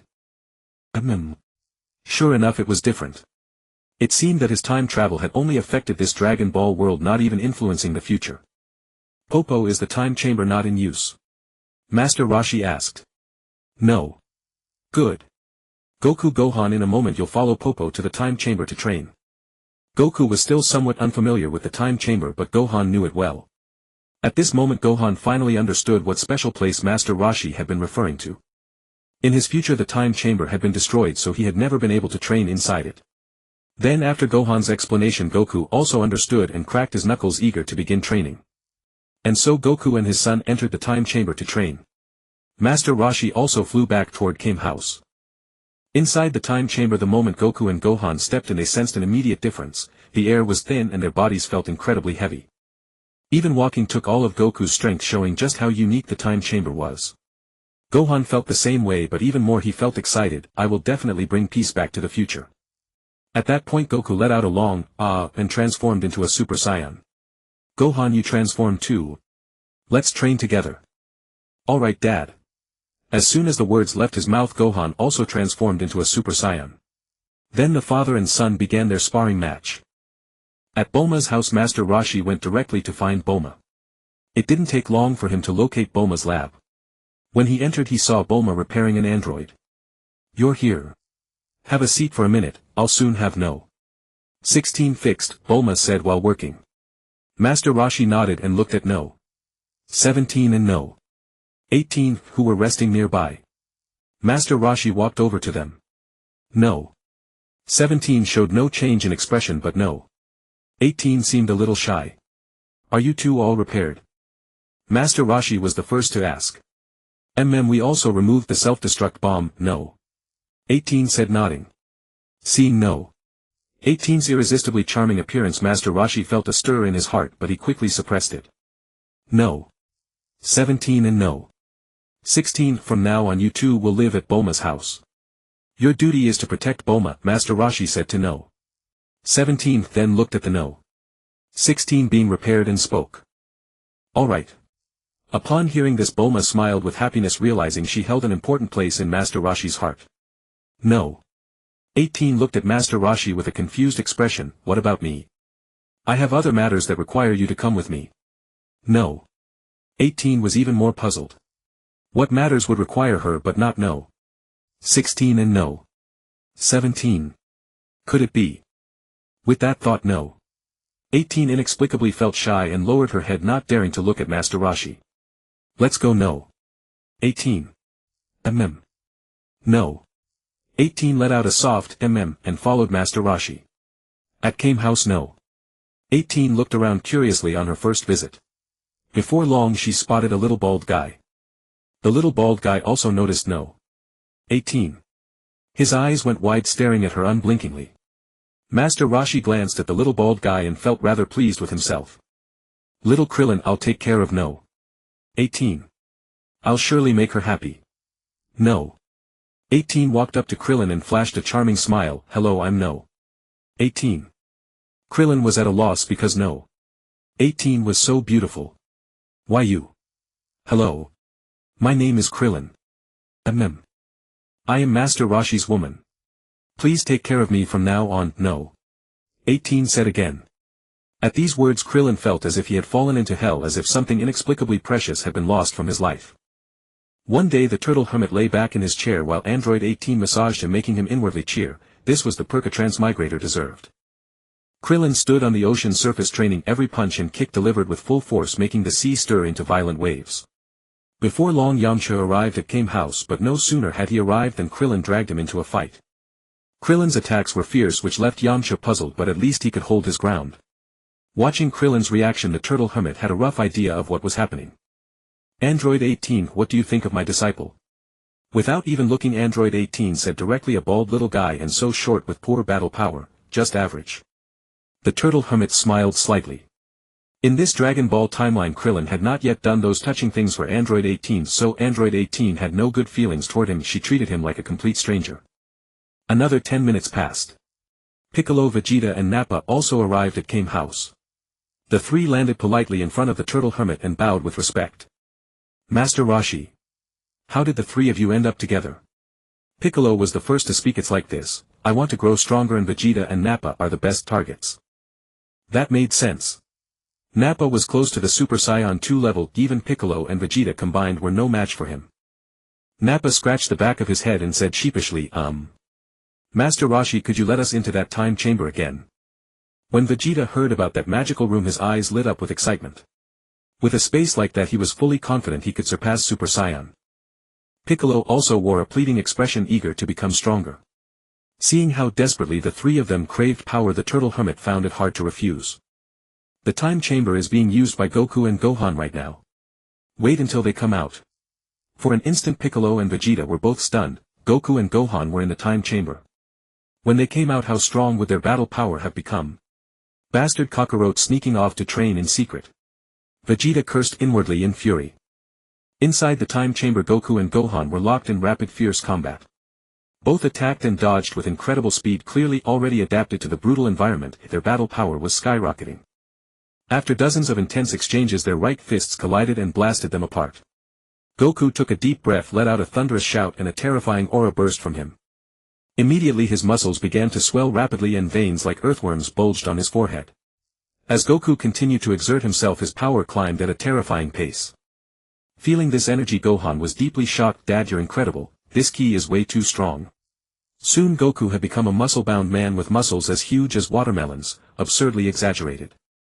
Goku sighed as he examined his own body. This transformation greatly increases power, but it feels rather clumsy. In other words, it trades speed for strength. If you have strength but no speed, it's useless. After hearing this, Gohan nodded in understanding. Indeed, if you lost speed and couldn't hit the enemy, even the greatest strength was useless. Goku reverted from the transformation and looked at Gohan. Gohan, I sense an incredibly strong power within you.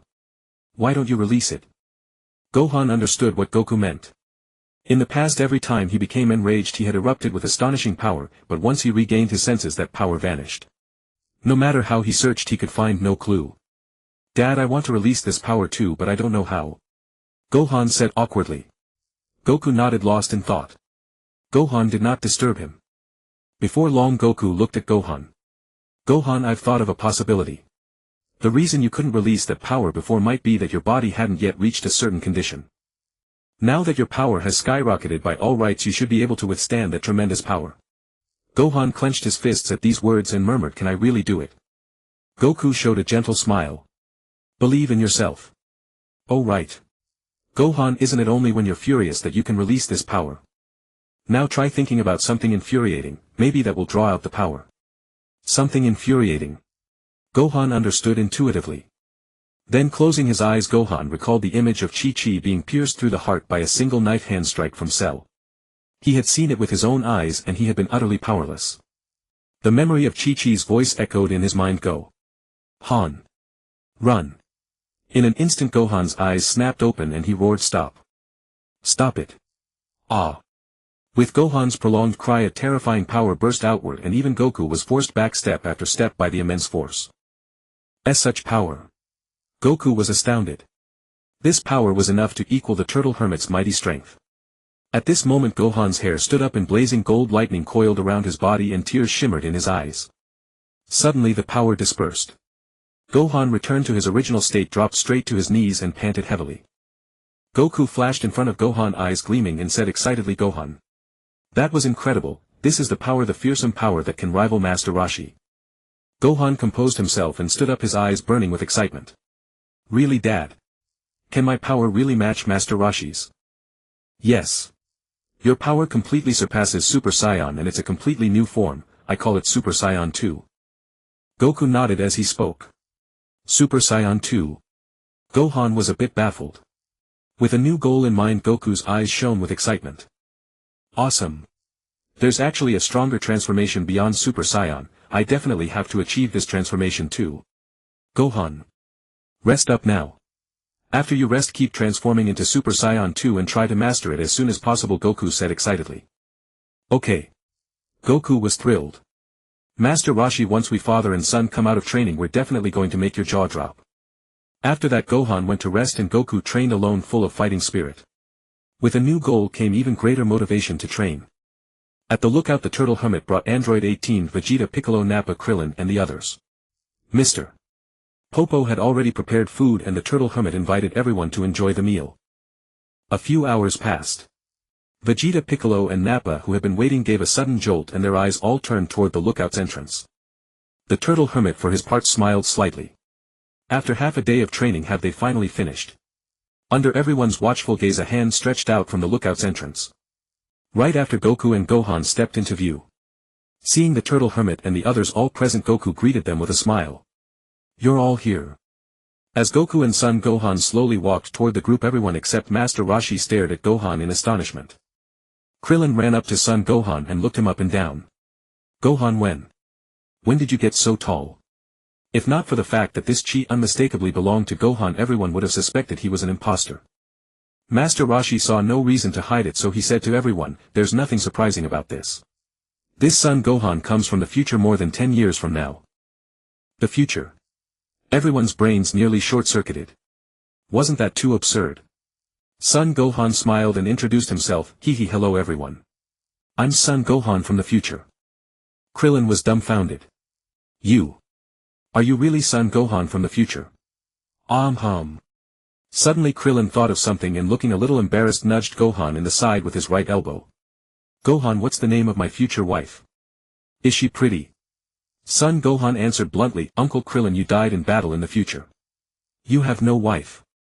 Awkward. Krillin was instantly depressed.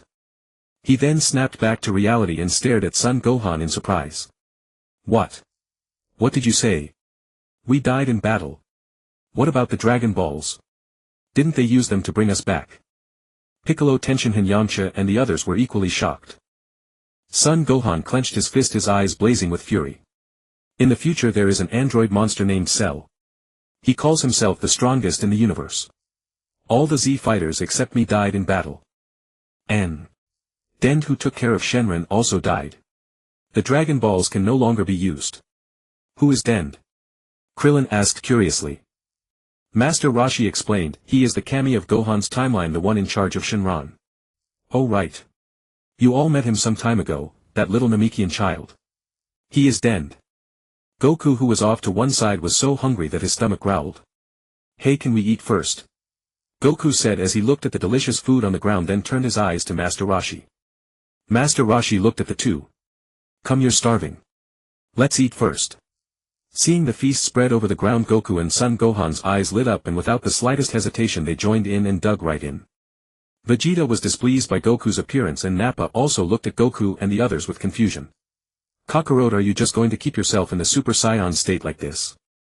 Wouldn't that make your movements stiff? Nappa asked curiously. No. I'm used to it. Goku said with his mouth full. Master Roshi smiled. This can be considered a form of training for Goku. Master Roshi is right. This is my unusual way of training. It lets me adapt even better to the Super Saiyan state in combat. Goku nodded as he spoke. Vegeta looked at Goku and asked, Kakarot, how strong are you now? Not bad, I guess. Not that strong either. Son Gohan said while eating. Dad went into the hyperbolic time chamber for 3 months and surpassed Super Saiyan. Surpassed Super Saiyan. Those words flashed through Vegeta's mind like a bolt of lightning. Nappa on the other hand was not too astonished. He looked at Goku. Kakarot, how about we have a sparring match? Sure, after I've eaten my fill. Goku was also a battle maniac. If there was a fight he definitely wouldn't stay idle. Master Roshi felt that Son Gohan was very different, neither his aura nor his mental state was something Goku could compare with. Son Gohan looked at Master Roshi. Master Roshi, I think I now have enough power to kill Cell. I want to return to the future immediately after we finish eating. Seeing Son Gohan's face full of confidence, Master Roshi understood that the boy must have drawn out that power within him and successfully transformed into the second stage of Super Saiyan. That's fine. Every minute you wait to go back means more danger in the future. Master Roshi nodded in agreement. By the way, Gohan, Goku and I will go back to the future with you. Just in case there are any unforeseen changes. Gohan nodded, finding it reasonable. The time machine seats exactly 3 people. Thank you, Master Roshi. With you and Dad there the future will surely be peaceful. Master Roshi was a little puzzled, remembering that in Dragon Ball Super Goku could teleport even while holding onto the time machine's frame. In the future, more than 10 years later, Perfect Cell was destroying a city. With an earth-shaking blast the entire city was reduced to ashes. Where exactly is Son Gohan hiding? Cell muttered in confusion. At that moment a voice came from behind him, no rush. Keep looking. Yes, Lord Babidi. Cell replied respectfully. At this time a large letter M was marked on Cell's forehead. If Master Roshi were here he would surely be astonished. Wasn't this that wicked wizard Babidi from Dragon Ball? The one who specialized in awakening the evil power inside others. Babidi turned over and sat down on Cell's right shoulder, gazing into the distance. Only Son Gohan's power is left. As long as I can absorb Son Gohan's power, my strongest warrior will be born. The present timeline. In the far reaches of the universe, inside a pitch-black darkness like a black hole, a tremendous explosion erupted. Immediately afterward a figure shot out and all the aliens around hastily knelt down. All hail Lord Frieza, who has emerged from seclusion. Oh ho ho ho. The feeling of power is absolutely wonderful. Frieza let out his signature laugh as he savored himself. Frieza turned his gaze toward Earth, far away in the universe. That blasted old man and those blasted monkeys. This time Frieza will completely destroy you all, without leaving a single one alive. Frieza looked at King Cold. Father, rally the troops. We're departing for Earth at once. I'm going to take revenge. No problem. Kami's lookout. Goku and Son Gohan had eaten until their bellies were round and full with satisfied looks on their faces. So full. The father and son said in unison. Son Gohan took out a capsule, pressed it and tossed it. Bang! A time machine materialized. Master Roshi had seen the time machine countless times in Dragon Ball. Krillin and the others, however, were full of surprise and curiosity. Gohan, can this machine really take us back to the future? Krillin asked curiously. Yes. That's amazing. Who on earth invented this thing? It's so incredible. Aunt Bulma. For a moment Krillin and the others were stunned. They simply couldn't have imagined that this incredible thing was built by Bulma. Son Gohan looked at everyone, an indescribable feeling welling up in his heart. Everyone, goodbye. Then Son Gohan, Master Roshi and Goku flew into the cockpit. Kakarot, I'm going into the hyperbolic time chamber to train right now. When you get back I'm definitely going to defeat you. Vegeta shouted to Goku. Alright. Go for it, Vegeta. I'll be waiting. Goku replied with a grin. Son Gohan started the time machine. It slowly rose into the air, then vanished with a flash as it reached high altitude. What kind of fierce battle awaits in the future? More than a decade later in the future. A city lies in complete ruins. A flash of white light streaks across the sky as a time machine appears, then slowly descends toward the ground. The time machine's hatch opens and Master Roshi, Goku and Gohan fly out. The 3 of them gaze into the distant sky at the same time. So this is Cell's key. This key. It's immense, Goku says, his eyes full of astonishment. Master Roshi is also somewhat surprised. This Cell's key is simply too terrifying, isn't it? It has definitely reached Super Saiyan 2 level power. According to the Dragon Ball storyline, Cell only barely reached Super Saiyan 2 when he finally died. But right now his ki isn't just at that level, it's even stronger. What happened in the future? Meanwhile Cell senses Gohan's ki. Finally showing yourself. And two other ki signatures, who are they? This ki. Is it Goku? Impossible. Didn't he die of heart disease? After realizing it's Goku, Cell's face lights up with excitement and he clenches his fists. Goku, we can finally have a true battle. With that, Cell races at full speed toward Gohan and the others, an excited roar echoing across the sky. Haha. Goku, here I come. Meanwhile at Master Roshi's side, the three also sense Cell's approach. Gohan immediately panics. This is bad, Bulma and the others are nearby and there are many civilians too. Master Roshi and Goku exchange a glance and fly up into the sky together. Gohan, go protect Bulma and the civilians first. Goku and I will hold off Cell for now. Master Roshi says. Gohan wants to refuse, but remembering that his father should be safe with such a powerful master as Roshi there, he decides to check on everyone before rushing over. Alright. You two be careful. Master Roshi and Goku nod and fly toward Cell. Gohan doesn't dare linger either. In a flash he flies toward Bulma's location. Bulma's location is a basement and the research room is in shabby disrepair. Bulma is sitting there with messy documents scattered across the table in front of her. I wonder if Gohan has safely found Goku and the others. Bulma murmurs to herself. Aunt Bulma. Gohan's voice calls out. Ha. That's Gohan's voice. Am I hearing things? Didn't Gohan just go back to the past? Aunt Bulma, I'm back. Gohan's voice comes again. This time Bulma hears it clearly, it really is Gohan. She quickly gets to her feet and looks toward the door. Gohan appears in the doorway beaming at Bulma. Bulma hurries over to him and asks in confusion, Gohan, you're back. Why are you back so soon? Gohan then briefly tells Bulma about the future. Relieved, Bulma looks at Gohan with curiosity. Gohan, how is your Uncle Vegeta? Oh, Uncle Vegeta. He's doing well. A smile spreads across Bulma's face and she asks again, what about me in the future? How is she? Did she get together with your Uncle Vegeta? Gohan feels a little awkward and sheepishly rubs the back of his head. In that past timeline, Aunt Bulma had gotten together with Master Roshi. If the Bulma of this timeline ever learned about that, she might be so traumatized that she'd spit blood on the spot. After all, Vegeta is handsome and a Super Saiyan prince. Who would choose an old man over a prince like that? What's the matter? There's nothing to be embarrassed about. Bulma says. No, it's not that. Actually, that past timeline is somewhat different from the one you know. Oh. Different? Can the past be changed then? Was it caused by you going back to the past? I'm not sure about the specifics, but the differences are quite big. Well, you still haven't told me, did the future me and Vegeta get together? By this point in time they should be just about together, right? Gohan feels awkward, but seeing how curious Bulma is, he has no choice but to tell her. Bulma, actually that past timeline's Aunt Bulma got together with Master Roshi. Bulma is confused. Master Roshi.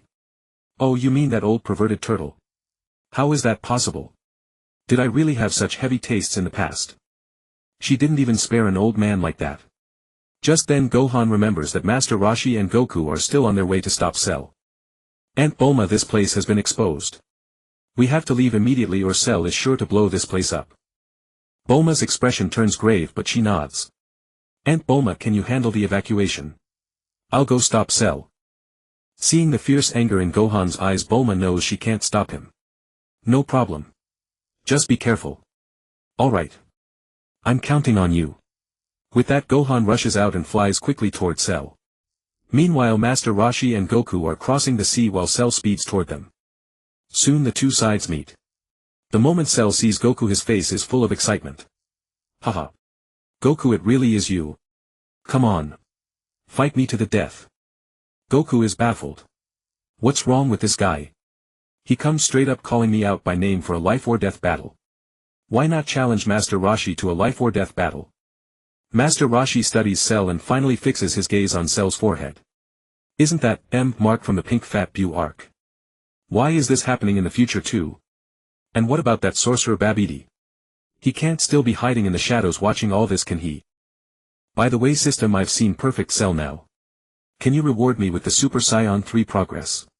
Yes. Cell has achieved perfect form. Reward: host receives 50 Super Saiyan 3 progress. Master Roshi is delighted.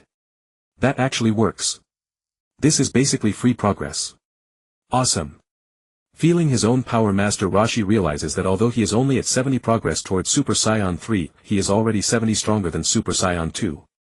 Dealing with Cell should be no problem, right? Goku looks at Cell and says in a low voice, "So you're the one who killed Vegeta, Piccolo and the others?" "That's right. Come on. Hate me." "Oh right. I killed your wife Chi-Chi too." The feeling of piercing straight through her heart was quite nice. Hearing that, Goku's eyes blaze with fury. Clenching his fists, he roars, "You bastard. You deserve to die." Ah. With Goku's furious roar, he transforms into Super Saiyan. Yet his ki continues to climb rapidly. Seeing this, Cell isn't worried at all, he's thrilled. Stronger. Keep getting stronger. Master Roshi retreats a short distance to watch Goku. Goku's ki has soared tremendously. He's only a hair away from transforming into Super Saiyan 2. But Cell's evil has been amplified, his power is already at Super Saiyan 2 level and even much stronger. Before long, Goku finishes his power-up and glares at Cell with rage. Cell provocatively beckons Goku with one crooked finger. Goku flashes forward, appears before Cell in an instant and lands a clean uppercut squarely into Cell's abdomen. Bang! Shaolu's body bent from Gokong's heavy blow, his mouth wide open. Immediately after, Gokong's right fist shot out, swiftly striking Shaolu across the cheek. The immense force sent Shaolu's head tilting to the left. Gokong did not stop but launched a flurry of rapid attacks, a dense storm of fist shadows raining upon Shaolu's body, the sounds of solid thuds echoing all around. Even the sea surface was churned into violent waves by the powerful aftershock rings of spray spreading outward one after another. Gokong let out a roar and swiftly kicked upward at Shaolu's chin. Boom! Shaolu's body shot rapidly skyward and Gokong's figure flickered, instantly appearing at Shaolu's trajectory. Gokong clasped his hands together, ready to smash downward. Soon Shaolu was within attack range. Gokong bellowed and fiercely slammed down onto Shaolu's head. Bang! Shaolu turned into a black streak and plunged into the sea. Gokong's form flickered and appeared above the sea, his gaze fixed intently on Shaolu as he fell into the water. Beneath the sea, Shaolu steadied himself, looked up at Gokong and fired waves from both hands. Streams of energy waves scattered around him, and in no time 100 fist-sized energy spheres materialized. A faint smile curled at the corner of Shaolu's mouth as he manipulated the spheres with a wave of his hands. In an instant, all 100 energy spheres shot simultaneously toward Gokong on the sea surface. Dense energy waves hurtled toward the sea surface. Gokong's expression tightened in alarm, but he reacted swiftly, letting out a fierce shout as a burst of chi dispersed outward, forming a protective barrier around himself. Bang! Bang! Bang! Bang! Explosions rang out one after another, smoke swirling. Shaolu flew out of the sea, his gaze fixed on the place where Gokong had been engulfed in the blast. At that moment, Gokong's shout came from within the smoke and a powerful wave of chi dispersed the haze. Seeing this, Shaolu broke into a smile. Now this is interesting. I've waited far too long for this moment. Afterward, Shaolu and Gokong flew toward each other, stopping a meter apart, face to face. Gokong, you're truly different, far more interesting than the others. No wonder my directive is to defeat you. Shaolu looked at Gokong. Defeat me? That depends on how much ability you have. Good. I hope you don't fall too soon. In an instant, both Gokong and Shaolu erupted with chi, surging their power to the next level. The next second they attacked simultaneously, their right wrists colliding violently against each other. Boom! They simultaneously switched tactics, combining punches and kicks. For a time, right fists clashed, left fists thrust fiercely, and their feet traded blows back and forth. The sound of continuous collisions rang out.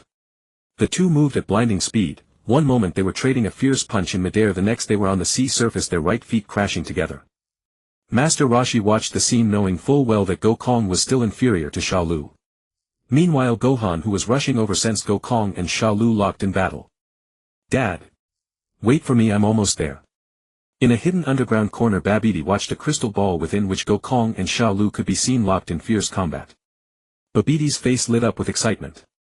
I didn't expect there to be an even stronger Super Saiyan besides Sun Wukong. It seems my ultimate warrior is about to be born. Behind Babidi stood a bizarre giant egg, its surface covered in twisted patterns, its origin unknown. Out at sea, the water was raging, waves rising over 10 meters high. At this moment, Gokong let out a mighty shout and launched a turtle wave qigong at Shaolu. The tremendous turtle wave split the sea apart with waves towering on both sides like skyscrapers. Not to be outdone, Sha Lu unleashed a turtle wave of his own. With a shout he met the attack with an equally devastating energy wave. Boom! The two terrifying energy waves collided violently, unleashing a colossal explosion that thundered across the area, carving a depression several kilometers wide into the sea. Immediately after, Gokong and Sha Lu vanished and reappeared as they charged at each other. Bang! Their arms met in a fierce clash, their bodies trembling slightly, a testament to the immense force of the impact. Haha! Thrilling! Gokong, you're incredible. I can hardly bear to destroy you. Sha Lu said with an excited grin. As if you could kill me, Gokong replied coldly. Heh heh. Why don't we find out? The moment the words fell, Sha Lu vanished in a flash, moving so fast that Gokong couldn't react. Bang! Sha Lu's elbow slammed into Gokong's face. Gokong recovered and threw a punch forward, but Sha Lu was faster. Gokong's attack missed and a sharp pain erupted from his back. Sha Lu viciously kicked Gokong in the back. Enduring the pain, Gokong lashed back with a spinning back kick but hit nothing but air. He quickly scanned his surroundings yet failed to spot Sha Lu. Haha! Gokong, why are you getting slower? Sha Lu's laughter came from above. A sense of dread flashed through Gokong, but before he could react, a heavy blow struck his head. Bang! Gokong cried out in pain and was sent hurtling into the sea. Sha Lu roared, exploding with chi as he rapidly gathered energy spheres in his hands and fired them at Gokong's position in the water. In that instant, two powerful energy waves blasted into the sea, hurtling toward Gokong. The next moment the sea surface bulged upward, followed by two thunderous explosions. 100-meter-high spray shot into the sky as the water was blasted apart by the immense force. Gokong crossed his arms over his head to shield himself, gasping for breath. How's that, Gokong? Sha Lu's voice rang out. Gokong lowered his arms and looked up at Sha Lu. There was no fear in his eyes, only fierce excitement. At that moment the displaced seawater began surging back, soon swallowing Gokong. Sha Lu's form flickered as he dove into the sea and Gokong hastily readied himself for the attack. But Sha Lu was too fast, his movements were even harder to discern underwater. Suddenly Gokong was struck in the abdomen by an enormous force, sending him hurtling toward the seafloor. Sha Lu's head rammed into Gokong's stomach. In no time Gokong's back slammed into the seabed. A shockwave of immense power radiated outward, knocking unconscious every fish within 1,000 meters. Yet Gokong felt the force on his abdomen barely diminish, if anything it grew even stronger. In an instant Gokong was driven deep into the seabed while Sha Lu roared madly, blazing with chi as he pushed Gokong through and shattered one massive underwater boulder after another. Knowing this couldn't go on, Gokong bellowed in fury, releasing a powerful burst of chi that finally sent Sha Lu staggering back. Gokong surged forward in one determined rush, breaking out of the sea. He gasped for breath, his martial arts gi tattered and torn. Before long Sha Lu also burst out of the water, stopping 100 meters from Gokong. Gokong. Looks like you've reached your limit. Sha Lu said to Gokong, but the latter, panting heavily, gave no response. Just then a figure flashed beside Gokong. Without even looking, Gokong said, "Wufan, you're here." "Dad. What's wrong?" "I'm fine." "All right. Leave this to me." Before Gokong could respond, Sun Wufan flew straight to face Sha Lu. Sha Lu looked at Sun Wufan with a face full of contempt. He was about to mock him when Sun Wufan clenched both fists and erupted with chi. Ah! The sea shook, the sky darkened, lightning crackled and thunder roared. Ah! As Sun Wufan opened his mouth and let out a long, ah, a terrifying power exploded outward. The tremendous shockwave left Sha Lu stunned for a moment, shielding his eyes with his right hand. As the afterwave slowly dispersed, Wufan's figure appeared in Super Saiyan 2 form. His golden hair was strikingly conspicuous, lightning wreathed his body and the rumbling thunder made him look overwhelmingly powerful. Sha Lu stared at Beast Wufan in shock. Is this Sun Wufan? Goe Xianren felt a stir of excitement as he watched the powerful Sun Wufan. So this was Beast Wufan. Known as the strongest individual Z fighter, Gokong looked at Beast Wufan and smiled. Hey hey. Sha Lu, Wufan will play with you for a while now. Wufan stared at Sha Lu with cold eyes. Though Sha Lu was shaken inside, he still pretended to be nonchalant. Humph. Isn't he just Wufan? I admit you're strong, but it won't be that easy to defeat me. With that, Sha Lu clenched both fists and let out a long, ah. Ah. A similarly powerful force burst outward, shaking the entire sea. The sky and earth turned dark as thunder and lightning raged, an aura no weaker than Wufan's transformation moments ago. Kong looked at Sha Lu and couldn't help smiling bitterly. So he really was hiding his true power. Goe Xianren watched Sha Lu coldly as if it came as no surprise that Sha Lu possessed such strength. A flicker of emotion crossed Sun Wufan's face but it soon vanished. After completing his transformation, Sha Lu looked full of confidence. Come on Wufan. Let me see how strong you really are. As soon as the words fell, Wufan and Sha Lu flew toward each other and stopped 1 meter apart. The atmosphere grew tense. Goe Xianren watched with great interest. What a familiar scene this was. He never thought he would witness Beast Wufan fighting Sha Lu with his own eyes. With a loud roar, Sha Lu made the first move and landed a solid punch directly on Wufan's face. Bang! Sun Wufan was knocked back 10 meters. After steadying himself, he stared coldly at Sha Lu, a faint trace of blood trickling from the corner of his mouth. Sha Lu froze at the sight but forced a smile to save face. Heh! You're not so impressive after all. Wufan flew in front of Sha Lu again. Sha Lu did not rush to attack, instead he dropped his guard as if to say, I'll take one of your punches too. Wufan naturally understood Sha Lu's meaning. Without hesitation he clenched his fist and threw a punch. Bang! Ah! The punch struck Sha Lu's left cheek. With a scream he was sent flying backward and only stopped after 1,000 meters. His jaw was slightly crooked and purple fluid leaked from the corner of his mouth. Ho! How is this possible? Sha Lu stammered in shock. Goe Xianren watched the scene and smiled faintly. So Beast Wufan really was stronger after all. Well, of course. This Wufan was far stronger than the one who had transformed as a child. Moreover, he was now a grown Wufan and had trained in a time chamber. His martial arts skills and control over his power had reached perfection. Although both Sun Wufan and Sha Lu possessed Super Saiyan 2 level strength, there was still a difference. Sha Lu, today I will avenge the Z fighters who died. Wufan clenched both fists and roared. In a flash he appeared in front of Sha Lu. Sha Lu immediately swept his right leg out fiercely. Wufan raised his left hand slightly to block while his right fist struck out in fury. Bang! With a violent impact, Sha Lu's body doubled over. His mouth hung wide open and his eyes were full of pain. Then Sun Wufan grabbed Sha Lu's head and pressed it down hard while slamming his right knee upward. Bang! Ah! With a scream, purple fluid sprayed from Sha Lu's mouth and nose, leaving him utterly disheveled. Clutching his stomach, Sha Lu hurriedly flew backward. Wufan did not rush to attack but simply watched him coldly. No. Impossible. I am already in my perfect form. I am the strongest in the universe. Sha Lu began to doubt everything and muttered to himself. In a flash he appeared in midair, placing both hands at his waist to gather his chi. Wufan. Go ahead and be destroyed together with the earth. Ah. Ha. Sha Lu fired his ultimate energy blast at Sun Wufan. Sun Wufan looked up at the incoming blast and murmured, Ka. Me. Ha. Me. Ha. Ha. In an instant, Sun Wufan raised both hands upward and released a terrifyingly powerful energy wave. Soon the two energy waves collided violently, sending out a massive shockwave. However, Sha Lu was still slightly weaker and the energy wave pushed toward him. Seeing this, Sha Lu let out a loud roar and raised his chi to the maximum, barely managing to hold off Sun Wufan's attack. Sun Wufan's cold gaze did not waver. Instead he roared again and poured even more chi into his attack. In that instant Sha Lu felt an irresistible force and the mighty energy wave engulfed him. No. I won't accept this. I am the strongest in the universe. Sha Lu was reduced to ashes within the powerful energy. Sun Wufan gasped for breath, tears welling in his eyes as he watched Sha Lu turn to dust. Ah! Sun Wufan let out a long cry to the sky, whether in excitement or to vent his feelings. Everyone, I have finally avenged you.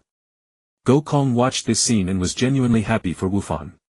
Wufan's power had already far surpassed his own, more than enough to protect the peace of this timeline. Goe Xianren watched this scene and felt that things were not so simple. The evil sorcerer Babidi had not yet shown himself. He must have witnessed everything that happened here. Detected that Sha Lu has been eliminated by the future Sun Wufan. The future world has achieved peace. Mission complete. Reward: host Super Saiyan 3 progress increased by 30. Goe Xianren felt the surging power within himself. If he wanted to transform into Super Saiyan 3, he could do so at any time. Kong walked over to Sun Wufan and patted him on the shoulder. Sun Wufan quickly wiped the tears from his eyes and let go of his transformation. Dad! We finally avenged them. Ahem. You did well. Goe Xianren looked at father and son feeling happy for them. Go Kong Wufan, let's head back first, said Goe Xianren. Okay. And so Goe Xianren's son Wufan and Go Kong flew toward Buma's location. After Goe Xianren and the others left, a figure flashed at the place where Sha Lu had died. It was none other than the evil sorcerer Babidi that Goe Xianren had mentioned. Sha Lu, I had already drawn out the evil within you, yet you still couldn't defeat son Wufan, Babidi said. After saying this, Babidi waved his right hand and a fierce wind rose. The ashes that had been Sha Lu actually began to gather together. Before long, a mass like fine sand condensed into one place.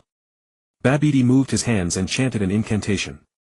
The sand-like mass began to emit light as violent winds surged around it, and faintly the grains of sand were condensing. Soon a vague outline of a head took shape. The silhouette was unmistakably Sha Lu. As the light grew more dazzling, Sha Lu's agonized cries could faintly be heard. Before Goe Xianren and the other two reached Buma's house, they sensed the anomaly. They stopped in midair and looked back in disbelief. This can't be. Go Kong said in shock. This chi. It's Sha Lu. Sun Wufan said in disbelief. Goe Xianren sneered inwardly. So the sorcerer Babidi had finally appeared. The three exchanged glances and flew toward Sha Lu's location. Above the sea, powerful shockwaves churned the waves into towering surges. Amidst the sky, a cluster of white light blazed ever brighter, a human-like figure flickering faintly within. As Babidi chanted and waved his hands in arcane manipulation, the figure solidified completely. Cell was fully revived. Cell stared at his own hands in disbelief. I'm alive. It was I who revived you, and in the process I enhanced your power. Now in your rematch against Son Gohan you should no longer lose. Babidi's voice rang out. Recovering his composure, Cell knelt on one knee with reverence. Thank you, Lord Babidi. Come. To the secret base. Son Gohan and the others are rushing here at full speed. With that, Babidi cast his spell and the two vanished in an instant. Before long, Master Roshi and the others arrived at the very spot where Cell and Babidi had stood. That's Cell's energy, no mistake, it's him, Son Gohan said. Goku scanned the surroundings, puzzled. Strange. Where did they go? Their energies have vanished. Master Roshi gazed into the distance. Drawing on his knowledge of the Dragon Ball story, he guessed that Babidi had probably taken Cell back to his underground chamber. Detected the presence of the evil wizard Babidi. Defeat Babidi to earn 30 progress towards Super Saiyan 4. Master Roshi was pleasantly surprised, an unexpected windfall, and the utterly awesome Super Saiyan 4 at that. Follow me, he said. With that, Master Roshi soared into the sky with Goku and Gohan quickly following. In a corner of the earth within the underground secret base, Babidi and Cell stood before a colossal egg. Lord Babidi, is this your underling the Majin? Cell asked in astonishment, gazing at the giant egg. Indeed. He needs only a little more time to break free from the egg. Then the entire blue star, nay the entire universe, shall kneel before me. Cell sighed inwardly as he looked at the great egg. Once he had believed himself the strongest in the universe, yet this time he had been destroyed by Son Gohan.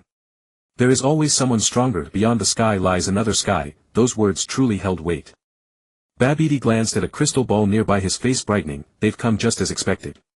Cell looked over and saw Master Roshi, Goku and Son Gohan in the crystal ball. They had already landed at the entrance of the secret base. The moment Master Roshi, Goku and Son Gohan landed, two figures appeared before them with incredible speed. Goku and Son Gohan immediately tensed, ready for battle at any instant. Master Roshi, however, was slightly taken aback. The two were the East Supreme Kai Shin and his attendant Kibito. Goku, Gohan, no need to be tense.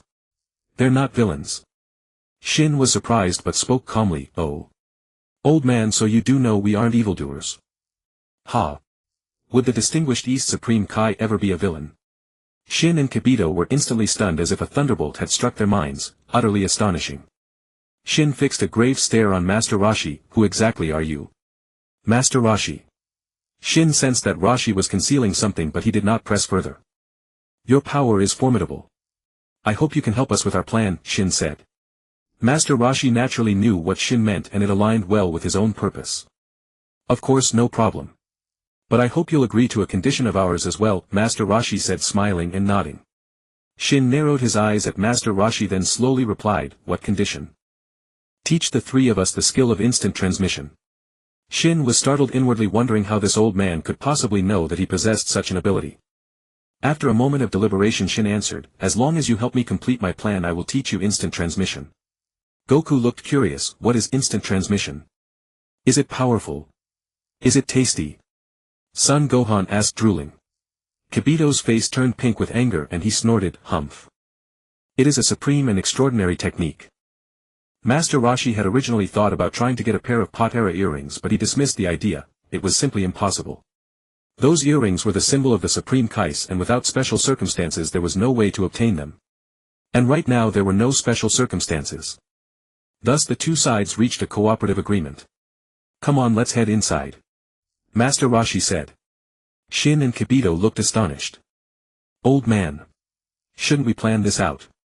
Are we really going to just barge in like this?" Shin asked in disbelief. "What's there to fear? It's just a Majin, isn't it?" "Leave it to us," Master Roshi said with utter confidence. Kibito was displeased and bellowed, "Nonsense. This is sheer nonsense. Do you have any idea how terrifying a Majin is?" Goku and Son Gohan looked utterly bewildered. "Majin? What in the world was that?" "Master Roshi, what kind of being is a Majin? Sounds pretty formidable." Goku asked curiously. "Nothing much. Just a pink little fatty. We can take him," Master Roshi said with an easygoing air. Shin was about to speak up to stop them, but a single piercing glare from Master Roshi sent a terrifying pressure through Shin's mind. Shin suddenly felt the overwhelming heaven-defying aura emanating from Master Roshi. Fear welled up from the depths of his heart and he abandoned any thought of dissuasion. "Very well. Let's go straight in then." Shin accepted Roshi's approach, and what else could he do? Master Roshi smiled, "That's more like it." Master Roshi was all too familiar with Babbidi's petty tricks. There was no need for pointless detours, he would simply push straight through. Following that, the group jumped into the underground chamber behind Master Roshi. The underground chamber was brimming with futuristic technology, a stark contrast to the desolate surface above. Babbidi's voice echoed, "Welcome everyone. Now let us enjoy a little game." Master Roshi looked exasperated. Was it still this cliché? What fun was there in fighting a few worthless cosmic creatures? He looked up. "Babbidi, forget the games. Just take us straight to the Majin's egg chamber."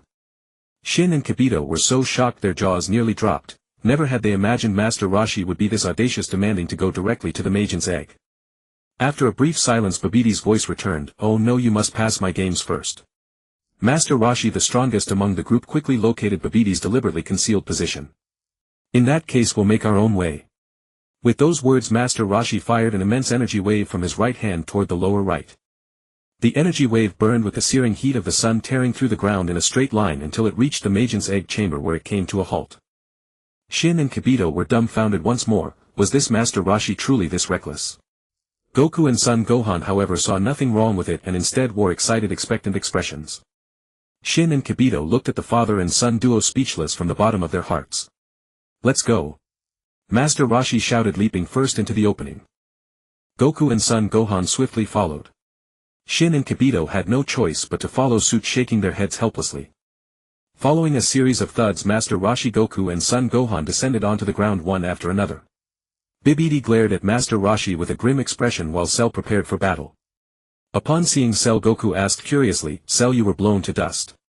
How could you even resurrect?" "Humph. Lord Babidi, you go ahead. I will hold them back." Cell did not respond to Goku but instead spoke to Babbidi beside him. Meanwhile, Master Roshi approached the magical egg and casually patted it. "So this is the Majin egg. It looks quite rosy." Kibito and Supreme Kai hastily intervened. "Master Roshi, please don't tap it. If you wake it up by mistake, we are all doomed." Seeing this, Babbidi's expression darkened, but he quickly steadied himself and began casting magic with both hands. In an instant the surrounding environment shifted completely. Goku and Son Gohan watched their surroundings warily. "Did we return to the surface?" Goku asked with curiosity. Babbidi flew above the Majin egg and laughed maniacally, "Haha. Let me show you my most perfect creation." Upon hearing this, Kibito and Supreme Kai's faces turned pale. Kibito swiftly raised his hand and fired an energy wave at Babbidi. The energy wave was effortlessly swatted away by Cell. Supreme Kai charged forward but was also kicked flying by a single blow. "Master Roshi, hurry. Hurry and stop Babbidi. Do not let him release the Majin or the entire universe will be destroyed." Kibito shouted urgently toward Master Roshi. Master Roshi remained completely calm. Supreme Kai remained composed. It is merely a minor Majin. Kibito was utterly dumbfounded and even began to suspect if Master Roshi was on Bibidai's side. Bibidai's expression darkened upon hearing this. So you truly are the Supreme Kai? If Master Roshi was unafraid, then Goku and Son Gohan were even less concerned.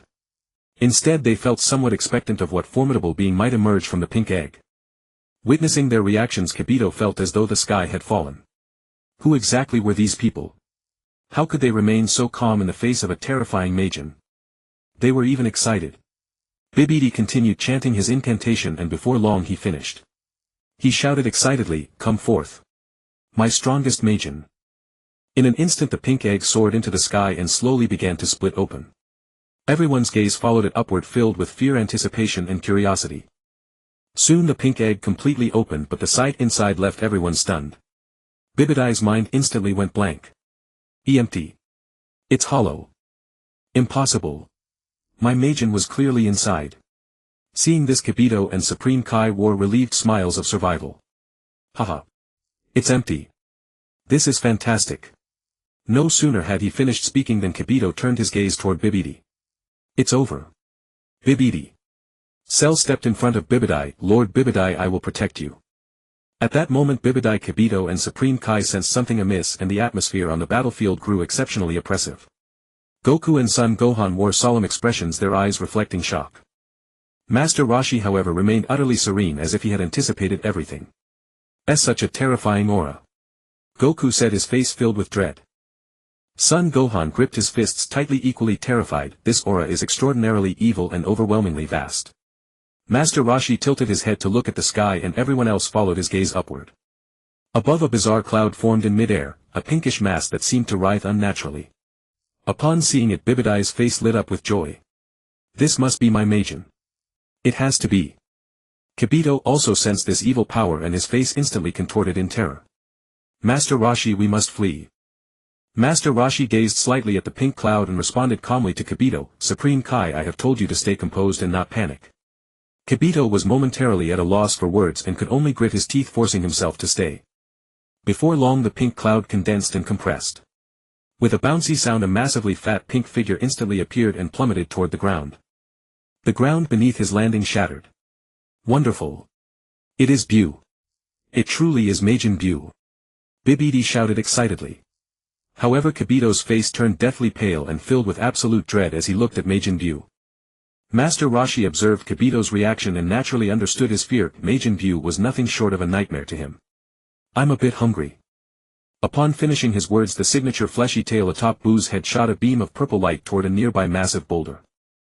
In a flash the enormous stone exploded, transforming into a shower of colorful candy.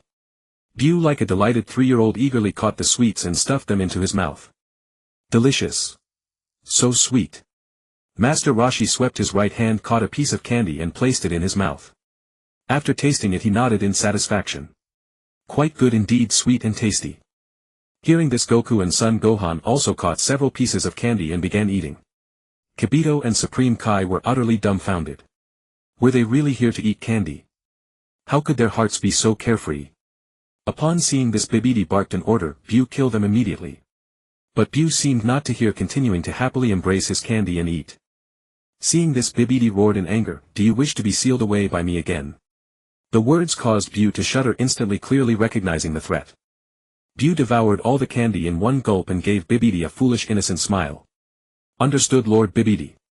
Kibito and Supreme Kai immediately retreated, preparing for battle. With candy still in his mouth, Son Gohan mumbled indistinctly, "Father. This fat guy seems to want to fight us." "Don't be afraid. Aren't you and Master Roshi here to protect us?" Goku replied, his mouth equally stuffed with candy. Watching the father-son duo, Kibito and Supreme Kai were completely speechless inside. How could these two gluttons still be eating? "Majin Bu is coming for you." Just as the great battle was about to erupt, Master Roshi's figure flashed, appearing instantly before Bibidi. His speed was so fast that even Cell and Bibidi couldn't react in time. While Bibidi was still dazed, Master Roshi grabbed him by the throat with his right hand. "Bibidai, since Majin Bu has already been released, you seem rather useless now, don't you?" Master Roshi said coldly. Bibidi wanted to speak, but with his throat crushed not a single word could come out. Cell reacted quickly and charged at Master Roshi with a shout, "Lord Bibidi! However, Master Roshi was even faster. With a single kick he sent Cell flying. Cell, completely bewildered, smashed through massive boulders as he tumbled. Bibidi waved his arms frantically, his wide eyes desperately pleading with Majin Buu. Yet Majin Buu pretended to be oblivious, refusing to even glance at Bibidi, which drove Bibidi into a frantic panic. Master Roshi's cold, ruthless voice rang out, "You may rest in peace and die." No sooner had the words left his mouth than he unleashed a powerful energy wave from his right hand. In a fraction of a second Bibidi was blasted into oblivion. Master Roshi casually brushed off his hands as if nothing had happened, then turned his gaze toward Goku and Son Gohan. "Very well. From here on let us fight properly." Goku and Son Gohan instantly lit up with excitement, eagerly anticipating the upcoming battle. Standing off to the side, Shin and Kibito were at a loss for words, their minds could barely keep up. Seeing Babidi killed, Buu threw back his head and howled with glee, radiating wave after wave of terrifying ki. The immense malevolent ki made Goku and Son Gohan's faces turn grim, and they immediately braced for battle. Supreme Kai Shin and his attendant Kibito trembled uncontrollably under the dreadful pressure radiating from Buu. Master Roshi turned to Cell. "What? Are you going to avenge Babidi?" "Humph. Killing an old geezer like you would be too much trouble." Cell let out a cold, dismissive snort. Master Roshi was instantly amused. This Cell was getting awfully cocky. Since Cell thought so little of him, Roshi felt it was his duty to let the villain taste despair. "Goku, Gohan, I'll leave this little fatty to you two for practice," Master Roshi said. Goku and Gohan loosened up their muscles, their faces showing no fear, only excitement. "No problem, Master Roshi," Goku said, fixing his eyes on Buu. Gohan also nodded in agreement. Standing nearby, Shin was baffled. The strongest one, Master Roshi, was not making a move, he was letting the two Saiyans fight. "This is absurd. You're all insane, Majin Buu is absolutely terrifying." Kibito shouted in alarm. Master Roshi shot a fierce glare and a powerful surge of energy blasted toward Cell. Offering no resistance, Cell was sent flying into the distance, and Master Roshi immediately gave chase. Goku understood that Master Roshi was splitting the battlefield. Clenching his fists, he let out a low growl. "Ah!" A force approaching Super Saiyan 2 erupted from him. Seeing his father transform, Gohan did not fall behind. He clenched his fists and with a sharp shout transformed as well. An even greater power burst outward, instantly taking the form of Super Saiyan 2. The two overwhelming energies did not frighten Buu, he continued howling to the sky. Supreme Kai Shin and Kibito stared at Goku and Gohan with their eyes wide in astonishment. This. How can they be so powerful?" Shin stammered, trembling. "Supreme Kai, the two of them are far too strong, with this ki they just might really be able to kill Majin Buu," Kibito said, swallowing hard. "I hope so," Shin said. Goku looked at Majin Buu, who was waving his arms and bouncing lightly, and his expression turned rather grave. "Gohan, it seems Majin Buu hasn't taken us seriously at all." Gohan nodded. "Yeah, Dad. Let's go beat the hell out of him, once we rough him up he'll behave." "All right." No sooner had the words been spoken than Goku and Gohan flashed forward, attacking together. They kicked at Majin Buu from left and right. Bang! Bang! Majin Buu's head was instantly warped by the kicks.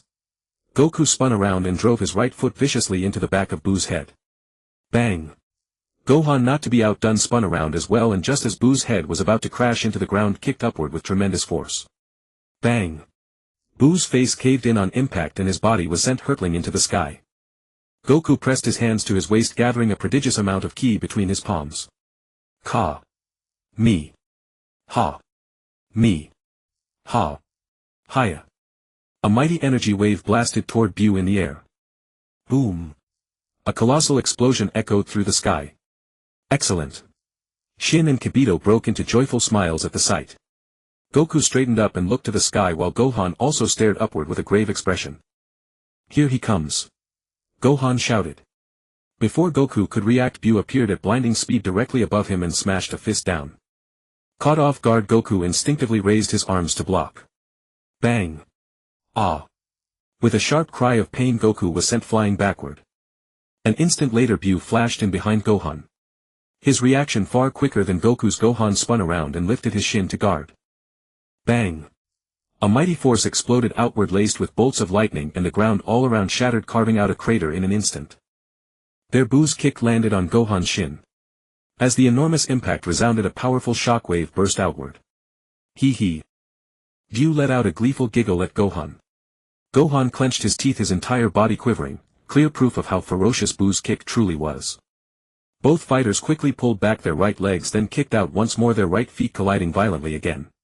In the next instant Gohan and Bu vanished on the spot. Shin swept his eyes across the battlefield as bursts of fierce impacts rang through the air. He hurriedly looked up to see Gohan and Bu tearing around at breathtaking speed, trading blows amid a blur of afterimages. Gohan flashed into position above Bu and drove an elbow down, but Bu vanished in a flash, leaving the strike to hit nothing but air. Buu's silhouette instantly appeared to Gohan's left, his foot sweeping savagely toward Gohan's waist. Gohan likewise disappeared in a flash. Bu flashed out of sight once more. Bang! A tremendous clash echoed in the sky as Gohan's right foot and Buu's right foot collided furiously, sending streaks of lightning crackling outward. The shockwave was so immense that Supreme Kai Shin and his attendant Kibito were flung out of the battlefield with no chance to resist. At that moment Goku sprinted across the ground, kicked off with both feet and shot into the sky to join the fray. And so Goku and his son launched a fierce joint assault on Bu. Bu was not cowed, he blocked every strike and even counterattacked from time to time. After 100 exchanges Bu took a heavy punch to the face from Gohan, his nose caved in only to recover quickly. Bu then lashed out at incredible speed, landing a kick squarely in Goku's stomach. Bang! Goku's mouth flew open and he coughed out a mouthful of blood, ample proof of how powerful that kick was. He turned into a dark streak and shot into the ground. Bang! The ground crumbled from the impact and a massive crater appeared. Dad! Gohan cried out in alarm. Seizing the moment, Bu clasped his fists together and smashed them down toward Gohan's head.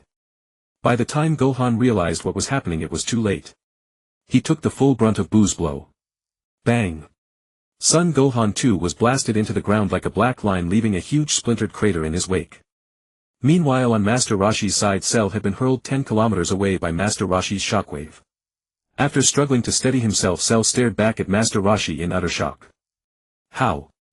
How can an old man like you possess such formidable ki? Cell's face was filled with incredulity. Master Roshi gave him a contemptuous look. Don't be ridiculous. I've been training my whole life, isn't it only natural that I'm a little stronger? You. For a moment Cell was at a complete loss for words. Cell, after Babidi revived you, your power is even greater than when you fought Gohan, isn't it? Master Roshi went on. Naturally. I also have Goku's cells. If you're afraid, then kill yourself. I can't be bothered to fight an old man. Master Roshi nearly died laughing. Kill himself. Where did Cell get the nerve to say that? Cell, have you ever truly experienced despair? Master Roshi asked, his eyes cold and fixed on Cell. Cell was utterly dumbfounded, completely unable to make sense of Roshi's words. Seeing Cell's blank expression, Master Roshi smiled faintly. Next, let me show you what true despair is. With that, Master Roshi let out a low roar and transformed outright. The clouds churned, lightning flashed and thunder rolled. The entire earth trembled, nay, even the moon and every planet near Earth began to tremble as well. Ah! As Master Roshi's roars continued, his white beard turned golden and visibly lengthened at an astonishing rate. Lightning intertwined around his body and a terrifying heaven-shaking aura radiated outward. Cell's body began to tremble instinctively and inexplicably, his eyes wide with disbelief as he stared at Master Roshi. This. How? Is it possible? Turtle Hermit erupted with the astonishing power of Super Saiyan 3. Sha Lu saw it and the spectacle dealt a shock to his mind, his cerebellum seemed to wither. This power was so overwhelming that he could not muster even a trace of resistance. Sha Lu trembled all over in fear, his gaze as if glued to an inconceivable scene, unable to regain his senses for a long time. Ah! Turtle Hermit raised his head and let out a long cry to the heavens. The mightiest power burst forth, the strange phenomena gradually faded and his transformation was fully completed. At this moment Turtle Hermit's body was packed with explosive muscles. He stood even taller than Sha Lu, a perfect super warrior. His golden beard hung down to his calves and flickering lightning coiled around his frame, appearing and disappearing. Gokong and Sun Wufan, who were battling Majin Boyu, also sensed this terrifying power. This is Master Turtle Hermit's ki. It's too immense. Gokong's eyes widened in disbelief as he spoke. Sun Wufan had the same wide-eyed look, staring toward Turtle Hermit in utter disbelief. The Supreme Kai Xian and Jia Bite also wore expressions of disbelief. This old man's ki is astonishing. I never imagined an earthling could possess such terrifying power. Jia Bite swallowed hard as he spoke.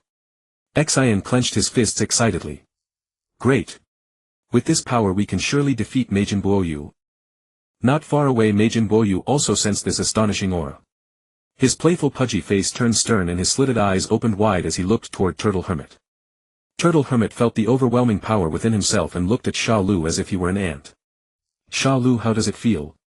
Have you tasted despair?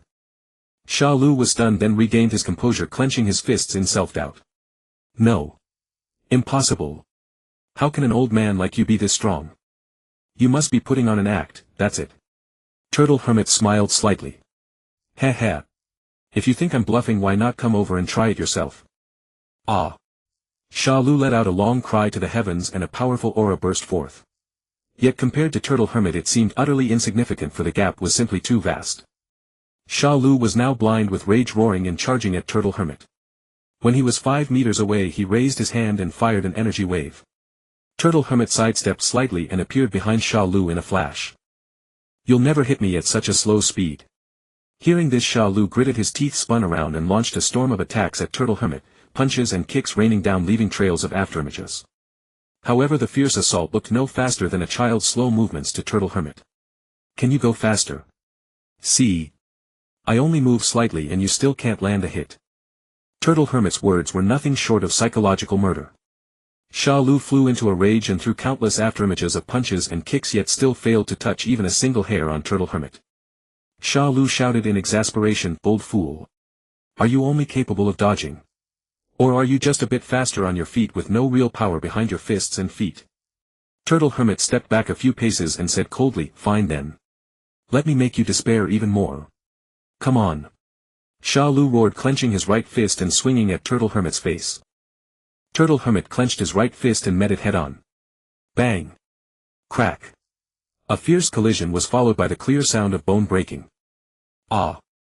Sha Lu felt a searing pain in his right fist and let out a long agonized scream. Turtle Hermit looked over and saw Sha Lu's fist crushed inward, a testament to the force of his punch. Sha Lu gritted his teeth in refusal to give up and kicked swiftly at Turtle Hermit's head. Turtle Hermit raised his left hand and caught Sha Lu's ankle with a backhand grip. Ha ha! Turtle Hermit let out a cold chuckle and squeezed his left hand. Crack! The instant sound of bone shattering came from Sha Lu's right ankle and Sha Lu screamed as he stumbled back. At this moment Sha Lu finally understood what despair truly was. This was despair, genuine despair. Unwilling to accept it, he lunged headfirst at Turtle Hermit, who watched him coldly and chose not to dodge. When he came within reach, Turtle Hermit's right foot shot upward, striking Sha Lu squarely in the head. Bang! With a thunderous impact, Sha Lu's entire body flew straight up into the sky, breaking through the clouds. Turtle Hermit looked up and flashed above the clouds in an instant. Sha Lu was now in a miserable state, purple fluid spraying from his mouth and eyes bulging slightly, a clear sign of how powerful that kick had been. I won't accept this. I'm the strongest in the universe. Sha Lu roared in unwillingness. Turtle Hermit watched the completely deranged Sha Lu and felt no sympathy. As a villain, one must be prepared to be killed. Suddenly Sha Lu's body began to swell. Turtle Hermit saw it and already knew why. You've started self-detonation. Ha ha ha. Even if you're stronger, so what? I've already triggered the self-detonation. Come and hit me if you can. Sha Lu laughed arrogantly at Turtle Hermit. How could Turtle Hermit not know that attacking would only speed up Sha Lu's detonation? He flew in front of Sha Lu, looked at his still inflating body and curled his lips upward. Heh. Did you really think a self-detonation would scare me? Turtle Hermit said contemptuously. Sha Lu was stunned, completely confused by his words. Humph. Putting on airs. Just wait to be blown up together with the earth. Sha Lu snorted in reply. Watch closely. As the words fell, a stream of ki flowed from Turtle Hermit's palm, spreading onto Sha Lu's body and expanding outward. Sha Lu was dumbfounded, but since he had already initiated the self-detonation he could not move an inch. He could only watch helplessly as the ki spread over his body. Before long, Turtle Hermit's ki enveloped Sha Lu like a barrier. Sha Lu was bewildered. Old fool, what are you doing?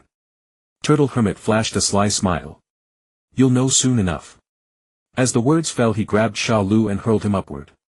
Protected by the ki barrier, Sha Lu did not explode. Sha Lu remained confused, unable to understand what Turtle Hermit had done. Turtle Hermit threw Sha Lu high into the air, and as he fell back down, Turtle Hermit shouted. Go! With that, Turtle Hermit's right foot shot out and struck Sha Lu. Because of the key barrier, the kick did not transfer any force to Sha Lu at all. Bang! Sha Lu was blasted outward at tremendous speed, flying beyond the earth. No! Sha Lu let out a long cry of unwillingness. Before long, a huge explosion occurred in space, illuminating half of Earth's sky. Is it finally over? Turtle Hermit said, gazing at the sky. Then with a flicker he vanished. Over on Gokong's side, a figure flashed before Majin Buoyu. As it steadied itself, it was revealed to be Turtle Hermit in Super Saiyan 3 form. Turtle Hermit looked at the pink fatty before him and curled his lips into a smile. Little pink fatty, I'll be your opponent from now on. Bu stared grimly at Master Roshi, his face twisted with fury, several wisps of steam rising from the top of his head. At the same moment, a terrifyingly powerful force burst forth from Bu. Goku and Gohan instantly felt a chill of dread, their bodies trembling slightly. Supreme Kai Shin and his attendant Kibito were likewise so terrified that they shook all over. Then Bu let out a thunderous roar, unleashing a colossal surge of energy that sent Goku, Gohan, Shin and Kibito flying thousands of meters away. Master Roshi looked at Bu with involuntary astonishment in his heart. As expected of Majin Bu, this power is truly terrifying. At that praise, Bu instantly struck a cocky pose with his hands on his hips, his nostrils stretching long with pride. The very next second, Bu vanished and slammed his head into Master Roshi's body. Thud. Caught off guard, Master Roshi was knocked flying. Recovering quickly, he retaliated, flashing before Bu at equally incredible speed and driving a solid punch into the Majin's face. Bang! The sheer force distorted Bu's chubby face. In the next breath, however, Bu flexed and restored his features, then launched himself at Master Roshi like a living missile. Master Roshi likewise shot forward to counter. They clashed violently soon after. Bang! Bu's punch was dodged and Master Roshi's kick caught him squarely in the head. The tremendous impact sent Bu's head whipping 100 meters backward as if it were rubber. Immediately his head snapped back with elastic force and rammed into Master Roshi's skull. Bang! A searing pain shot through Master Roshi's forehead. In response, he thrust out his right hand and fired an energy wave. Boom! It punched straight through Bu's round belly. Knowing such a small wound would do no lasting harm, Master Roshi fired wave after wave with both hands, leaving a rain of ki blasts to pound Bu. Bang! Boom! Bang! Explosions thundered one after another. From within the smoke came Bu's enraged roar. Ah! A powerful pink barrier swelled from small to vast, deflecting every energy wave away. Bu tensed his entire body and his perforated stomach in an instant returned to normal. Whoa! That ability of yours is truly astonishing. Master Roshi said. Hee hee. Bu looked smug and delighted, savoring the praise. Then in a flash his right arm stretched out at lightning speed and drove a punch into Master Roshi's face. Bang! Master Roshi's head lurched to one side. Delighted to have landed a hit, Bu looked thrilled.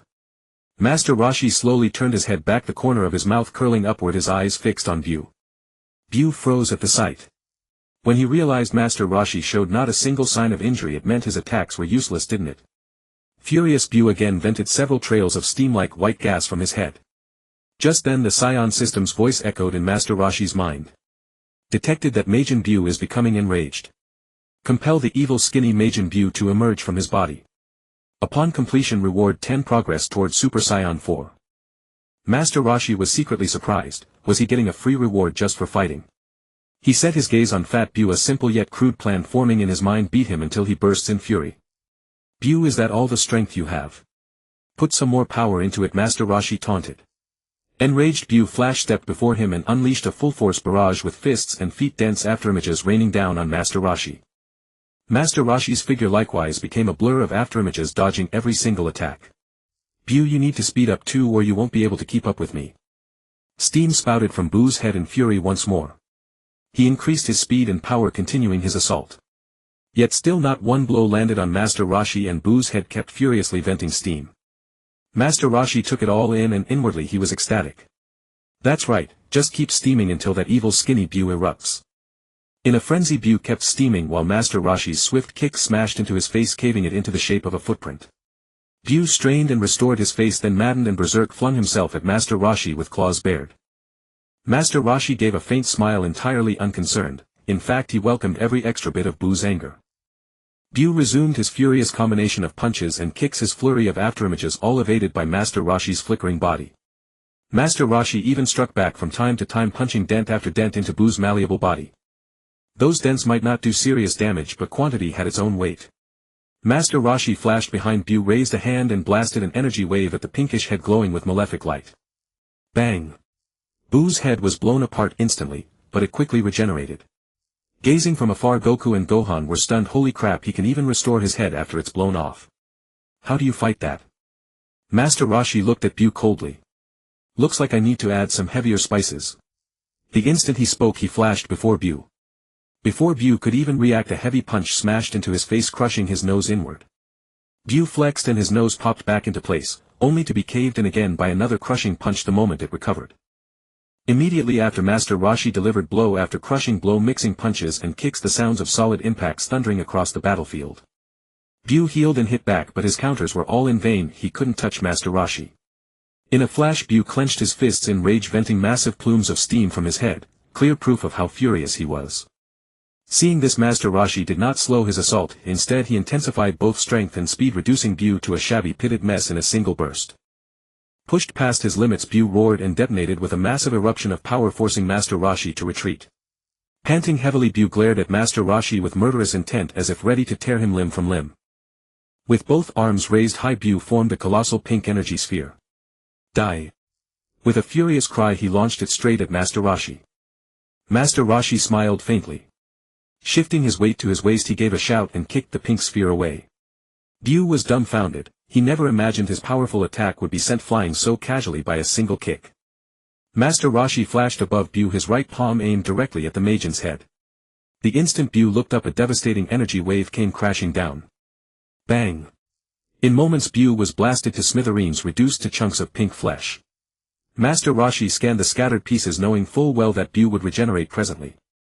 Sure enough, the lumps of flesh swiftly came together, mending at an alarming rate. Master Roshi curled his lips into a smile, raised his hand and fired another energy wave. Boom! The mass of flesh that had just begun to regenerate was blown apart once more. Yet watching the pieces gather again with stubborn speed, Master Roshi chose not to blast them again this time. Before long, Bu restored his body, but his face was contorted with rage and the small holes on his head belched stream after stream of white smoke. Yes, white smoke, unlike the steam-like vapor from before. Master Roshi felt quite satisfied seeing this. Was he finally pushing out skinny Bu? All that provocation was worth it. Bu's expression shifted from rage to agony as he clutched his head, an ominous evil aura spilling out. Goku, Gohan, Shin and Kibito were struck frozen by terror, trembling all over. It wasn't long before Bu let out a thunderous shout and thick white smoke erupted from the holes in his head. The white smoke gathered into a white cloud above Bu. Yet there was something uncanny about it. The cloud appeared to be condensing. A sudden gale swept through and the cloud furiously condensed into a gaunt, bony figure, its appearance closely resembling Fat Bu's. Master Roshi looked at skinny Bu, the corners of his mouth twitching up. Finally coming out. Thin Bu landed in front of Fat Bu, whose face was filled with terror. In desperation, a purple light shot from the flesh tail atop Fat Bu's head. Thin Bu leaped aside to dodge it, and the violet beam struck a massive boulder. In an instant the boulder exploded, shattering into a shower of candy. Thin Bu casually scooped up a handful and stuffed it into his mouth. Then Thin Bu darted toward Fat Bu at incredible speed. Fat Bu flinched in fright and threw a punch, only for Thin Bu to gracefully sidestep it and deliver a sweeping kick to his enormous belly. Boom! Fat Bu was sent hurtling into a small stone peak, the devastating impact pulverizing it completely. Supreme Kai and Kibito stared in wide-eyed disbelief, unable to process what they were witnessing. Two Majin Bus. Supreme Kai stammered in fear. Goku and Gohan's expressions grew grave and grim. Gohan, do you sense it? This Thin Bu is pure evil, purely malevolent. I can feel it too. His ki is incredibly powerful, far surpassing that of Fat Bu.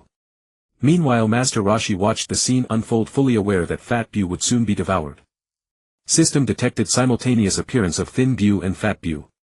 Please prevent Fat Bu from being eaten to alter the Dragon Ball storyline. Reward Super Saiyan 4th grade progress 10. Master Roshi had been eager to watch the spectacle continue, but the Saiyan system wouldn't allow it. Meanwhile, on Fat Bu's end, he was being utterly dominated by Thin Bu with no ability to counterattack, whether due to exhaustion from his recent battle with Roshi or some other factor remained unclear. A wicked grin spread across Thin Bu's face as he toyed with Fat Bu, showing absolutely no respect for his opponent. Then without warning he launched a flurry of rapid punches into Fat Bu's massive belly, each strike driving deep indentations into his flesh. Enraged Fat Bu raised both hands and fired a ki blast forward. However, Thin Bu caught the energy wave and simply swallowed it whole. Boom! Thin Bu's entire body shuddered, black smoke pouring from his 7 orifices. Heh, he cackled at Fat Bu. Fat Bu clenched his teeth but could find no response. Thin Bu moved once more, vanishing in an instant to reappear behind Fat Bu. Grasping the flesh tail, he delivered a brutal punch to the back of his head before Fat Bu could react. Crack! The sheer force stretched the tail taut, and as it snapped back, Thin Bu struck again, elongating it once more. The cycle repeated endlessly, echoes of impact reverberating through the air. Master Roshi stared in disbelief at the scene. The moment felt achingly familiar. Wait.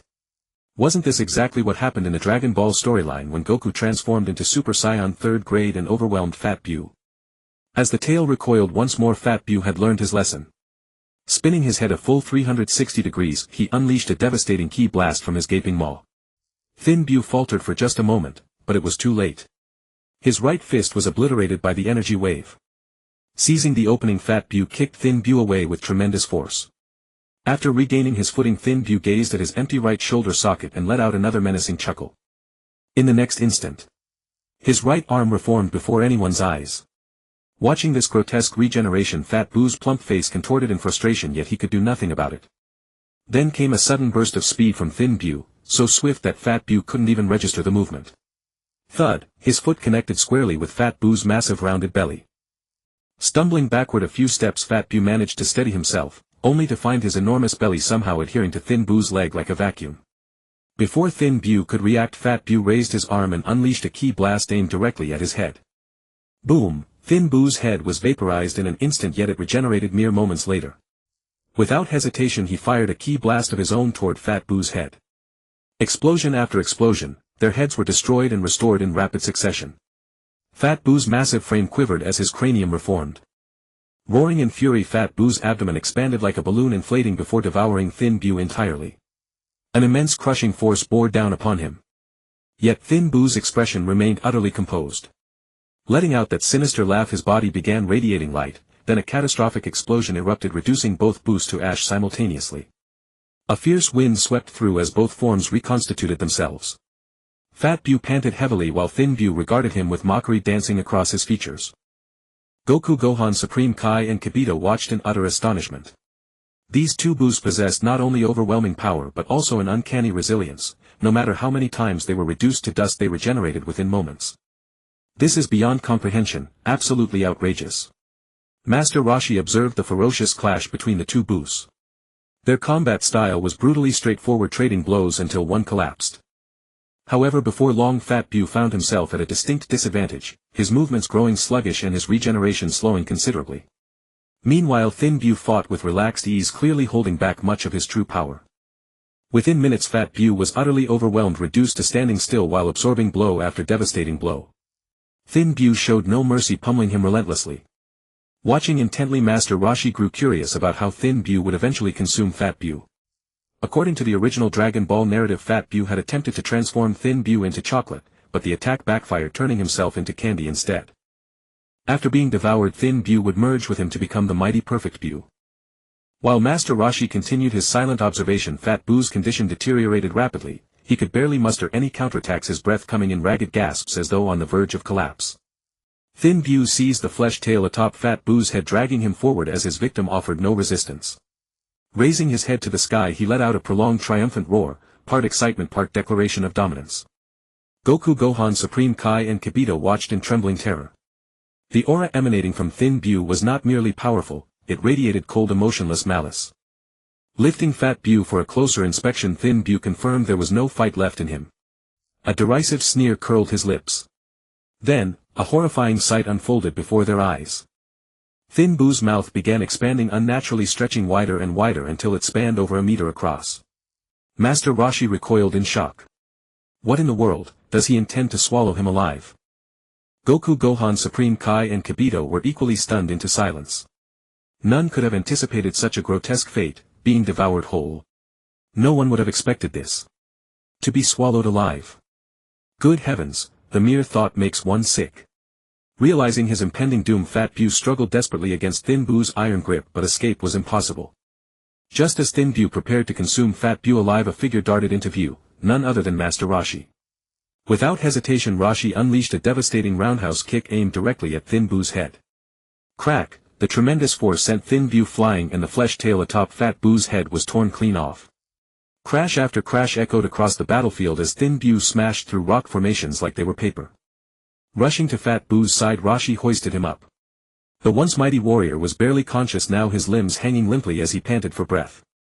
Ha ha. So the Majin View is not invincible after all.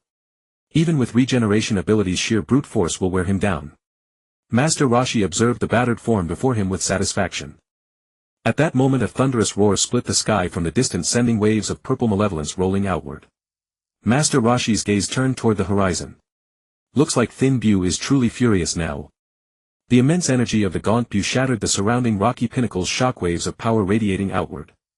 Master Roshi's expression turned grim. This aura was formidable. Master Roshi kicked the plump View toward Goku and Gohan. Goku, Gohan, keep an eye on this Fat View, he said to the two. The Supreme Kai and his attendant Kibito cowered in fear at the sight of the plump View, but Goku and Gohan showed no fear, replying to Master Roshi, "Don't worry, Master." The Gaunt View launched himself like a bullet at Master Roshi, who immediately braced for battle. Well then, come. With that, Roshi kicked off the ground and shot toward the Gaunt View. In an instant the two collided in midair. A thunderous impact resounded as their fists slammed into each other's faces. The next moment both warriors were hurled hundreds of meters away by the sheer force of the blow. Then with a mighty roar each unleashed their explosive power and vanished, charging at each other once more. Crash! Their knees clashed violently, crackling arcs of lightning flickering around them. The Gaunt View fired an energy wave from his mouth at Master Roshi, who leaned back to dodge and countered with a kick to Buu's chin. But the Gaunt View reacted swiftly, raising his left arm to block. With a dull thud he seized Roshi by the ankle and with a bellow hurled him into the ground. Crash! The earth split apart, leaving a deep crater.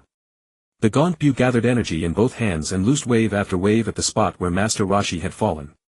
A barrage of energy blasts rained down like dense bullets. Explosions thundered one after another. Then the Gaunt View raised his arms high and brought down a colossal purple sphere of energy. Boom! A cataclysmic explosion shook the very earth, sending a violent shockwave sweeping outward. Goku, Gohan, the Supreme Kai, Kibito, and even the prone plump View were all sent flying. When the smoke gradually cleared, a crater several kilometers wide gaped in the ground. Goku, Gohan, and the others stared in desperation, fearing Master Roshi had been killed. Suddenly the ground trembled as rocks within the crater began to levitate. A powerful surge of energy erupted and Master Roshi slowly rose into the air. The Gaunt View's eyes widened in surprise. Whether at Roshi's resilience or something else was unclear. Roshi floated up, rolling his shoulders, a series of cracks echoing from his joints. Ah, that felt nice. Your massage technique is quite good, better than some of the female therapists I've had. Master Roshi said with a blissful expression. Whether the Gaunt View understood or not, he was absolutely furious, steam venting from his head. Sensing Buu's power rising, Master Roshi smiled slightly. Looks like I'll have to take this a bit more seriously. The Gaunt View attacked first, appearing before Roshi in a flash and driving a fierce punch at him. Roshi blinked 100 meters away. View instantly chased him down and Roshi vanished again. And so the two silhouettes flickered at blistering speed across the sky, one moment 100 meters apart, then upon a mountain peak, then on the ground. The Gaunt View missed attack after attack, grinding his teeth in fury. Suddenly Master Roshi swept a kick across the Gaunt View's face. Thud. A dent appeared instantly, but just as quickly it healed back to normal. Master Roshi's right palm had been waiting. He fired an energy wave. Boom. The Gaunt View's head was blown apart, but it regenerated in an instant. The moment View recovered, Roshi lashed out with another sweeping kick. The tremendous force launched the Gaunt View 1,000 meters away, smashing through a small mountain peak. Arg! The Gaunt View let out a furious roar, unleashing another surge of immense power. Master Roshi raised an eyebrow in surprise. Oh. You can still power up. The Gaunt View shot toward Master Roshi at impossible speed. Crash! Roshi was sent flying 1,000 meters. View kept flying and firing waves from both hands, unleashing a storm of energy blasts at Roshi. Master Roshi chuckled and used his open palm to knock away the incoming energy blasts one after another. Explosions thundered 100 meters away from him. Suddenly the Gaunt View appeared above and behind Roshi, his fists clasped together as he hammered him down. Roshi couldn't dodge in time. Crash! The colossal force smashed him into the ground. Boom! The earth cracked open, a crater forming in an instant. But before the gaunt Bu could even savor his victory for a second, Master Roshi burst up from the crater like a rocket, hurtling back at him. Wham! Master Roshi's fist slammed into the gaunt Bu's chin. Bu gritted his teeth and immediately counterattacked. In that split second the two were locked in a ferocious battle, fists and feet collided, energy waves crossed the air filled with an unending symphony of impacts and explosions. In the distance Goku and Gohan watched in sheer astonishment. So fast the speed of their movement and attacks, Goku said, his eyes brimming with amazement. Yeah. Too fast, I can only see afterimages, I can't read their attack trajectories at all, Gohan nodded, adding his own words. The Supreme Kai and Kibito were utterly dumbfounded, unable to even track the speed of the battle between Roshi and the gaunt Bu. Meanwhile Master Roshi drove a kick into the gaunt Bu's chest, and something bizarre happened. His right foot seemed to sink into rubber, the gaunt Bu's back bulging outward with a long protrusion. Seeing Roshi's astonishment, Bu chuckled and drove his fist squarely into Roshi's face. Crack! The immense force sent Master Roshi flying 1,000 meters away. From a distance Roshi looked at Bu's smug expression and knew he had to end this quickly, his own energy was running low. Detecting that the gaunt Bu's third form is about to appear. Host, please blow the gaunt Bu to pieces, so he transforms into the muscular hulking Bu. Upon completion, reward Super Saiyan 4 progress 10. Master Roshi was stunned. Blow him up. How? Blast him into powder. But the Saiyan system remained utterly silent. Left with no other choice, Master Roshi decided to handle it his own way.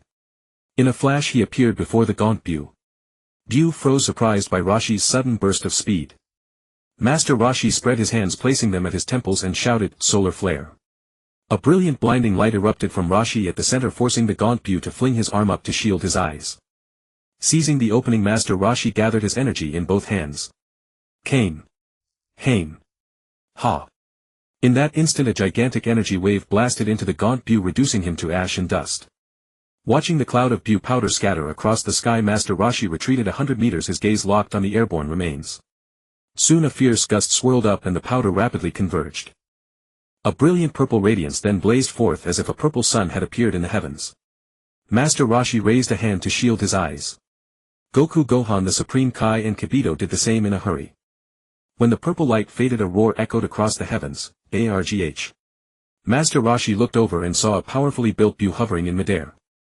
His power's risen again and his appearance has changed too. This Bu truly lives up to being one of Dragon Ball's great bosses.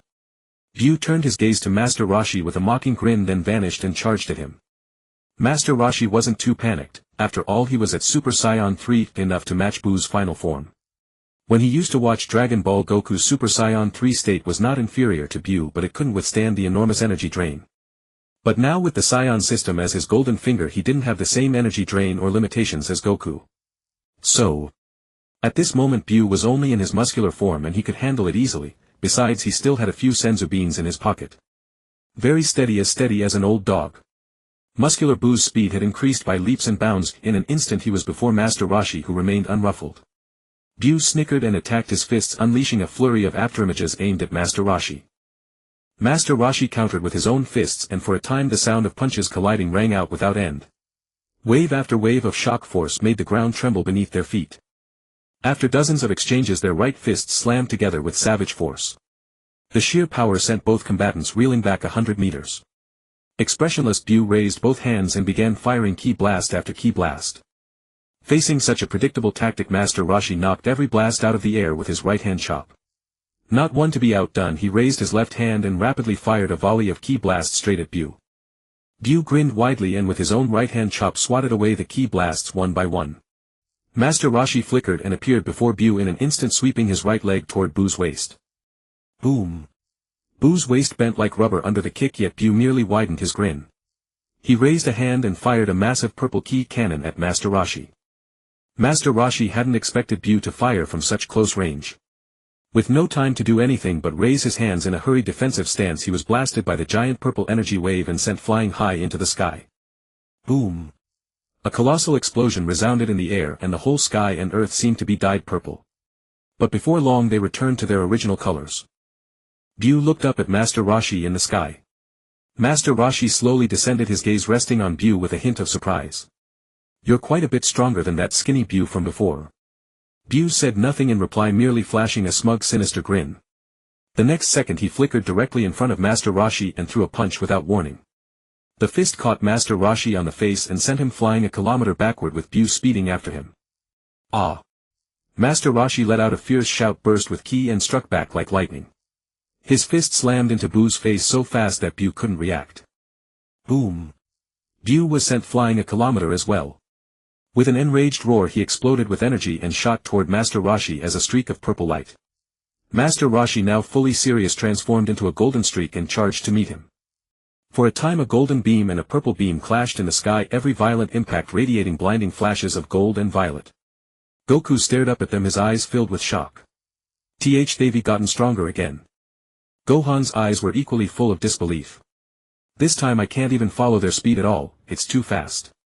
Supreme Kai Shin looked on in astonishment. Are you all truly Earthlings? How can you possess such terrifying power? In the sky Master Roshi blasted off Bu's right arm with an energy wave. But Bu simply flexed his muscles and his arm regenerated instantly before he fired an energy wave back at Master Roshi. Master Roshi chopped the energy wave away.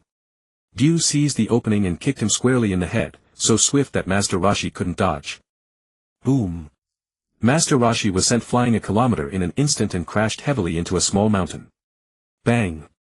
Bang! Bang! The mountain peak shattered under the tremendous impact, sending rubble flying in every direction. Bu's figure flickered and shot into the swirling cloud of rubble. For a moment fierce impact sounds rang out from within and shockwave after shockwave blasted the debris outward.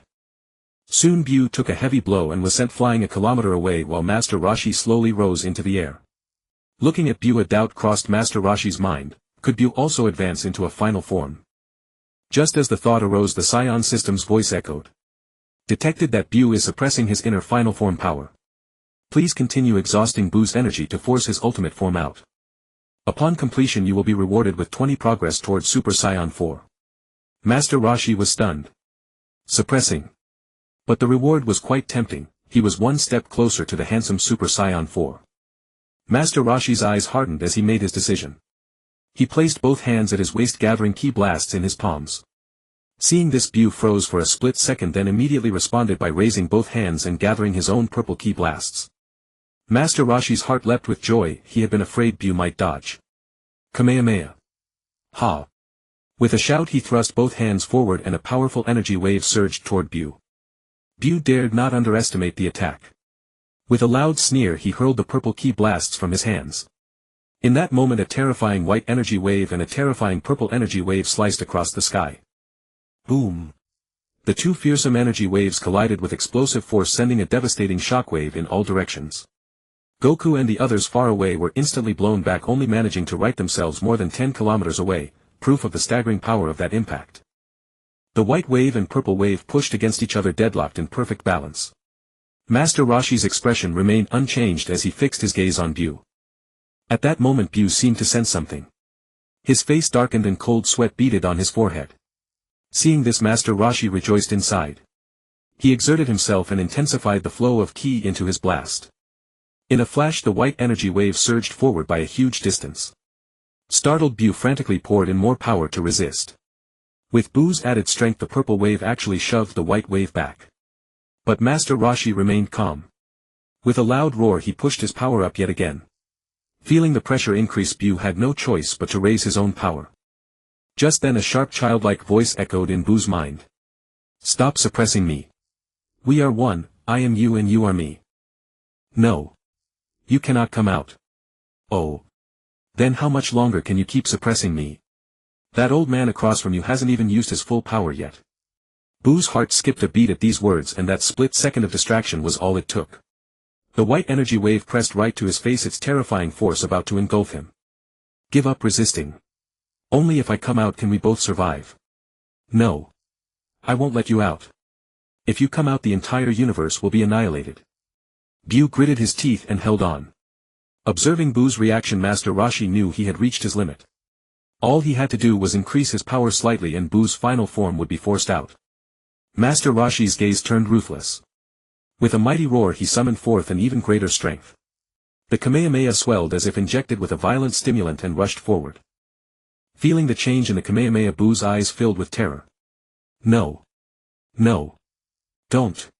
But it was too late. The horrifying Kamehameha engulfed Bu in an instant. No. Boom. A sky-shaking explosion thundered across the heavens. Master Roshi looked toward Bu's location as a piercing shrill cry rang out. Ha ha ha. I Majin Bu have finally come out. Supreme Kai Shing heard that voice and his entire body shook uncontrollably with terror. It's him. Gokong asked in confusion, what do you mean, him? It's him. The real Majin Bu. Upon hearing this, Gokong and Sun Wufan were completely baffled. What did he mean by the real Majin Bu? Wasn't Master Wu Tian already fighting a Majin Bu? He is also Majin Bu, but that is not the Majin Bu in his strongest form. The one emitting this voice right now is the real Majin Bu. This voice is something I will never forget. Xing said while recalling those terrifying past events. Upon hearing this, Gokong and Sun Wufan also looked worried, but for now they could only rely on Master Roshi. Meanwhile, with Master Roshi, he looked at the explosion smoke in the sky, and combined with that shrill voice from Majin Bu just now, he thought that Bu's strongest form had finally emerged. Majin Bu's strongest form has appeared. Host mission complete. Reward Super Saiyan 4th grade progress 20. Detected that Majin Bu's strongest form has appeared. Defeating it by any means will grant Super Saiyan 4th grade progress 30. Master Roshi's face lit up with joy. Ever since he took the time machine to the future, he had accumulated 70% Super Saiyan 4th grade progress in total. As long as he defeated Majin Bu once more, he could transform into Super Saiyan 4. The more he thought about it, the more excited he became. Even before he transmigrated to Dragon Ball, he was already a Dragon Ball fan. Super Saiyan 4 was incredibly cool. Master Roshi looked up and saw a short Majin Bu standing in the air, those demonic eyes coldly gazing upon the earth. Majin Bu let out a sneer and raised his hand, forming an enormous purple energy ball with a diameter of 1 kilometer. Master Roshi was startled upon seeing this. Wasn't this the part where he woke up and immediately tried to blow up the earth? He never expected that the future Majin Bu also had this hobby. Gokong, Sun Wufan, Xing and Jiabite felt the giant terrifying purple energy wave above Majin Bu, and all four of them turned pale with fear in an instant. Supreme Kai Shing was even worse, holding his head with both hands, his face filled with terror. It's over. It's all over. Majin Bu waved his right hand and the enormous purple energy ball crashed toward the ground. Master Roshi flashed onto the ground, spread his feet, roared to gather his energy, and cupped his hands at his waist to condense an energy wave. Ka. Me. Ha. Me. Ha.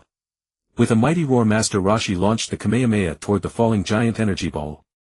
In an instant the Kamehameha and the giant purple energy ball collided, erupting into a massive mushroom cloud. Majin Bu's eyes showed some confusion as he looked at Master Roshi. Master Roshi immediately cursed, "What the hell is wrong with you?" Not knowing whether he understood, a cruel look flashed across Majin Bu's eyes. Just as Master Roshi was about to fly up, his body reverted to its original form. Damn it, do I not have enough power to maintain Super Saiyan 3? Master Roshi was dumbfounded and muttered a curse. Upon seeing Master Roshi revert to his original emaciated old man appearance, Gokong, Sun Wufan, Xing and Jiabite were all so terrified they nearly lost their breath. How could he mess around like this at such a critical moment? If Majin Bu launched another terrifying giant energy ball, who could resist it? Master Roshi's gaze fell upon Gokong and Sun Wufan, and his original action of reaching for the senzu beans at his waist also stopped. Master Roshi flew toward Gokong and the others. As soon as he landed before Gokong could speak, Supreme Kai Shing anxiously asked, "First, old man. Why? Why did you revert to your original form? Transform back and keep fighting. Go beat the crap out of him." Master Roshi was at a loss for words. "Supreme Kai, you make it sound easy. Why don't you go beat him up?" Xing immediately lost his courage. "I can't beat him, can I? Otherwise I would have gone to fight him without you saying anything." Gokong also asked curiously, "Master Wu Tian, why did you transform back?" Master Roshi looked thoroughly dejected, as if to say, "Are you blind? Can't you see? Old man has been fighting for so long, all his power has been exhausted." Sun Wufan spoke up, "Master Roshi has exhausted all his power and can no longer maintain the Super Saiyan form." Xing and Jiabite were so frightened that their mouths hung open. This. What should we do?" Xing said, fearfully trembling. Master Roshi revealed a wicked smile as he looked at Supreme Kai Shing. Xing was somewhat baffled by this look, even feeling a bit creeped out. "Old man. Why are you looking at me like that? Let me tell you, I do like beautiful women." Master Roshi slapped him across the face. What the hell are you thinking? In order to stop Majin Buu, I can only rely on your help. Master Roshi's words made Xing even more confused. How could he possibly help? If he went up there he wouldn't even survive one slap from Majin Buu. Gokong was also baffled. Master Wu Tian, the Supreme Kai is weaker than me. Him. Xing was utterly speechless. Did Gokong really need to say it so harshly? Do I not have dignity? I am a Supreme Kai. A god. Sun Wufan nodded in agreement with Gokong's words. Yeah. Master Wu Tian. This Supreme Kai is incredibly weak. Rather than asking him for help, it would be better if I fought. Xing was instantly at a loss for words.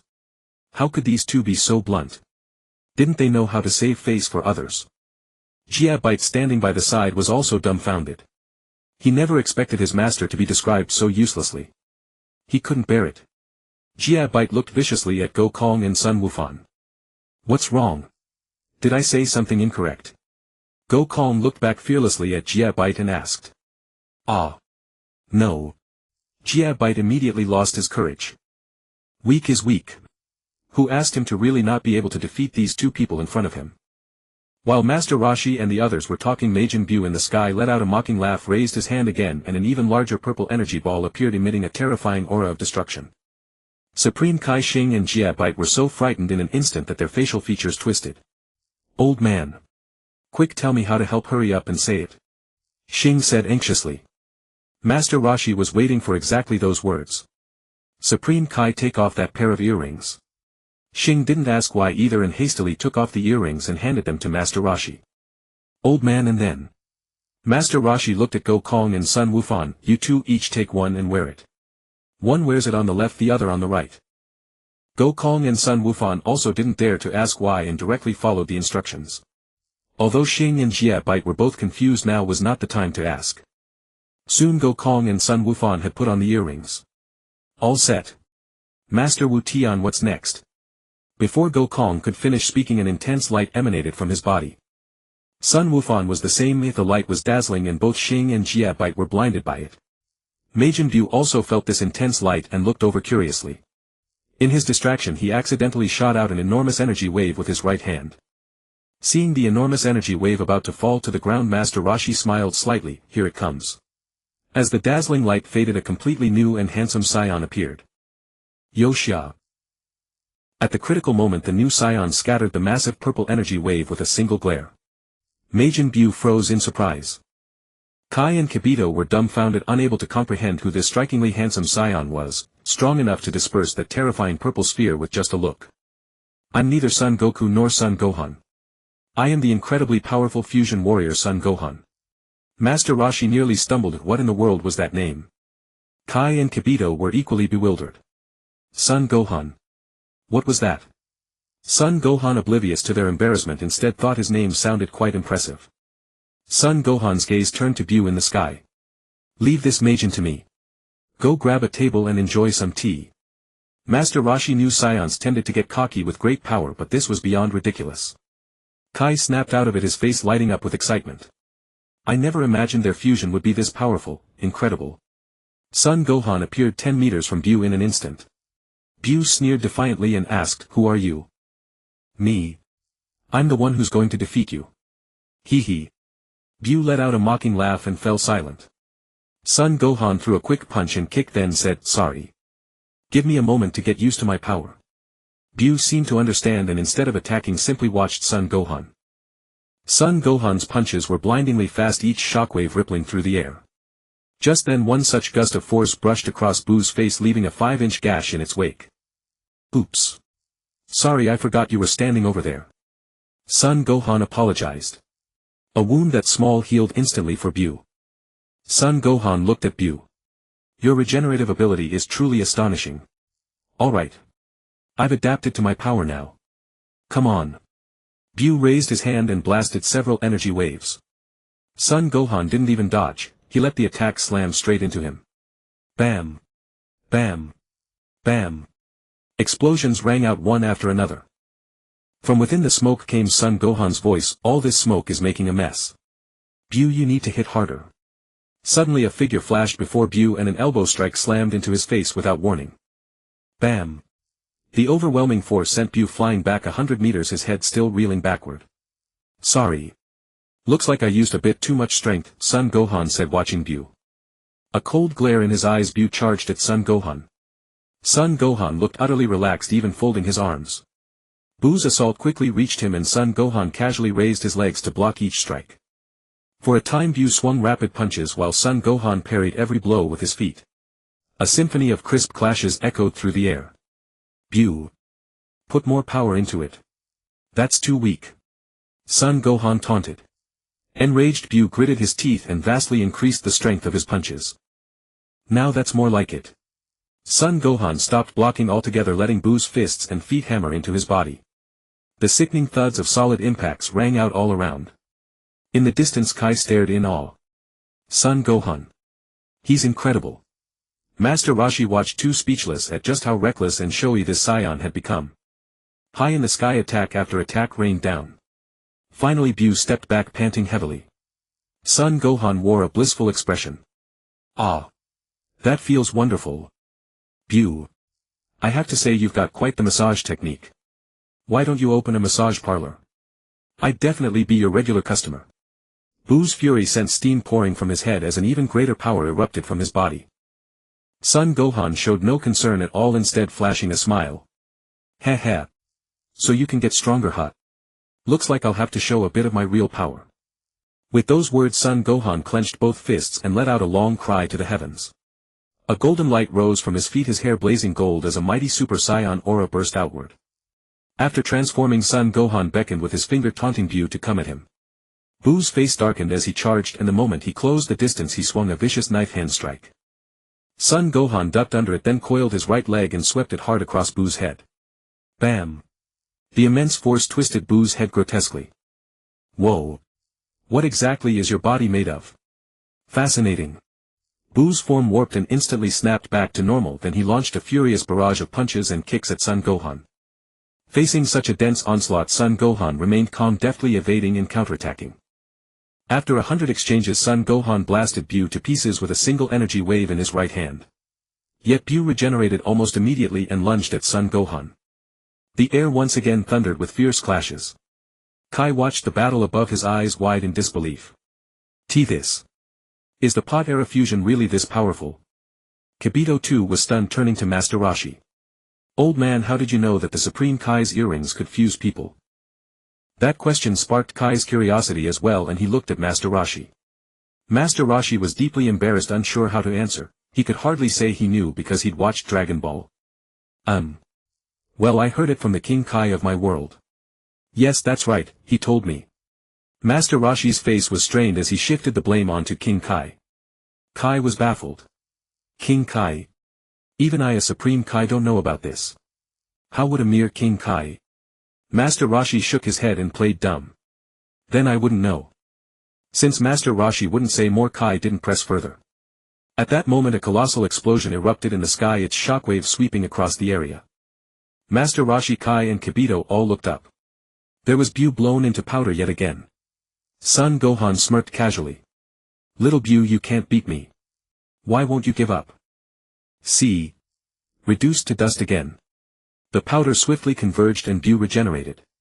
This time, though, visible signs of damage lingered on his body. Bu let out a furious roar and dashed at Son Gohan. But the attack was far too sluggish. Son Gohan easily sidestepped it and countered with a punch straight to Bu's nose. Bam! In an instant purple fluid trickled from Bu's nostrils. Is that purple fluid your nosebleed? Son Gohan asked curiously. Bu wiped his nose with his right hand and stared at his own purple blood, his face twisting with fury. Aha! He let out an earth-shattering roar that made the entire planet tremble. Son Gohan looked on, mildly surprised. Oh! You can still power up. Just where is your limit? Bu roared again and again, each cry unleashing an even more colossal surge of energy.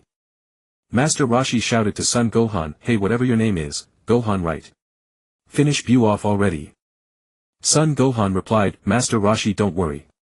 I'm terrifyingly strong right now. Beating some puny Bu. That's nothing but a minute's work. Master Roshi was utterly speechless. This Son Gohan was definitely full of himself. incredibly ridiculously arrogant. Buu overheard their entire conversation and with a furious roar charged straight at Son Gohan. Son Gohan facing Buu's lightning-fast assault countered with even greater speed, driving a kick squarely into Buu's chest. Boom! Buu staggered backward, and before he could recover, Son Gohan appeared behind him and slammed a fierce punch into him. Boom! In the next instant Son Gohan blurred into motion, striking so rapidly that Buu's body began to warp and deform in multiple places. Buu let out a furious roar, unleashing a surge of immense power that finally halted Son Gohan's relentless barrage. Son Gohan fixed his gaze on Buu's battered state, pressed the advantage, clasped his hands to his waist and fired a Kamehameha. Ha! Boom! A colossal explosion thundered across the battlefield. Watching the mushroom cloud rise into the sky, Son Gohan did not press the attack further. Soon the smoke dispersed, revealing Buu's body appearing half-melted, a sight both grotesque and eerie. Buu clenched his teeth, forcibly regenerating himself, and in no time he was restored. He glared at Son Gohan with venomous hatred. Buu! Glaring at me like that won't do you any good. If you have any other tricks, bring them on. Don't say I didn't give you a chance. Buu ground his teeth in fury, looking as though he wanted nothing more than to tear Son Gohan apart. Seeing Buu's reaction, Son Gohan wore a look of disappointment. So this is your last resort? This fusion is far too powerful, I haven't even used my full strength yet. Buu let out a tremendous roar at Son Gohan, the colossal sound waves causing the surrounding space itself to tremble. But such a level of sonic power was beneath Son Gohan's notice. He casually threw a punch, and the sheer force of his fist dissipated the sound waves and sent Buu flying. Shin stared in astonishment at Son Gohan in the sky. He had known the man was strong, but not to this terrifying degree. Even the mighty Buu was utterly outmatched. Shin turned to Master Roshi and asked, "Old man, how do they split back into two people?" "Simple. Just take off the earrings." Shin hadn't expected it to be so easy, and he voiced another doubt: can these earrings still be used afterwards? "Normally yes, as long as they're not damaged," Master Roshi answered, albeit with some uncertainty. At that moment in another timeline, a colossal spaceship descended over a bustling city in the cosmos. As the vessel blotted out the sun, the city's residents looked up, their faces filled with confusion and fear. Across the globe the Z fighters sensed the terrifying key and stared into the distance with sheer terror. In a desolate mountain area, Piccolo's eyes widened in shock as he stared at the distant sky. "This key is Frieza." He immediately shot forward in the direction of that aura. "Damn it, what the hell is going on?" Meanwhile, atop the lookout, Vegeta and Nappa also sensed Frieza's key, their eyes filled with astonishment. "Fr. Frieza." Vegeta's eyes bulged in disbelief. Nappa's face grew grim as well. "It's not just Frieza, his father King Cold is here too."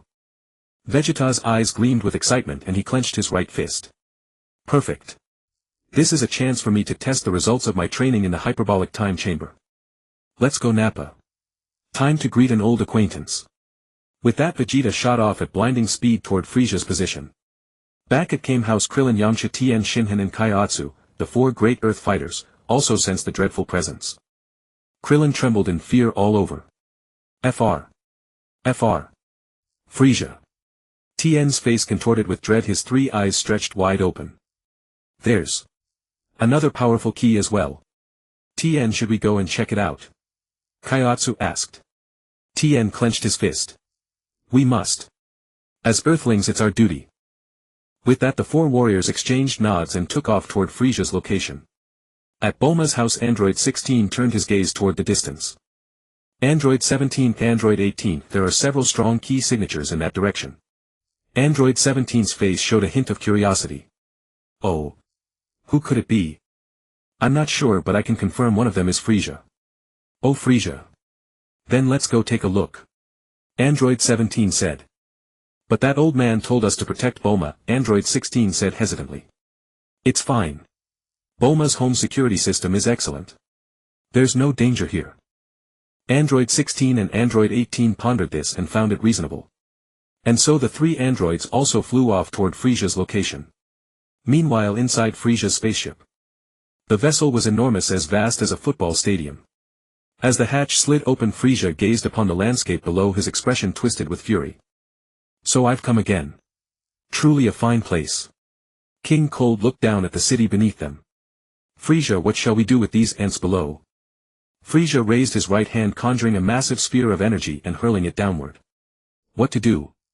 Blow them all up, of course. If I weren't waiting for that old man I'd have destroyed this planet already, Frieza said venomously. The instant he finished speaking a deafening explosion erupted from the city below, reducing it to ashes in a single flash. Oh ho ho! What a magnificent spectacle! Frieza let out a manic laugh as he admired his handiwork. Meanwhile in the future timeline, Son Gohan pinned Buu to the ground, pummeling him with punch after punch. Even with Buu's terrifying regenerative powers, the sheer volume of concentrated devastating blows made it impossible for him to recover in time. His body was left riddled with holes, an utterly pitiful sight. Just then Master Roshi's voice rang out.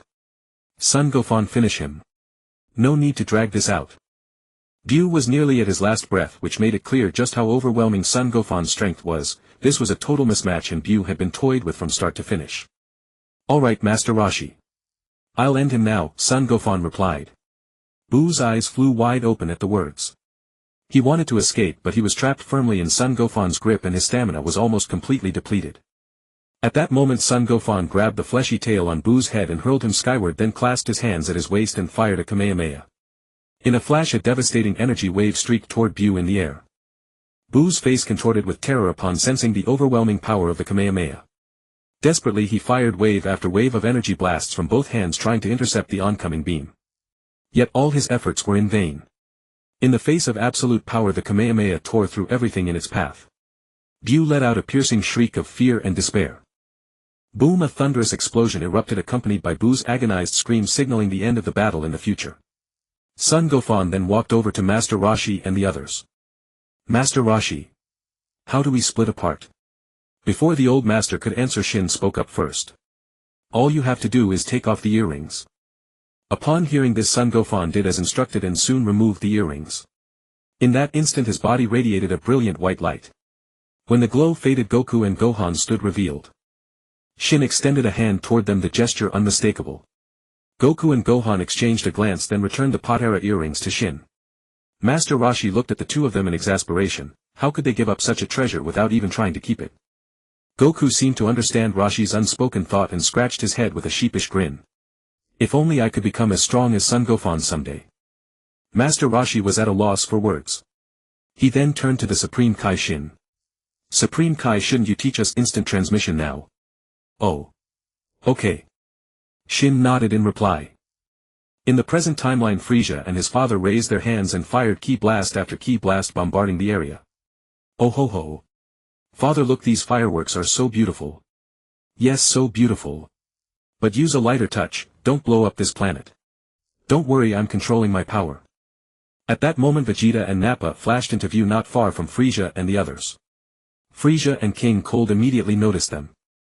Oh. Vegeta and Nappa too, are you here to throw away your lives? Frieza said casually to them.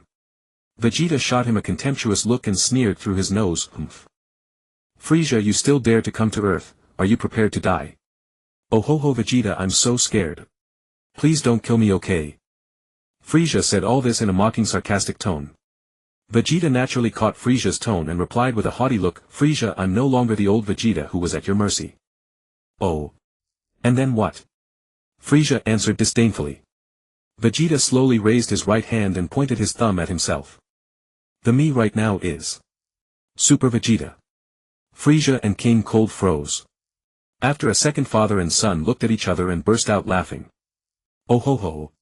Super Vegeta, that's hilarious. Yeah. Since when did a Saiyan monkey get to call itself super? Vegeta's face turned sour at the reaction from Frieza and his father.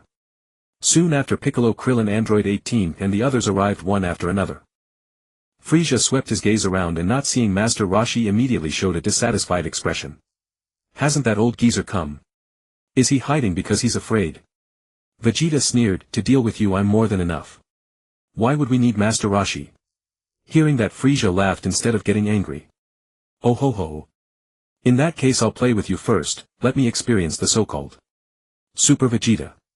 Then Frieza looked at King Cold. Father, leave Vegeta to me and the others to you. No problem.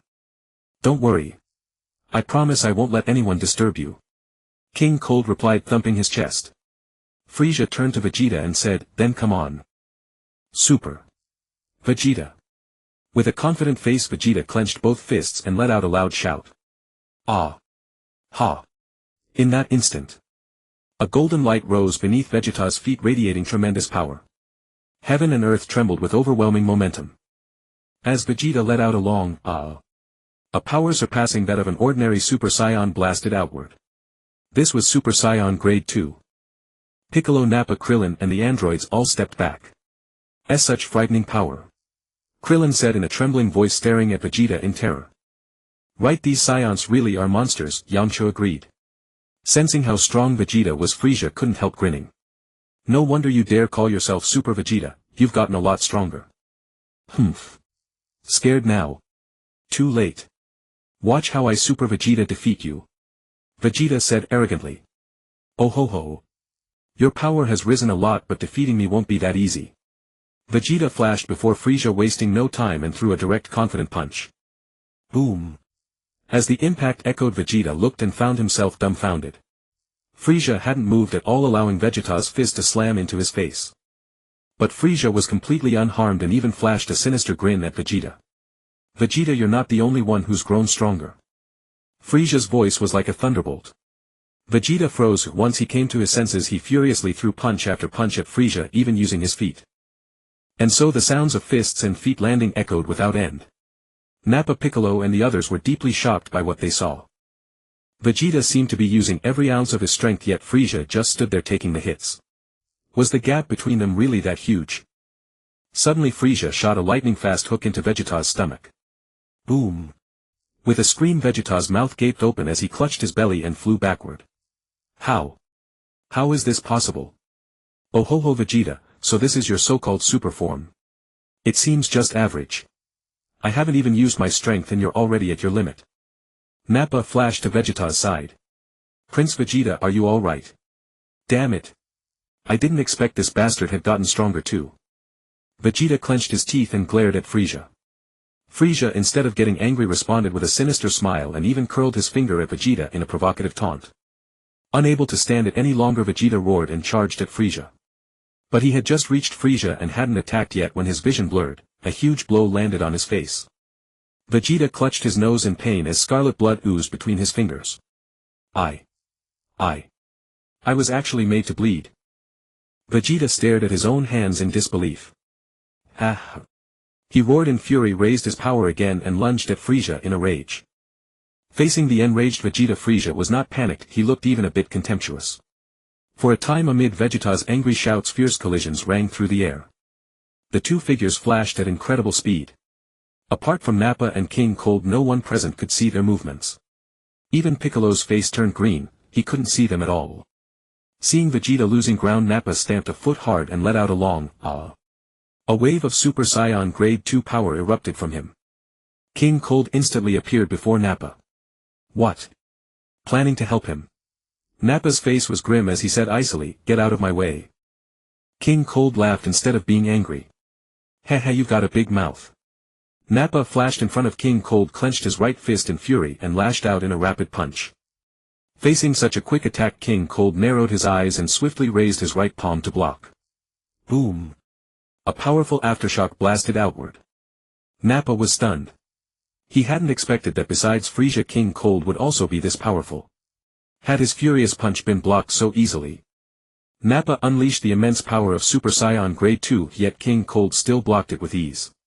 For a while Piccolo, Krillin and the others didn't dare act, the gap was simply too large. Frieza and Vegeta also saw what was happening with Nappa. Vegeta looked shocked while Frieza looked smug. Oh ho ho. Vegeta, it seems you Saiyans are useless after all. Why don't you call out that old man? Hearing that, Vegeta angrily charged at Frieza again. Nappa and King Cold also engaged in a fierce battle. In the future, Master Roshi, Goku and Gohan learned the Supreme Kai's instant transmission and used the time machine to return to the present timeline. The present timeline. Above Bulma's house, a flash of white light streaked across the sky, revealing the time machine carrying Master Roshi and the others. The time machine slowly touched down. As the hatch opened, Master Roshi, Goku and Gohan immediately sensed two overwhelmingly powerful energies in the distance. This energy. Is it Frieza? Goku said, his eyes widening in shock. Master Roshi sensed it as well and was somewhat surprised. So Frieza really did have protagonist-level plot armor. Last time we fought all the way out into space and I still didn't manage to kill him. Gohan also had a vague memory of Frieza and looked puzzled. Dad. Frieza. Is that the Frieza you killed when I was little? Probably. The timelines are different, so in your timeline I can't be sure I was the one who killed him. Goku sounded uncertain. Gohan's face lit up with excitement. In that case I'll hold off on returning to the future for now and go along to see what's going on. Master Roshi gave a faint smile. Frieza's energy has grown much stronger. Although Frieza had grown a great deal stronger, Master Roshi already possessed the Super Saiyan 4 form. It shouldn't be too hard to finish him off, right? Let's go. We'll take a look. Master Roshi flew off into the distance with Goku and Gohan following close behind. On Frieza's side a piercing scream of agony burst from Vegeta. Frieza had his tail coiled around Vegeta's neck, hoisting him up in front of himself, and then cruelly snapped Vegeta's arm. Then Frieza hammered Vegeta with punch after punch, each blow landing with brute force as the sounds rang through the sky. Oh ho ho. Super Vegeta, what's the matter? You're looking a little pathetic. Frieza sneered. At that moment Nappa's scream also rang out and Piccolo and the others looked over. Nappa kicked at King Cold, but King Cold blocked it and viciously smashed Nappa's right kneecap with a punch. Nappa. Is that all you've got, Nappa? King Cold said, his expression just as vicious. Furious Nappa raised a hand and fired an energy wave at King Cold. King Cold slapped it away with his right hand. Then with incredible speed he seized Nappa by the neck and slammed him violently into the ground. Boom. The ground shook and a huge crater instantly appeared with Nappa at its center. King Cold glanced at Nappa contemptuously. You overestimate yourself, fool. You dare to cross blows with me, King Cold of the universe. Piccolo, Krillin and the others widened their eyes in shock, their bodies trembling with fear. Frieza and King Cold were simply too strong, even the two Super Saiyans were no match. If they stepped forward it would be suicide. Androids 16, 17 and 18 also stared with wide eyes, clearly not expecting Frieza and his father to be so ferocious. For a moment the three androids felt utterly insignificant, never imagining that the universe contained aliens this powerful. Vegeta's screams continued to ring out. Frieza was not striking at full strength, he controlled the force of every punch so that it brought Vegeta immense pain yet left him alive. Listening to Vegeta's screams, Frieza wore a look of pure bliss. Oh ho ho. Vegeta screamed even more pitifully, this sound is so exquisite it lifts my spirits. King Cold watched Frieza enjoy himself so much and as a father felt great delight. Then his gaze shifted to Piccolo and the others and his face darkened in an instant. To keep you from spoiling Frieza's pleasure I'll just cripple you all first. Piccolo, Krillin and the others turned pale at once. Piccolo's face grew even greener as he hurriedly removed his weighted clothing. Nearly as one all the Z fighters assumed battle stances. But King Cold looked utterly contemptuous. A blur of motion and he was in front of Piccolo. An unprecedented pressure bore down on them. Piccolo's face grew greener still. Raising his hand he roared and fired an energy wave. Kaboom! Suddenly a dark figure burst through the smoke of the explosion. Bam! King Cold drove a fist into Piccolo's gut. Piccolo's eyes widened in agony and liquid spilled uncontrollably from his mouth. After a few seconds he could no longer endure and his body dropped uncontrollably toward the ground. Next King Cold moved again so fast that Krillin and the others could not see him at all. Suddenly a heavy blow landed on the back of Tien's bald head. Crack! Tien screamed, lost consciousness in an instant and shot toward the ground. Then Yamcha took a crushing punch to the waist. His backbone snapped, with a cry he followed Tien down. Kaiotsu raised both hands and used his psychic powers, but this level of mental control was nothing to King Cold. King Cold flashed in front of Kaiotsu and swept a kick at him. Crunch! Kaiotsu's neck was snapped by the kick and his body flew toward the ground. Krillin trembled in terror, then his vision went blurry. In the next instant something seemed to wrap around his right ankle. He looked down and saw King Cold's tail coiled around it. Before Krillin could react he lost his balance and was hurled toward the ground. King Cold had dispatched Piccolo, Krillin and the others in a flash. The three androids felt true fear. Android 16 knew he couldn't dodge and was about to be destroyed, so he resolved to strike first. He raised his fists and both shot toward King Cold like rockets. King Cold didn't flinch. Twin beams like lasers fired from his eyes. Boom! Boom! Two explosions sounded and Android 16's fists were blasted to ash. King Cold pointed the index finger of his right hand at Android 16's chest. The next instant an arm-thick beam of light pierced through Android 16's chest. Android 16's eyes brimmed with shock. He had known his opponent was powerful but not nearly this powerful, he had no way to fight back at all. Android 17 and Android 18 were equally stunned. They knew exactly how strong Android 16 was if they hadn't expected him to be crippled after just a single exchange. Android 16 completely lost the strength to fight and fell toward the ground. While Android 17 was still in shock, King Cold flashed behind him. In an instant a wave of deathly pressure washed over Android 17. It was the closest he had ever been to death. Fear took hold of him, his body trembled and his eyes bulged. Android 18 was the first to summon her courage. She lunged with a sweeping kick at King Cold's head. Thud. But King Cold did not move so much as an inch. His gaze remained coldly fixed on Android 17. Fighting down his terror, Android 17 spun around and threw a punch at King Cold's chest. Thud. And yet, it was completely useless. King Cold was as immovable as a mountain, utterly unaffected. As Android 17 reeled in shock, King Cold seized his head with a massive hand and squeezed slightly. Ah! A heart-rending scream tore from Android 17's mouth. Android 17. Android 18 shouted in desperation and pounded wildly at King Cold's body with fists and feet. But it was all futile. The gap was too great. King Cold grabbed Android 17 and slammed him hard into Android 18. Bam! Both androids immediately spat out blood. King Cold punched Android 17 in the abdomen. As expected, Android 17 screamed and rocketed toward the ground. Before Android 18 could react, King Cold's right foot swept toward her waist. The tremendous force made Android 18 vomit blood once more and her body was hurled backward beyond control. Android 18 looked at King Cold. Her eyes, heavy with exhaustion, slowly closed. In her heart she felt unwilling to accept it. Is this really how it ends? Suddenly Android 18 felt her back collide with something. A wave of safety flooded through her. She slowly opened her eyes to see Master Roshi looking at her wearing a pair of sunglasses. Meanwhile, two figures flashed beside Master Roshi, revealing themselves to be Gokong and Sun Wu. Number 18 looked at them in surprise. Is it you? Indeed. I never expected to run into you in such a sorry state right after I returned. Master Roshi nodded and glanced over at Piccolo and Tubolin. Frieza, who was tormenting Vegeta, also sensed Master Roshi and the others casting a glance in their direction. Oh ho ho ho. So the old man finally deigns to show himself. King Rekup also noticed Frieza's gaze and followed it to spot Master Roshi and the others. So Frieza wants to kill this old man. He looks completely ordinary, nothing special about him. Frieza flicked his tail with brutal force, sending Vegeta sprawling to the ground. Vegeta lay in wretched condition, his gaze lifting to Master Roshi in the sky. Master Roshi. Please. You must. Kill Frieza. No words left his lips before Vegeta's eyes snapped shut and he collapsed unconscious. Frieza and King Rekup vanished and reappeared before Master Roshi and the others. Oh ho ho. Old man, I didn't expect to see you again so soon, did you? Frieza said with his signature sinister grin.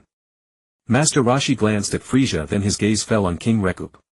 He understood in his heart that this was Frieza's father. Frieza, if you can't beat the younger generation, do you need to bring in the elders? Master Roshi asked. Frieza's expression darkened at the remark. Humph. I've undergone special training. I won't lose to you again. Master Roshi felt a wave of anxiety at these words.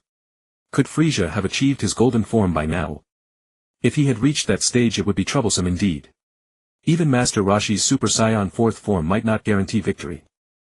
In the Dragon Ball storyline, Golden Frieza could actually go head-to-head with Super Saiyan Blue warriors, and the Super Blue form represents an initial awakening of divine power. With this thought in mind, Master Roshi formulated a plan and turned his gaze toward Frieza. Frieza, if you wish to fight me, you'll first have to defeat Gokong and Sun Wufan. Frieza sneered at Gokong and Sun Wufan. Just these two trash. Master Roshi chuckled rather than showing anger. Heh Frieza, you may not be able to defeat either of them. Insulted by such dismissal, Gokong and Sun Wufan's expressions darkened. Master Roshi felt a flicker of anticipation. In the future timeline, after learning instant transmission from the Supreme Kai, Master Roshi had discovered the planet of the angels and arranged for Gokong and Sun Wufan to study their fusion techniques. He never expected these skills would come into play so soon. This was the perfect opportunity to see whether Frieza had truly mastered the golden form. Should he have, the battle ahead would be fierce and Master Roshi might find himself fighting for his life.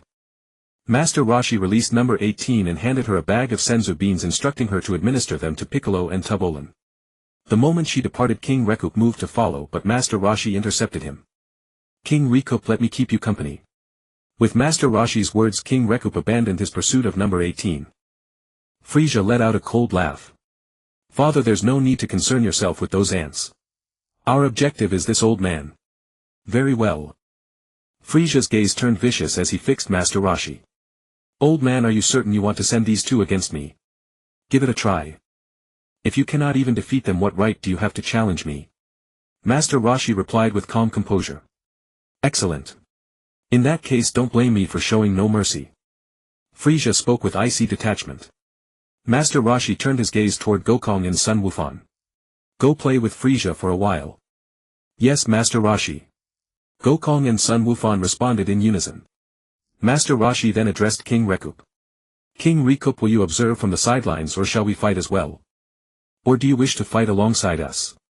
King Rekup replied coldly, so long as it doesn't interfere with Frieza. Father, go watch from the sidelines first. Watch how I tear out their hearts. Master Roshi and King Rekup took flight toward the rear, leaving the battlefield to Frieza and Gokong. Frieza, Gokong and Sun Wukong landed on the ground. The terrain ravaged by Frieza's earlier destruction lay flat and open, ideal ground for combat. Frieza watched his opponents. Oh ho ho. Come then. Hence, let me see what you're made of. Gokong and Sun Wukong exchanged glances and nodded. In the next instant, both warriors clenched their fists and let out prolonged shouts of awe. The heavens darkened, the earth trembled, and lightning split the sky. As their cries echoed, twin waves of power erupted outward. Their energy surged dramatically and their hair began to rise. Almost instantly, golden light surrounded their feet, their black hair turning brilliant gold and their irises shifting to a pale blue. Yet the transformation wasn't complete. They continued their roaring ascent as power kept mounting. Frieza sensed the immense power radiating from both warriors and couldn't suppress a sinister smile. Oh ho ho. It seems you actually have some strength. No wonder you dare challenge this king. Ah. Gokong threw back his head and let out a mighty roar, releasing the full force of his Super Saiyan second-grade transformation. Moments later, Sun Wukong mirrored the act, ascending to the same powerful state. Master Roshi observed Gokong with admiration, marveling at his genius. The mere combination with Sun Wukong had unlocked such profound mastery of the Super Saiyan second grade. With this in mind, Master Roshi felt eager to witness the combined power of two Super Saiyan second grade fusing together. Number 18 had administered Senzu beans to 17 Piccolo, Vegeta and Nappa, and they now watched from a distance as Gokong faced Frieza. Vegeta stared at Sun Wukong with astonishment.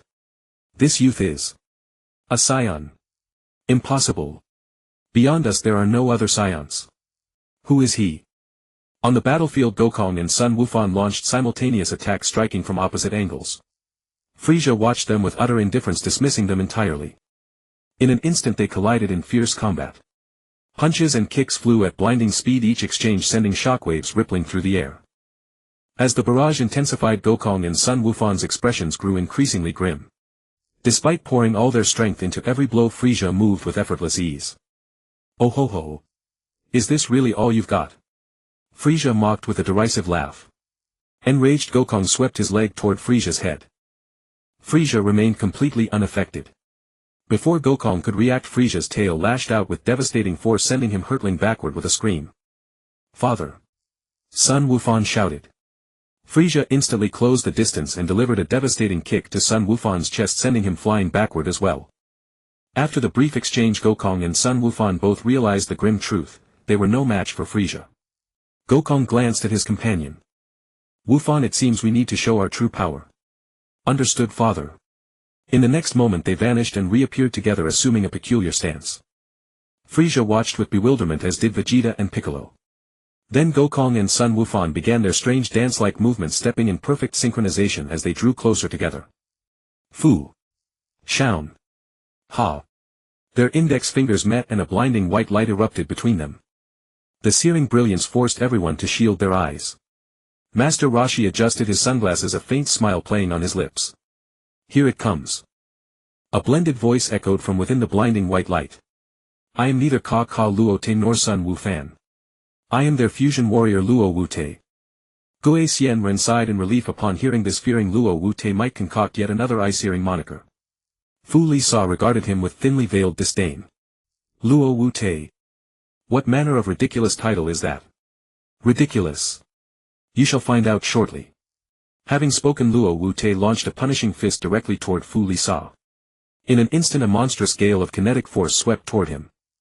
In a split second, Fu Lisa was sent reeling backward like a severed kite, struggling with every ounce of his being to gradually stabilize his stance, his eyes wide with astonishment as he fixed his gaze upon Luo Wu-Tai. Vegeta and Nappa by Kutu Lin and the others were all taken aback. They knew precisely how formidable Fu Lisa was, yet now he was being driven back step by step merely by a shockwave of his opponent's fist wind. Goku Xianren watched Luo Wu-Tai and nodded appreciatively, clearly satisfied with the potency of their fusion. Li Ku Wang's eyes also widened in surprise. He was fully aware of Fu Lisa's capabilities, yet his son had been launched skyward before the engagement had truly commenced. Was this not pushing the bounds of exaggeration? Li Ku Wang was clearly restless and Goku Xianren cast him a measured glance. What? Do you intend to intervene? Ignoring Goku Xianren's warning entirely, Li Ku Wang's gaze turned icy as he resolutely charged toward Fu Lisa. However, before he could cover 100 meters, Goku Xianren vanished and reappeared instantly before Li Ku Wang, delivering a ferocious kick. The tremendous force sent Li Ku Wang staggering backward repeatedly. At this moment Li Ku Wang finally grasped that Goku Xianren's strength was no mere rumor. When true masters clash, a single exchange often reveals much about one's prowess. Li Ku Wang's expression darkened as he glared at Goku Xianren. Old man. Are you truly intent on stopping me? What do you suppose? Knowing Goku Xianren would never permit him to pass and offer aid, Li Ku Wang's eyes grew vicious. In that case I shall deal with you first. Upon hearing this, Goku Xianren smiled faintly. By all means, make your attempt. Li Ku Wang dropped his pleasantries, flashing forward toward Goku Xianren, and as soon as he entered striking range he launched a vicious kick. Goku Xianren remained utterly unflustered, slightly raising his left leg to intercept. The colossal impact erupted into a powerful shockwave. Immediately thereafter Li Ku Wang unleashed a ferocious assault, his fists and feet weaving a blur of overlapping afterimages, striking with dazzling intensity. Naturally unfazed, Goku Xianren parried each strike with an air of profound nonchalance. Thus the combat between Goku Xianren and Li Ku Wang commenced. Over by Fu Lisa. Fu Lisa noticed the duel erupting behind him and realized his father would not be coming to his aid. Suddenly Luo Wu-Tai flashed into view, materializing 100 meters away. Witnessing this, Fu Lisa's countenance darkened beyond measure. Previously Luo Wu-Tai had barely needed a mere wisp of fist wind to send him reeling. If he did not unleash his true strength now, he feared he would be utterly outmatched. So it is you, Luo Wu-Tai. I concede you are powerful, but I am no slouch myself. I shall demonstrate my genuine strength. As soon as the words left his lips, Fu Lisa spread his legs, clenched his fists and began to growl deeply. In a flash tempests swirled, the entire planet trembled and the very heavens seemed to darken. At the same time Fu Lisa's power surged at an explosive rate, waves of sinister black energy erupting from his frame. This overwhelming aura of malice left Vegeta by Ku and the others utterly stunned, their very bodies trembling in instinctive dread. Even the clashing Li Ku Wang and Goku Xianren halted their struggle. Goku Xianren gazed at Fu Lisa with a hint of surprise in his eyes. Li Ku Wang however wore an expression of profound pride. Fu Lisa is by far the most gifted of all my progeny. Prepare yourselves to perish. Upon hearing this, a slight smile played on Goku Xianren's lips as he retorted to Li Ku Wang. Oh. Is that so? Then let us behold whether your son is more formidable or my disciple. At this juncture Li Ku Wang lost all interest in continuing the fray, instead letting out a derisive snort as he turned his gaze to Fu Lisa. With Li Ku Wang ceasing hostilities, Goku Xianren likewise deemed it unnecessary to press forward, perfectly content to observe the battle between Luo Wu-Tai and Fu Lisa unfold. Meanwhile Fu Lisa continued his low guttural growls, sinister black energy pouring from his form. Luo Wu-Tai however did not appear the least bit pressured. Instead a look of intense exhilaration crossed his features. Just then Fu Lisa threw his head back and released a prolonged ear-splitting roar. His chest turned obsidian black, the darkness spreading rapidly across his limbs. Within moments Fu Lisa's entire physique had transformed into pure black, resembling some emissary of the deepest abyss, radiating an aura of sinister yet colossally powerful energy. Goku Xianren's heart skipped a beat. Heavens above, could this be the black gold form? If it truly manifested, there would be no utility in even raising a fist, for the black gold form had once matched the destroyer god by Air C himself. Goku Xianren scrutinized Fu Lisa more closely and perceived a crucial discrepancy. Wait. Fu Lisa was merely engulfed in absolute blackness, it was decidedly not the black gold form. The gloom suspended in the air had not yet dispersed, rendering the blackened Fu Li saw all the more eerie, his eyes gleaming with an ominous purple luminescence. Staring down Luo Wu-Tai, Fu Li saw wore a smug grin. "Oh ho ho. Do you perceive the magnitude of my power now?" Luo Wu-Tai's countenance turned grave. Fu Li saw had indeed become tremendously stronger, far surpassing anything he had encountered moments prior.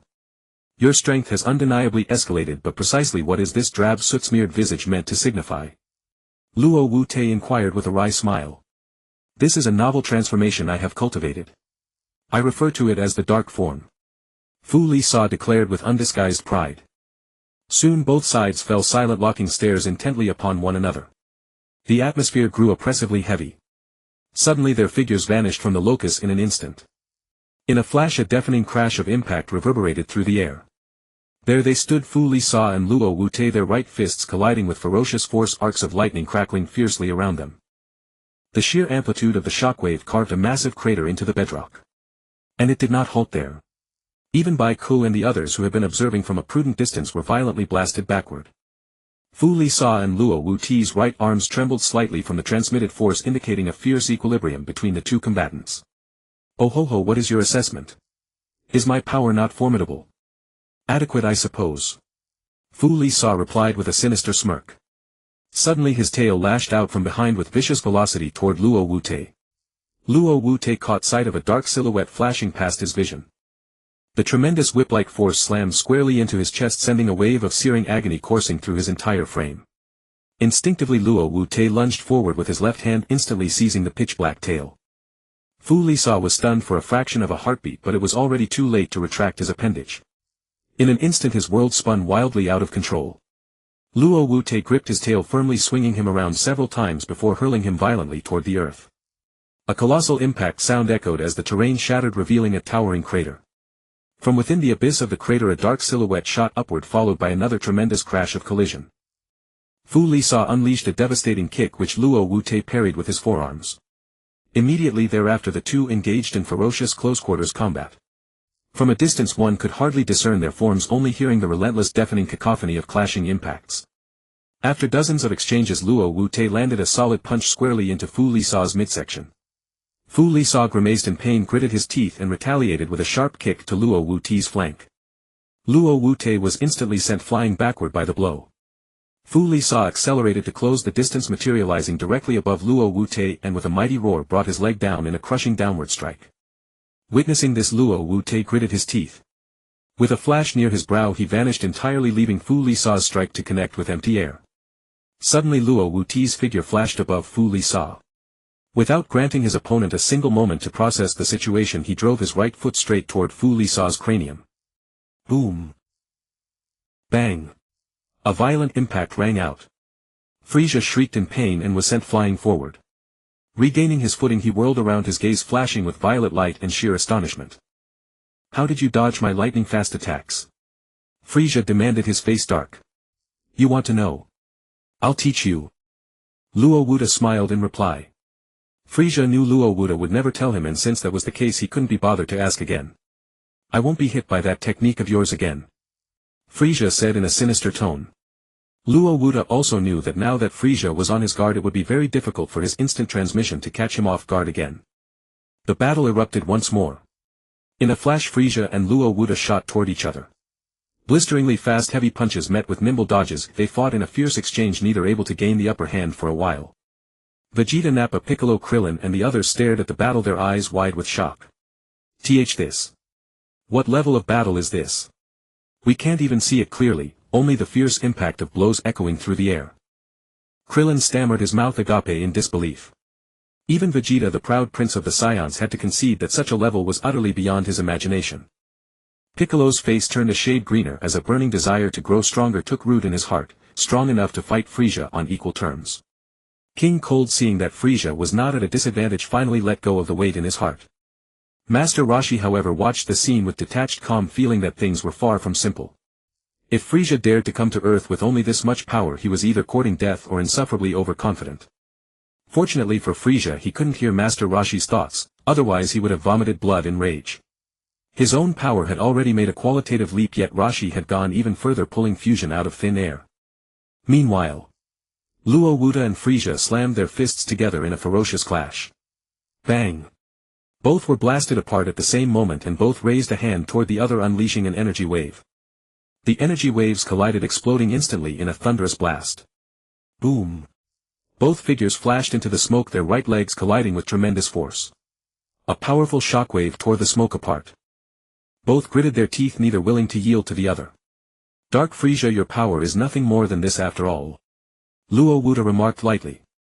Oh ho ho. Anyone can talk big. You don't seem that strong either. Is that so? The moment the words fell, Luo Wuda's body exploded with power, sending a tremendous surge of force that blasted Frieza back. Frieza flew backward, his eyes filled with astonishment. Seeing Luo Wuda rushing toward him, he quickly raised both hands and began to gather an energy wave. In an instant, a stream of energy blasts shot toward Luo Wuda. With lightning-fast hands, Luo Wuda swatted away one blast after another, then fired several of his own back at Frieza. Seeing this, Frieza's eyes snapped wide as two laser-like beams shot from his eyes, piercing through the oncoming blasts. Bang! Bang! Explosions echoed one after another. And so it went, a black light and a golden light intertwined and dashed about at impossible speed, accompanied by faint sounds of impacts and enraged roars. At that moment, Luo Wuda drove a kick into Frieza's abdomen. As Frieza was sent retreating, he let out a mighty roar and burst forth with black energy, retaliating with terrifying speed and slamming a fist into Luo Wuda's face. Bang! Luo Wuda was sent flying, his back crashing through one mountain peak after another. Roaring without pause, Frieza gave chase to the tumbling Luo Wuda. Gritting his teeth, Luo Wuda raised his hand and fired blast after blast at Frieza, but Frieza swatted them all aside with ease. Luo Wuda let out a thunderous roar to steady himself, and a surge of formidable aura burst outward, forcing Frieza back. In that moment, the two exchanged no unnecessary words, their figures flickered and collided head-on. Bang! Their knees smashed into each other with terrifying force. The shockwave shattered one mountain after another, and black and golden lightning crackled around them. Suddenly, Frieza's tail wrapped around Luo Wuda's left ankle. Luo Wuda froze. By the time he realized it was already too late. Letting out a furious roar, Frieza whipped his tail with all his might and slammed Luo Wuda into the ground. Bang! The ground trembled and split apart as a massive crater instantly formed. Die! Frieza roared, raising his right index finger overhead. 100-meter-wide black energy sphere swiftly condensed into existence. Immediately after, Frieza brought his finger crashing down toward the crater. Seeing that, Vegeta, Piccolo and the others broke out in a cold sweat from sheer terror. If that terrifying blow hit Earth, the planet itself would be destroyed. Soon, the black energy sphere slammed into the ground, slowly sinking in like a black diamond being set into the earth. Just as Piccolo, Vegeta and the others were on the verge of despair, the black energy sphere stopped sinking, and began to rise. Frieza's expression twisted with shock and malice. There was Luo Wuda pushing the black energy sphere upward with both hands as he slowly walked out of the crater. Vegeta, Piccolo and the others let out a sigh of relief upon seeing him. Gritting his teeth, Luo Wuda let out a thunderous roar. Power exploded from his body and a shockwave surged between his palms, blasting the black energy sphere skyward. In an instant, the black energy sphere was blasted into outer space. Frieza watched it soar away, panting heavily, his gaze full of astonishment. At the same time, Luo Wuda on the ground was also gasping for air, a clear sign that the fierce ultra battle had drained him immensely. Luo Wuda could sense that the fusion time was almost over. It was supposed to last 30 minutes, but the intense battle had consumed so much power that the duration had been greatly reduced. His expression grave, Luo Wuda clenched both fists and let out a thunderous roar as an even more formidable power erupted outward. Ah! The ground trembled and the dim sky itself was blown apart, restoring the clear weather. With a series of low roars from Luo Wuda, his power surged upward at breakneck speed. Seeing this, Frieza's eyes widened in astonishment. Could it be that this guy was still hiding his true strength? King Cold also sensed that terrifying power, and the heart he had just set down sank once more. Master Roshi, however, had been keeping a close eye on King Cold. If he so much as made a move, Roshi would stop him immediately.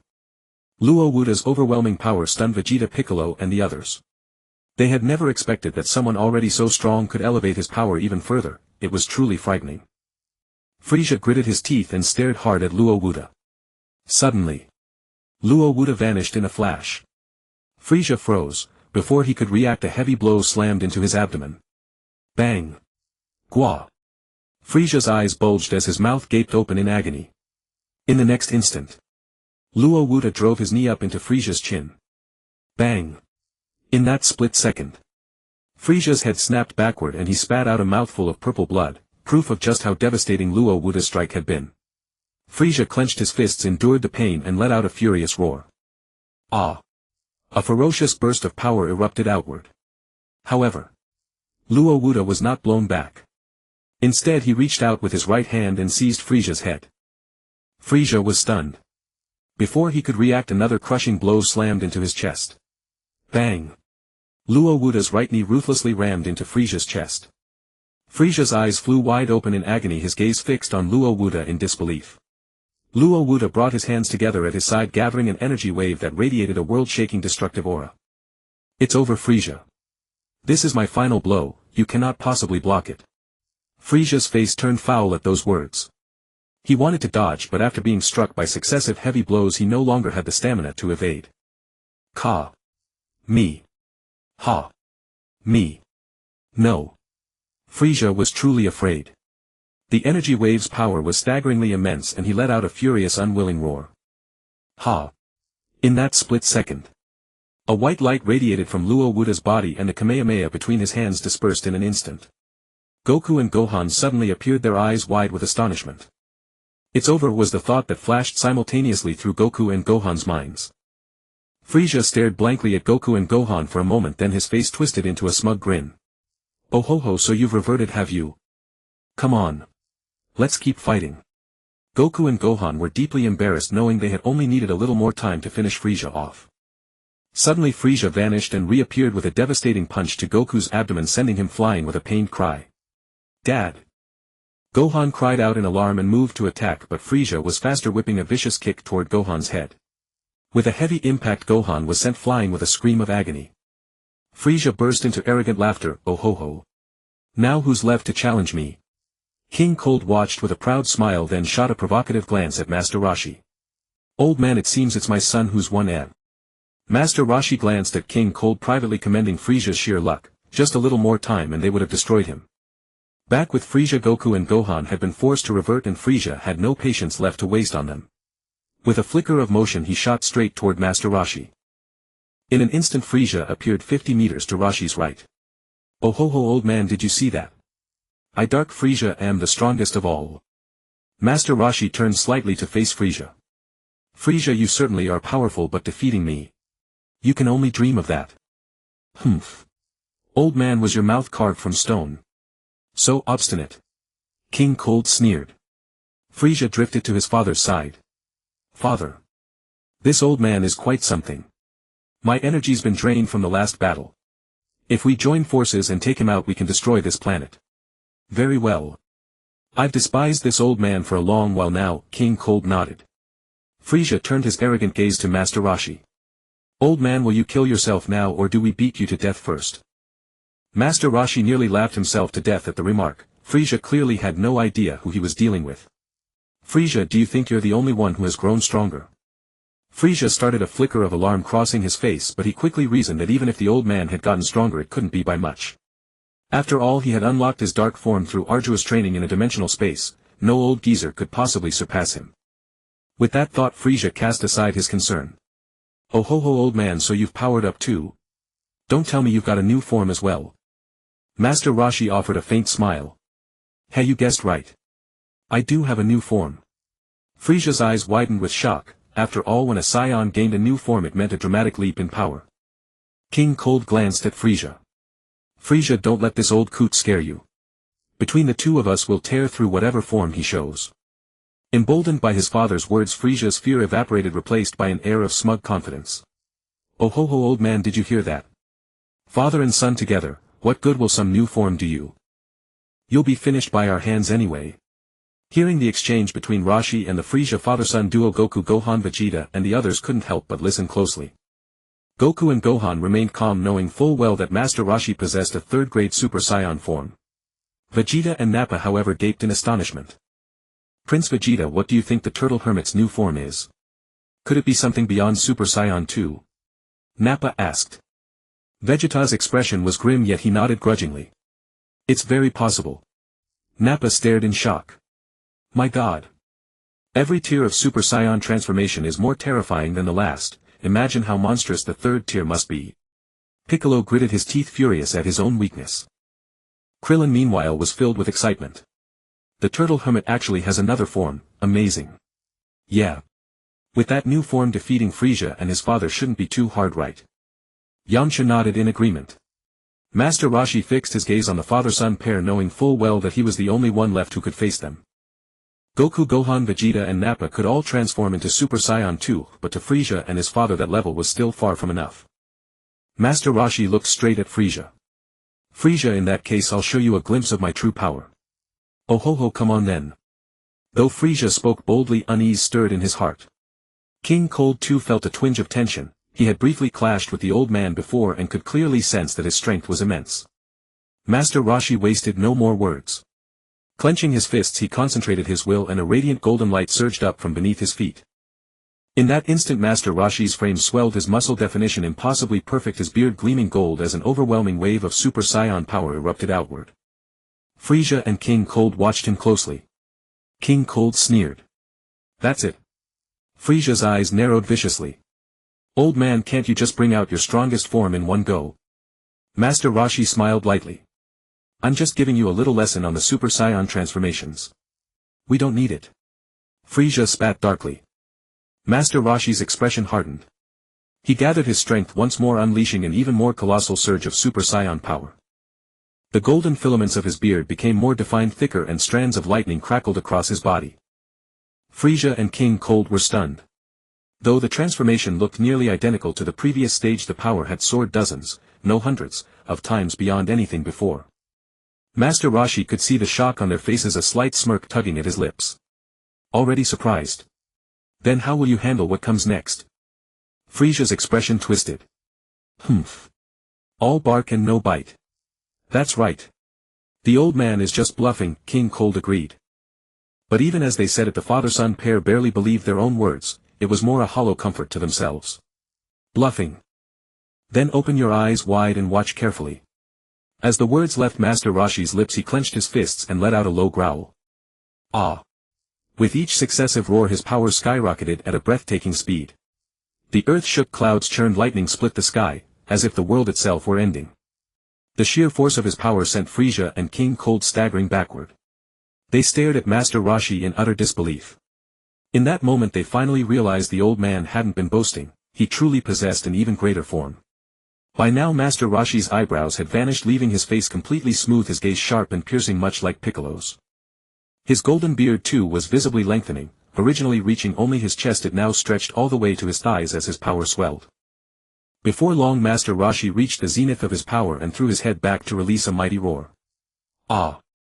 Once the transformation was complete, the earth ceased its trembling and the sky returned to calm. Master Roshi radiated golden light, faint arcs of oppressive lightning crackling around him. The astonishing power filled both Frieza and his father's eyes with sheer shock. Vegeta and Nappa trembled at the sight, their bodies quivering, whether from excitement or terror none could tell. What? What kind of power is this? It's absurdly strong. Nappa stammered, trembling.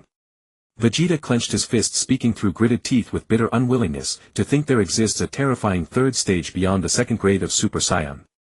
Piccolo, Krillin, Yamcha and the others were stunned, jaws agape in sheer disbelief. Goku and Gohan however appeared far less surprised. Martial arts master is truly incredible, Goku said, gazing at the turtle hermit in the sky. Yeah. He's way too strong, Gohan agreed, nodding. The turtle hermit looked coldly at Frieza and his father. Well then.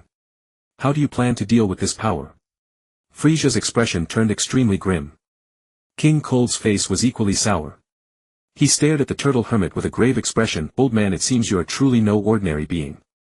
I never imagined that this tiny planet would harbor a warrior of your caliber. How about it? Would you care to join us? We could rule the universe together. King Cold extended an invitation, testing the waters. The turtle hermit's expression remained utterly unchanged, still cold and aloof. That question. You are only qualified to discuss it with me after you have defeated me. King Cold's face darkened at those words. Clearly his attempt at recruitment had failed. In that case I suppose I shall have to show you some real skill. The moment those words fell, King Cold let out a fierce roar and his battle armor shattered off his body. Frieza smiled at the sight. Oh ho ho. Father, it seems you are about to revert to your original form. The turtle hermit felt a flicker of doubt. This King Cold still had an original form. Why had he never seen anything like this in the Dragon Ball storyline? Watching King Cold's transformation, something stirred in the turtle hermit's memory. King Cold's towering figure now bore a striking resemblance to Frieza's previous transformations. At this moment King Cold clenched his fists and let out a low growl, unleashing a terrifying, overwhelming aura. Ah!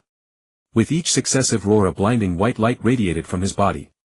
Finally King Cold threw his head back and bellowed to the heavens, the white light blazing intensely. Before long the radiance faded, revealing King Cold's true original appearance. King Cold's form was nearly identical to Frieza's, only slightly larger in stature. The turtle hermit froze for a moment. So this was King Cold's original form. Then after a moment's thought it made perfect sense. After all, he was Frieza's father, it was only natural that they looked alike. Sensing King Cold's power, the turtle hermit felt somewhat puzzled. Even in his initial form King Cold's energy was no weaker than Frieza's dark form. King Cold gazed at the turtle hermit with utter confidence. Old man, can you feel this immense power of mine? It's merely passable, the turtle hermit replied coldly. Humph. Passable. Then let me, this passable fighter, teach you a lesson. King Cold snorted, his voice dripping with contempt. The atmosphere grew tense. Goku and the others held their breath, watching King Cold and his son face off against the turtle hermit. The two sides stared each other down, on the verge of erupting into battle at any moment. Suddenly King Cold made the first move, roaring fiercely as he charged straight at the turtle hermit. The turtle hermit watched the oncoming King Cold with an icy gaze. Just as the ferocious punch was about to land, he countered with even greater speed, driving a fist deep into King Cold's abdomen. Bang! Erg! The immense impact wrenched an agonized scream from King Cold as his body convulsed violently. He staggered backward, clutching his stomach with both hands. At that moment Frieza entered the fray as well, hurling a dark energy wave toward the turtle hermit. The old master merely extended his right palm to block.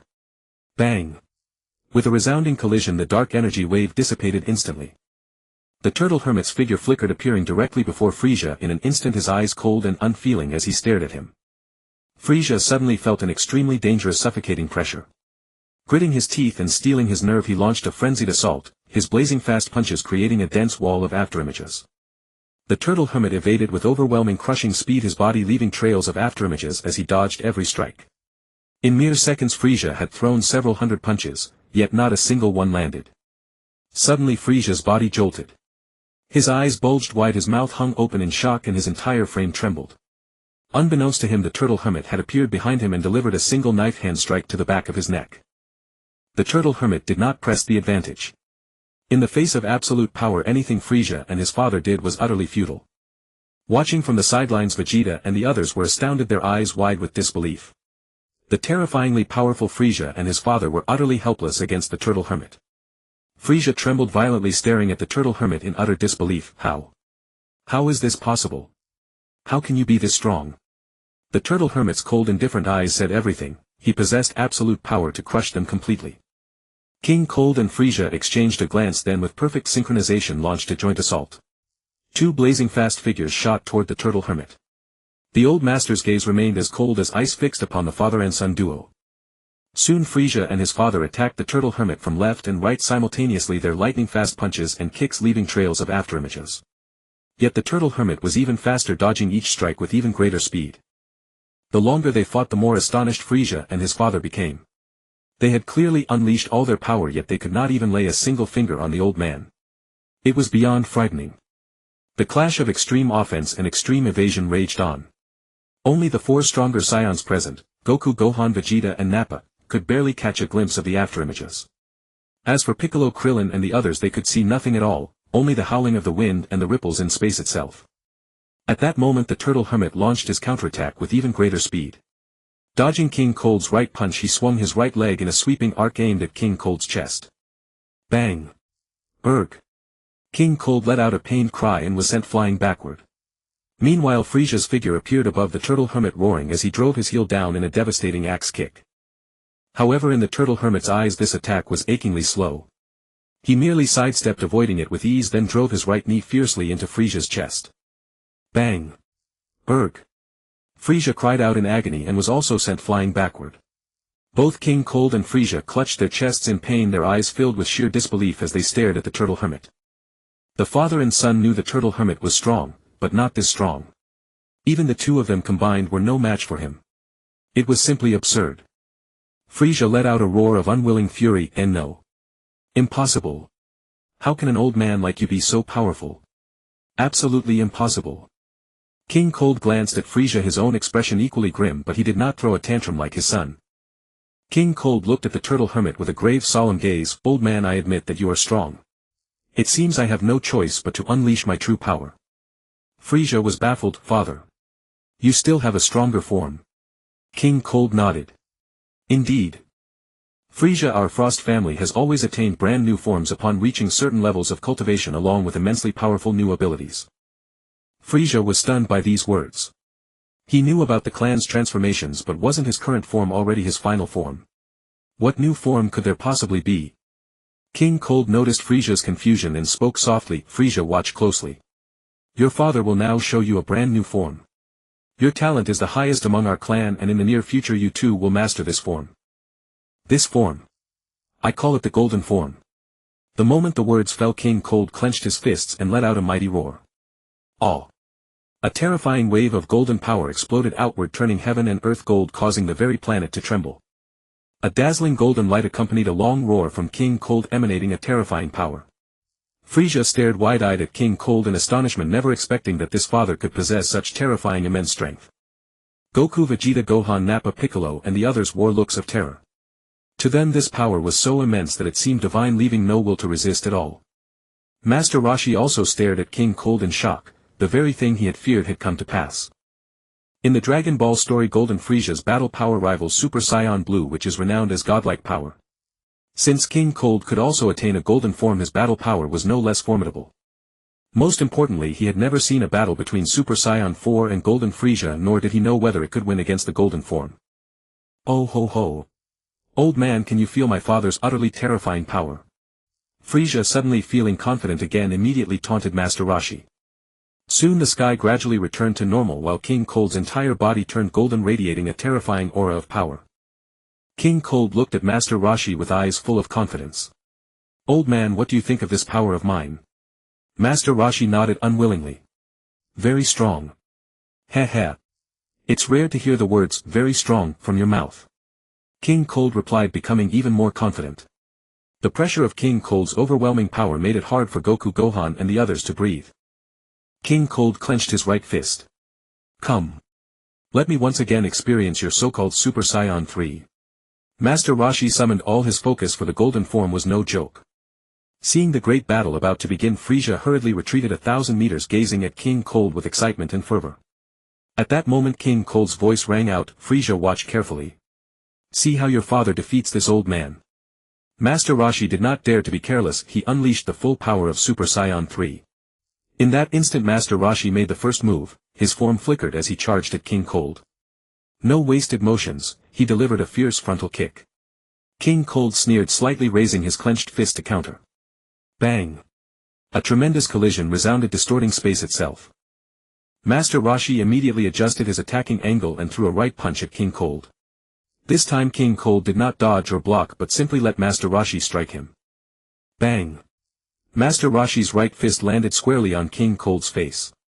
However, King Cold stood as steadily as Mount Tai, his face merely sank in a little from the impact. King Cold sneered, heh heh. Old man, is that your maximum power? It feels like you're tickling me. Master Roshi's face turned cold. Gathering all his strength, he clenched both fists and launched a fierce barrage. Punch after punch crashed into King Cold's body. King Cold showed no intention of dodging, simply standing there and letting Master Roshi hit him. Bang! Bang! Bang! The sound of successive impacts echoed through the air. Annoying fly, King Cold remarked casually, waving his right hand. Master Roshi was instantly swatted, flying 10 kilometers, ultimately smashing through a mountain peak. Goku, Gohan, Vegeta and the others were astonished. They knew King Cold was strong, but not to such ridiculous extremes. Master Roshi had been swatted away like a mosquito with a casual wave of the hand. Seeing this, Frieza shouted excitedly, oh ho ho. Father, you're too strong. At that moment Master Roshi's voice resounded. Ka. Me. Ha. Me. Ha. A powerful energy wave shot toward King Cold. King Cold looked at the blast with indifference, showing no intention of dodging. Boom! A massive explosion thundered and a mushroom cloud rose into the air. Master Roshi's figure flickered, appearing beside the smoke of the explosion, narrowing his eyes as he gazed ahead. Suddenly a surge of formidable power scattered the smoke. King Cold appeared completely unharmed. Master Roshi's mouth twitched into a reluctant smile. As expected of the golden form. It truly is powerful. King Cold looked at Master Roshi. Well. Do you feel despair yet? Not really. Oh, is that so? You don't seem to have realized the severity of the situation. No matter what, you can't possibly defeat me.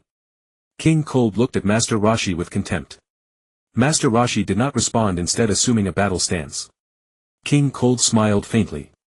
Alright. It seems I'll have to show you a trick, or you won't know what despair really means. As soon as the words left his mouth, King Cold's figure blurred instantly, so fast that Master Roshi couldn't even see his movements. Bang! In an instant Master Roshi took a massive blow to the abdomen. Ugh! He let out a cry of agony, the searing pain nearly causing him to black out. At the same time he was deeply shocked. He had been mentally prepared, yet King Cold's single punch had nearly knocked him senseless. It was simply beyond belief. King Cold did not press the attack, instead gazing at Master Roshi with disdain. Well. Can you withstand this golden fist of mine? Master Roshi clutched his abdomen and slowly staggered backward, gasping for air. In the distance Goku, Gohan and the others looked anxious, yet were paralyzed by fear, unable to move. Before long Master Roshi recovered. His gaze locked onto King Cold. King Cold, it seems I underestimated you. I thought this form could hold its own against you for a while, but it turns out I'm no match at all. Hearing this, King Cold sneered. Your form is indeed strong, but it's nothing before my golden form. Master Roshi slowly closed his eyes, then slowly opened them. King Cold, now I'll use my true power as well. If even this new form of mine cannot defeat you, then this planet is doomed. King Cold was startled, asking in a doubtful tone, you say you have another new form? Yes. This new form is my first time transforming. I don't even know how much power it holds. It's perfect for testing on you, to see which of us is truly stronger. Their conversation was naturally clear to Frieza, Goku and the others. Frieza clenched his teeth in disbelief. Impossible. Absolutely impossible. A new form. All lies. Anyone can boast. Goku looked at Master Roshi in disbelief. How? Is that possible? Master Roshi has another new form. Gohan swallowed hard. Master Roshi is truly amazing. Vegeta clenched his fists and stared at Master Roshi in astonishment. Master Roshi, you are the strongest Saiyan. Piccolo, Krillin and the others were utterly shocked, yet their hearts surged with excitement. Master Roshi's new form meant greater power, and thus a greater chance for them to survive. Master Roshi clenched both fists, letting out a low roar as a surge of enormous power emanated from him. Immediately following, Master Roshi's low roars grew continuous. His body rapidly enlarged, fur sprouting swiftly, the surface of his pelt emitting a golden glow as if plated in gold. Soon Master Roshi transformed into a golden giant ape comparable to a mountain. Roar! The ape lifted its head and let out a heaven-shaking beastly bellow, a sonic wave that shook the sky and earth. This ape-like roar stunned everyone present. King Riku's countenance turned solemn as he gazed at the giant ape before him. Then without warning the ape opened its jaws and unleashed a colossal energy wave at King Riku. King Riku hastily raised his hand to defend. Bang! Amid the violent collision, King Riku staggered backward, a flicker of surprise flashing through his eyes. How is this possible? A single energy wave can push me back. At that moment the giant ape opened its mouth and fired wave after wave of energy in every direction.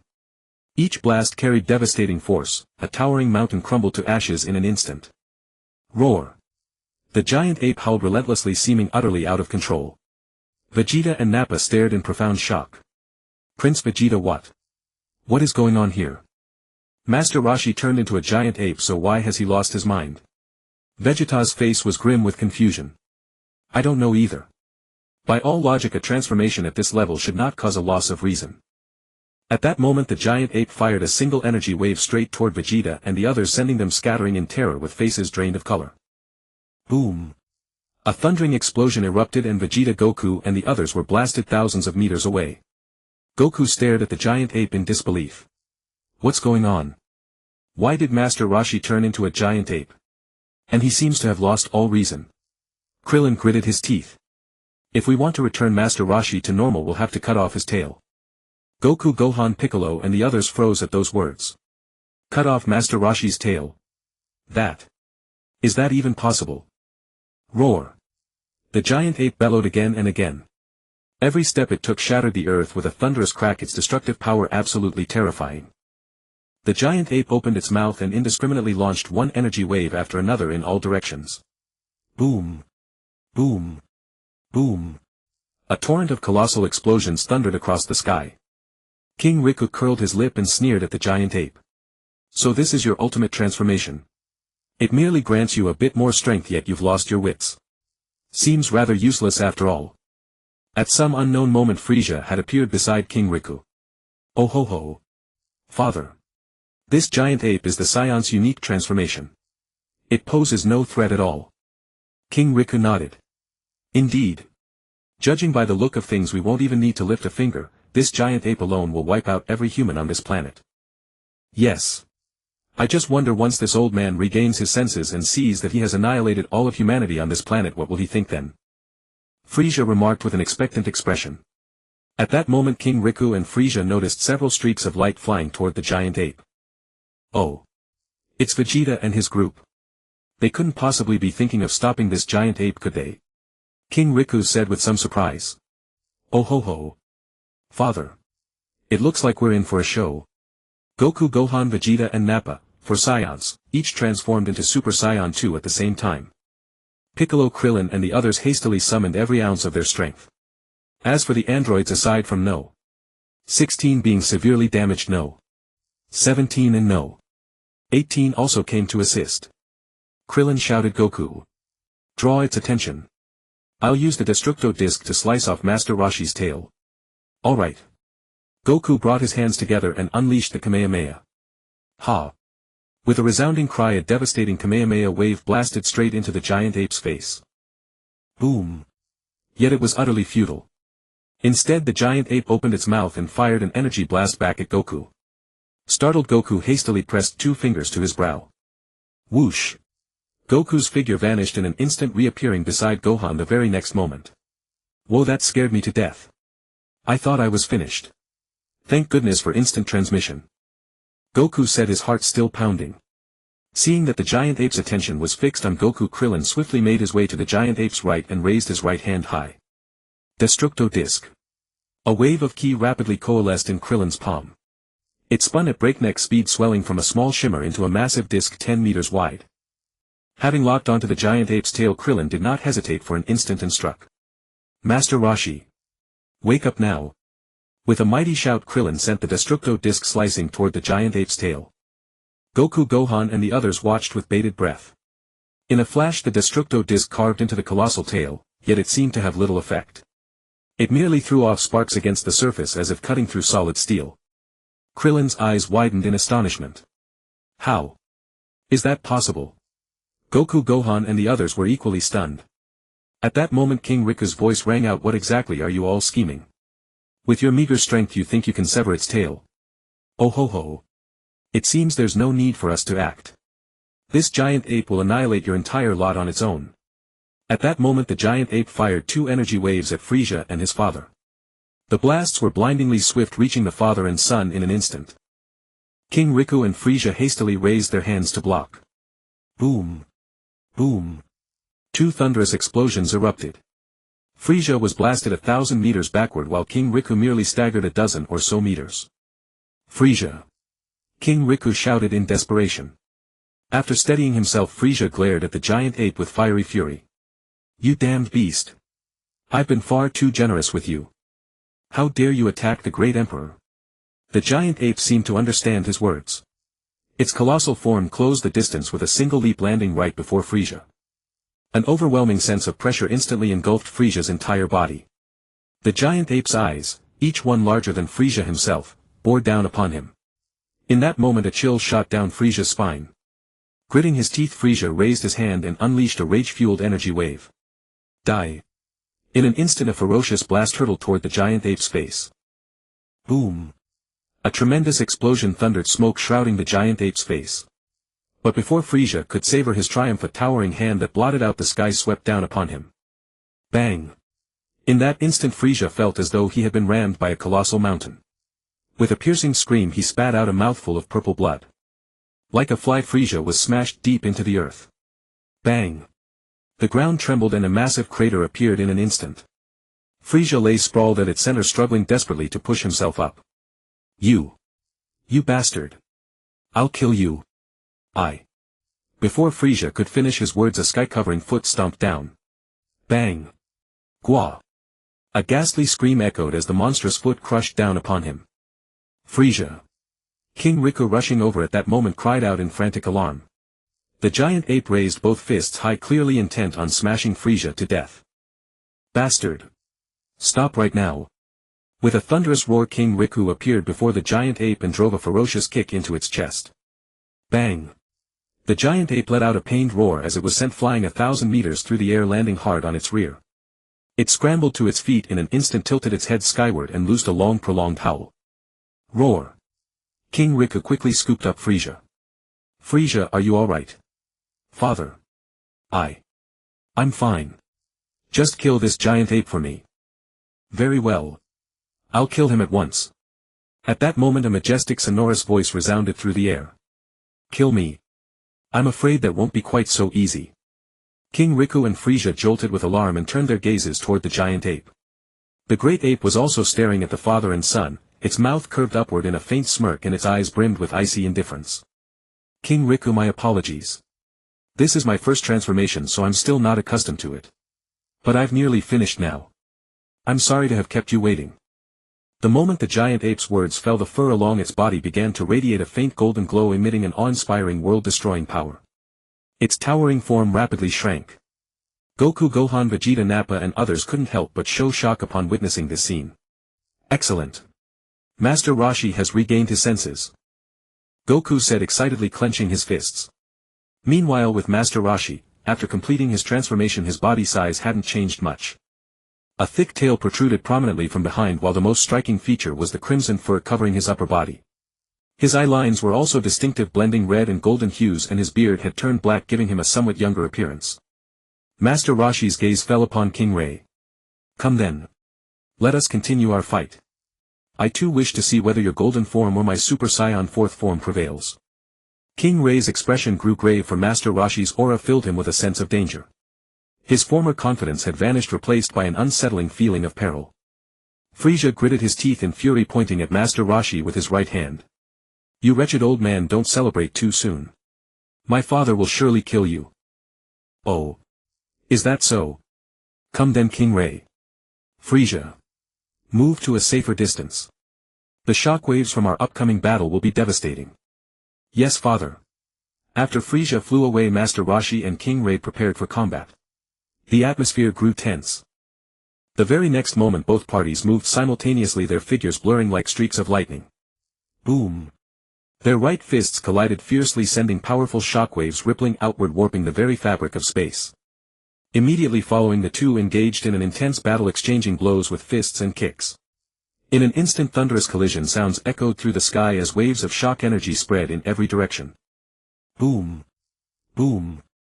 Boom! Boom! Distantly, Goku, Gohan, Vegeta and the others watched with expressions of utter astonishment. Such incredible speed, I can't see their attack trajectories at all. Goku exclaimed in shock. Indeed. I cannot see them either. Battles on this level are beyond our comprehension, Gohan nodded in agreement. As fierce collision sounds continued to ring through the sky, the intensity of the battle became evident. Suddenly Master Roshi was struck on the left cheek by a powerful punch from King Rei.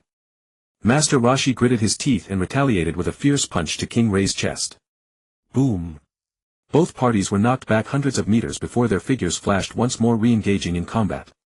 Once again thunderous collision sounds rang out across the sky. After dozens of exchanges, King Rei was swept away by a kick from Master Roshi, a cold snort escaping his nostrils. Humph! Perish!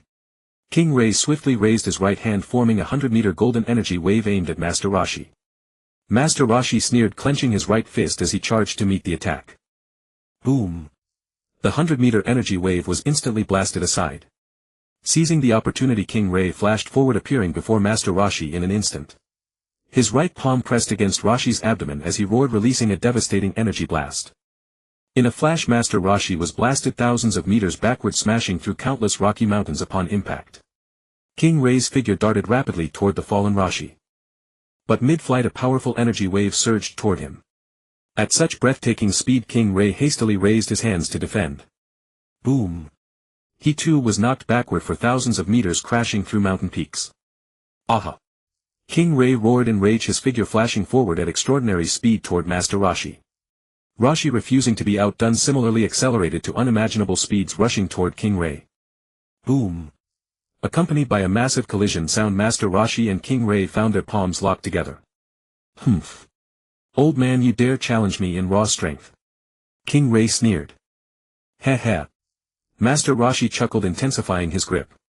Sensing Roshi's increasing finger pressure, King Rei dared not underestimate him and exerted his own strength in response. In an instant both Master Roshi and King Rei gritted their teeth, their bodies trembling slightly. At that moment King Rei drove his right knee upward toward Roshi. Master Roshi quickly raised his right knee to block. Boom! Then they began trading knee strikes left and right, each collision ringing out with overwhelming force. After dozens of mutual knee strikes, both sides were evenly matched, neither gaining an advantage. Without a word, as if reading each other's minds, they both charged their heads forward to collide. Boom! The tremendous force caused both to release their grip, each staggering back hundreds of meters. Both clutching their foreheads, it was evident how devastating this headbutt had been. Soon both recovered and charged at each other once more. Master Roshi let out a mighty roar, launching a devastating spinning kick aimed at King Rei's head. King Rei reacted swiftly, leaning backward to dodge, then flicking his golden tail. Boom!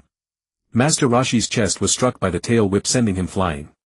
Pressing his advantage, King Rei rushed toward the recovering Master Roshi. Before Roshi could steady himself, a kick from King Rei landed on his chest. Boom! Ugwa!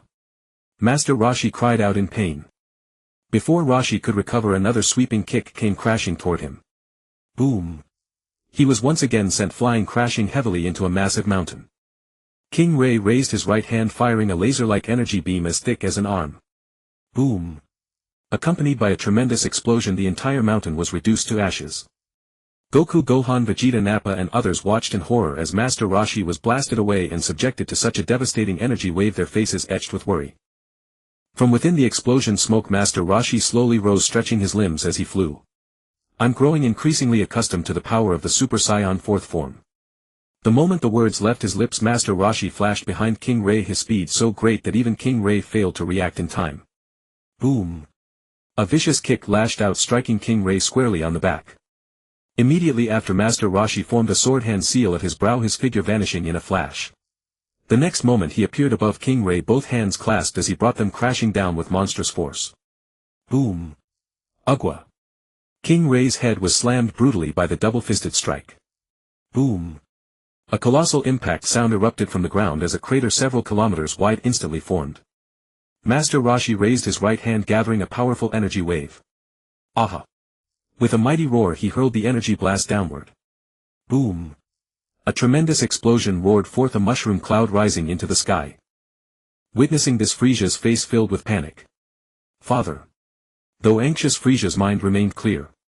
Master Roshi was so ferocious that charging in rashly would only result in punishment, so he could only shout urgently from afar. At that moment a powerful aura erupted from within the explosion smoke. Ah! Ich! A torrent of surging energy blasted the smoke apart. King Rei slowly rose, his expression deeply grim as he glared at Master Roshi. Inside, Roshi was somewhat surprised. This King Rei truly was remarkably durable. He had nearly unleashed his maximum power, yet King Rei remained barely wounded.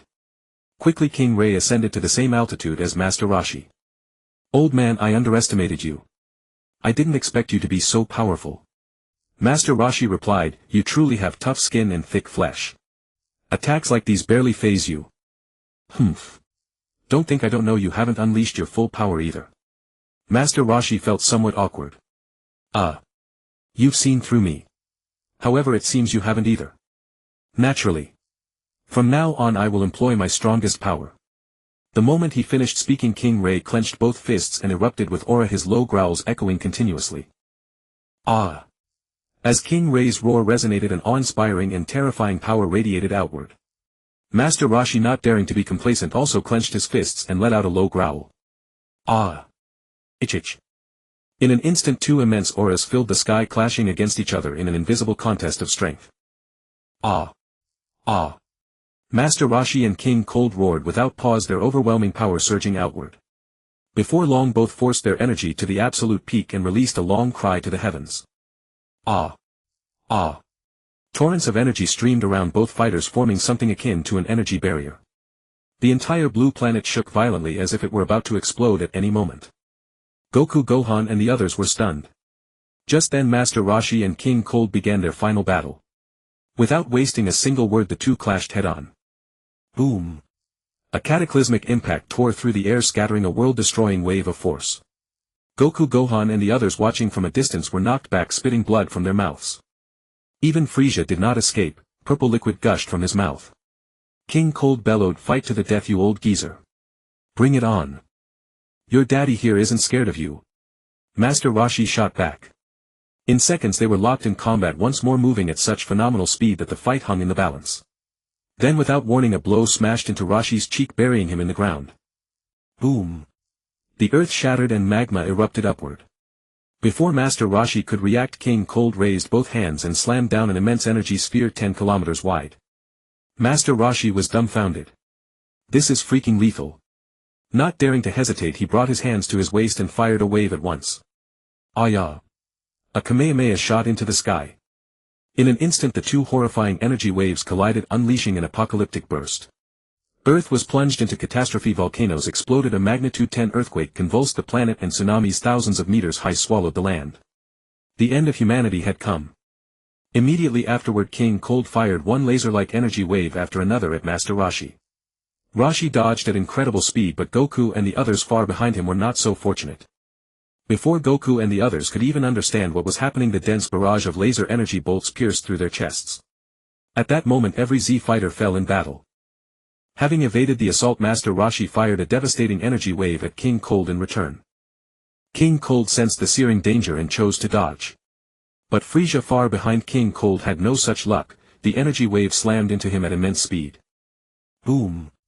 An explosion thundered out before Frieza could even scream. King Cold felt Frieza's energy vanish and stared in disbelief at the place where Frieza had been destroyed. Frieza! Frieza! No! A heart-wrenching roar tore from King Cold. His eyes lost their focus, madness consuming him, and a far more monstrous power burst outward.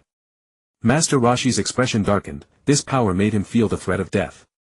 Clenching his fists he roared and elevated his own energy to its utmost limit. In an instant even the planets around Earth began to tremble as if about to collapse. King Cold erupted with energy like a lunatic. Knowing he could not escape, Master Roshi resolved to give his all as well. King Cold concentrated all his power into one colossal energy sphere fully 10 kilometers in diameter. Seeing this, Master Roshi hastily unleashed a full-power Kamehameha. Ah! With King Cold's crazed roar the enormous energy wave hurtled toward Master Roshi. Roshi fired his own wave immediately. In an instant the two terrifying waves collided. Boom! A tremendous explosion rang out and the entire Earth was reduced to ashes. Master Roshi's vision was swallowed by an expanse of white. Inside a room a young man suddenly snapped open his eyes, staring in disbelief at the LCD screen. On the screen was Dragon Ball. But Master Roshi was still the same lecherous old turtle. The young man smiled faintly. What a load of nonsense.